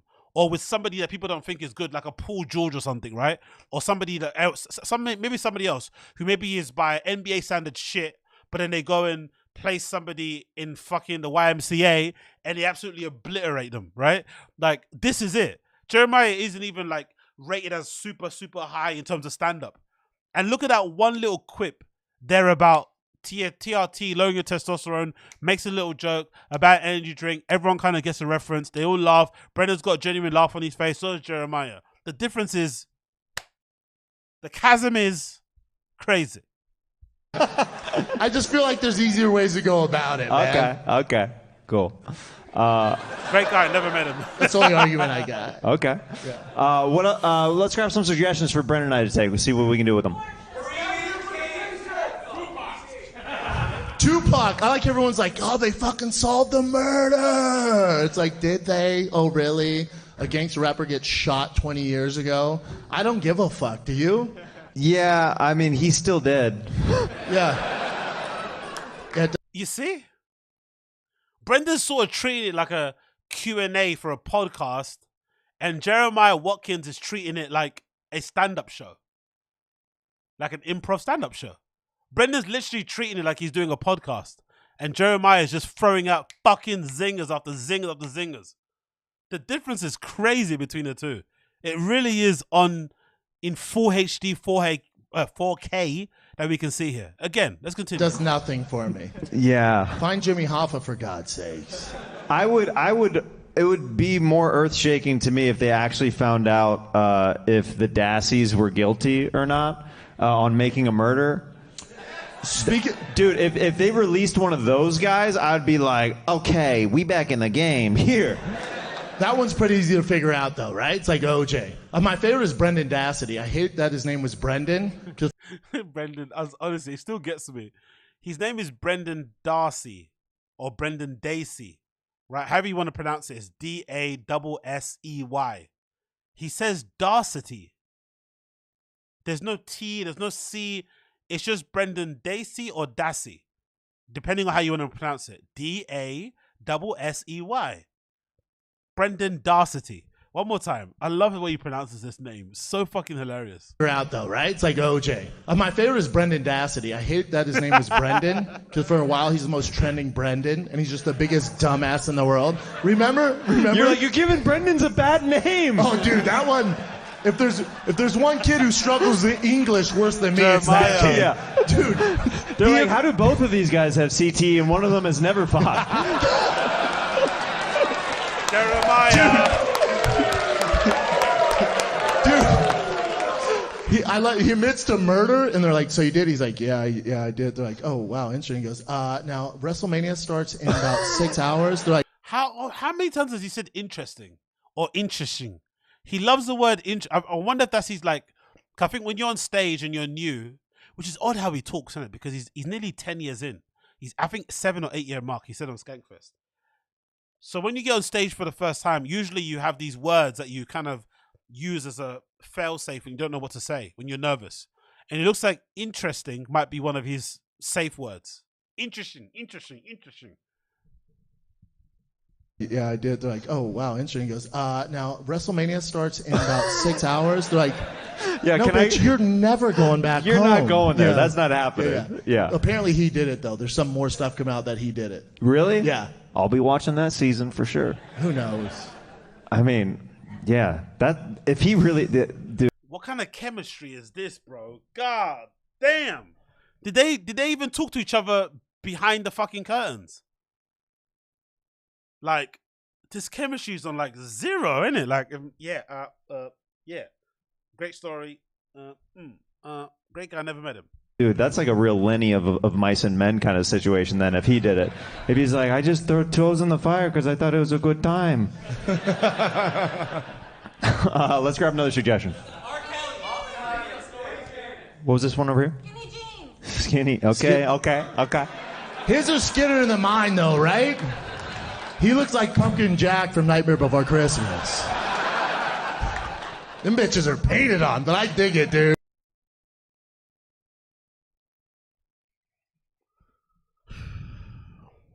That's why I don't have imposter syndrome. I've never had imposter syndrome. I have always had a little bit of inflated sense of self. Maybe that's why I make content. Who knows?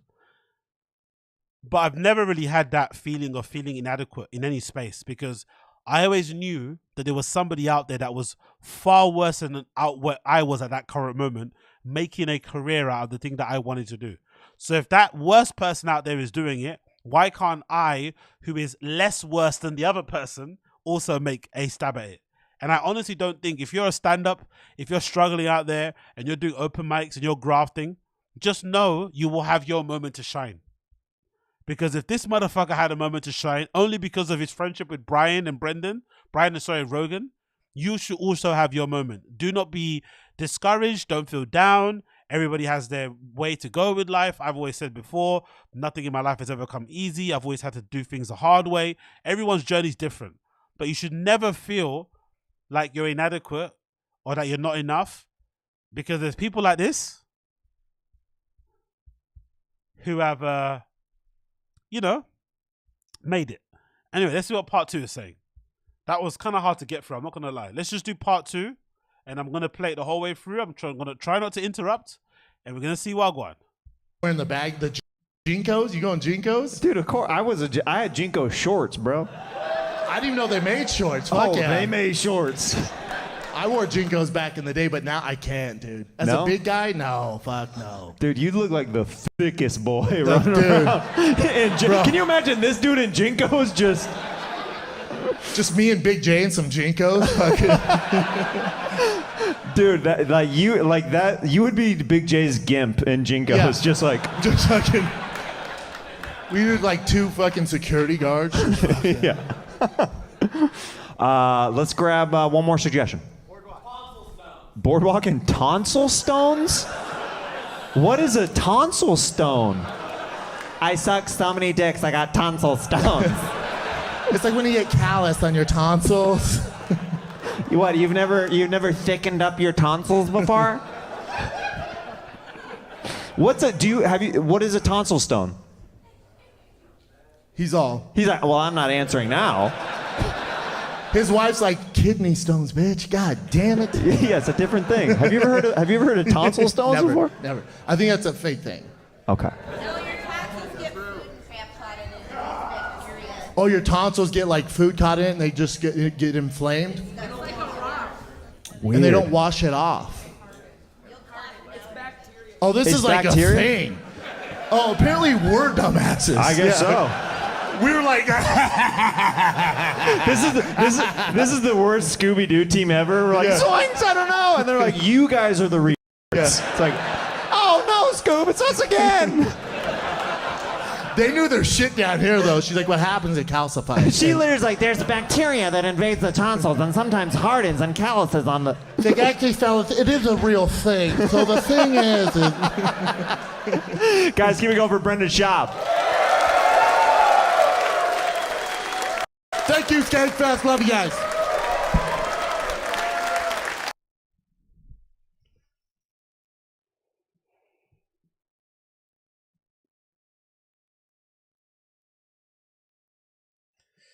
I guess you had to be there, innit? I guess you had to be there. I guess you had to be there. I guess you had to be there. I guess you had to be there. I guess you had to be there because wow. Wow. I guess you had to be there, man. I guess you had to be there.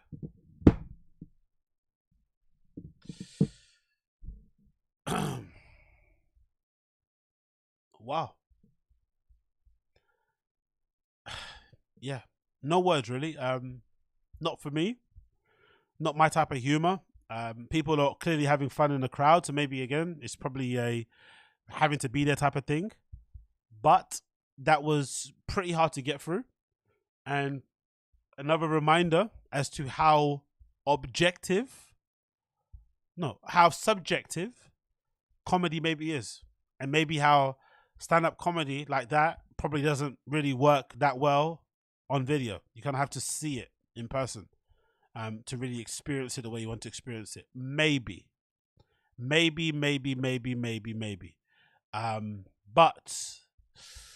yeah, that was interesting, as he says, interesting. But very, very, very interesting, very, very weird.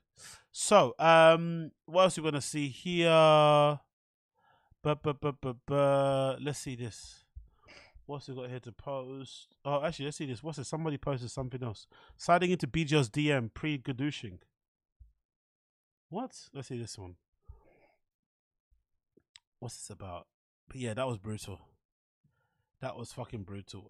Let's see what this post is about here. Sliding into BGL's DM pre-GADOOSHING. Let's get this on the screen so you can see it. Bear with me a second. There you go. Let's see what this is just saying here. Okay, I don't want to get copyright strike. Let me take the music off. Hi, BGL.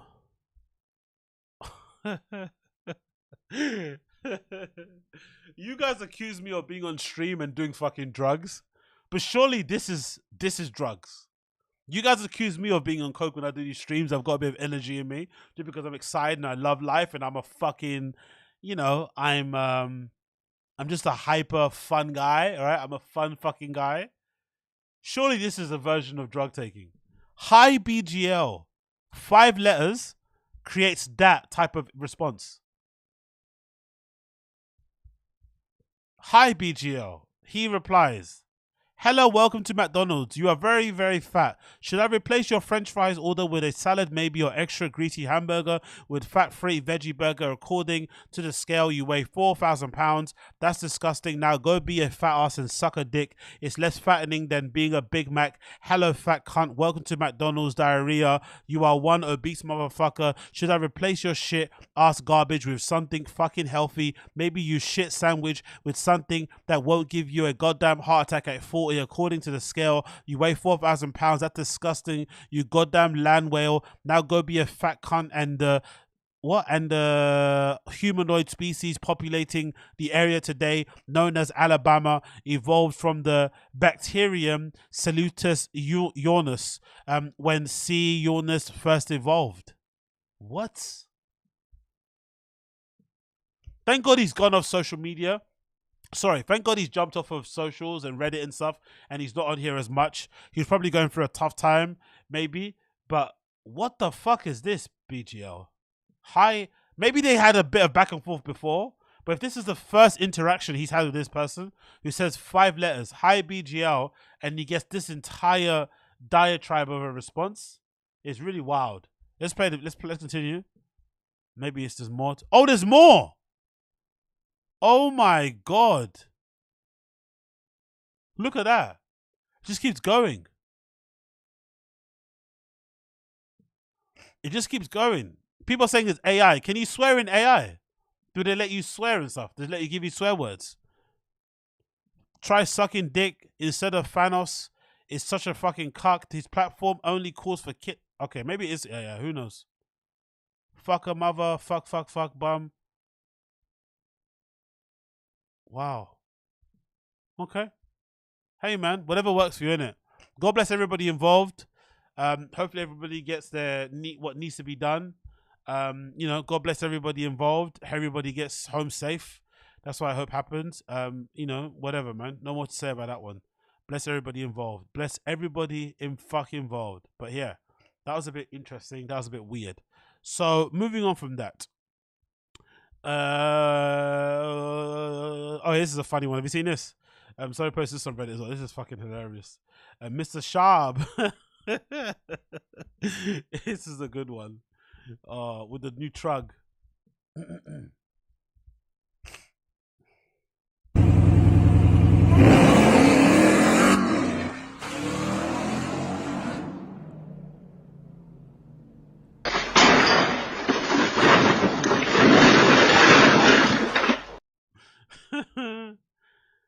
I'm not really too sure what's happening with the pickup truck culture, but I'd assume it's a thing. I don't really know why you'd want a pickup truck to go that fast when you're just driving in residential roads. I would imagine if you're into pickups, there's also a part of you that might be into going and driving them, you know, in places where you can go up hills and trails or whatnot, right? Dirt stuff, mud shit. I don't know. That's what I'd do. Right, to kind of get the best use out of it, you kind of put it into 4-wheel drive mode and actually go above fucking, you know, try and traverse up rocks and shit and the side of mountains and whatnot. That might actually be way more fun. If you're just doing a school run, having a pickup truck that goes this fast, it's a little bit of a waste of time, no?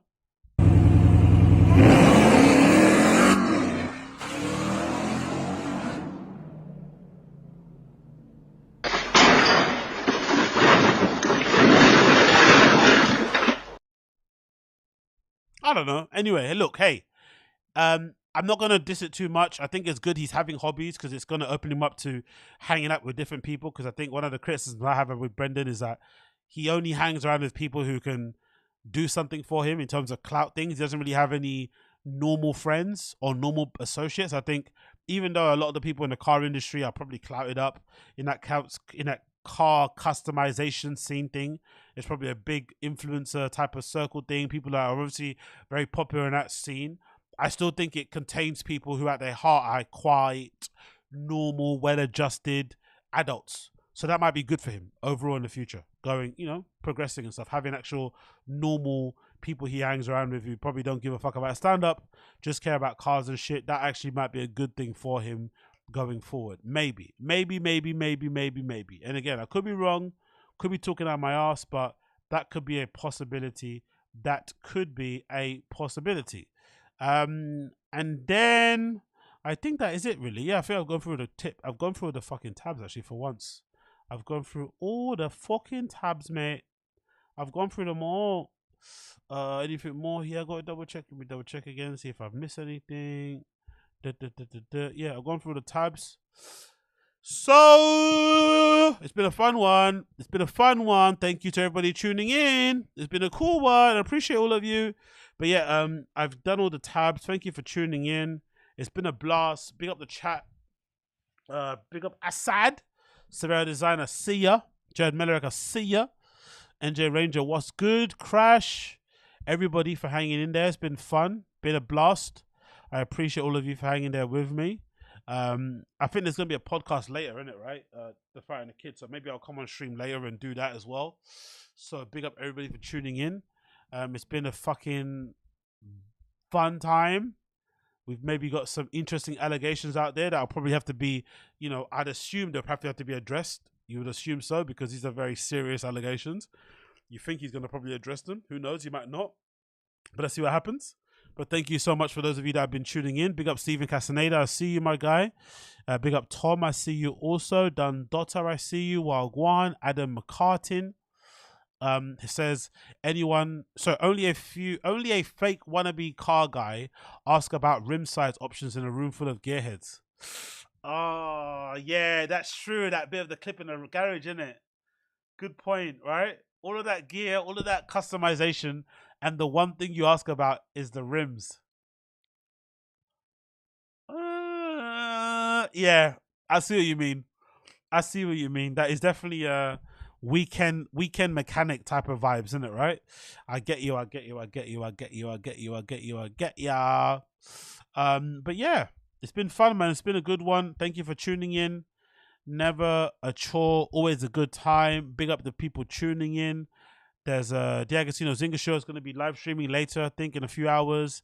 Available on our podcast. There's going to be a Patreon out later on, so check out your Patreon. If you're subscribed on the Patreon, you should see that. Also, you can join the Patreon as well. Subscribe to that if you want. Link down below. $1 per month.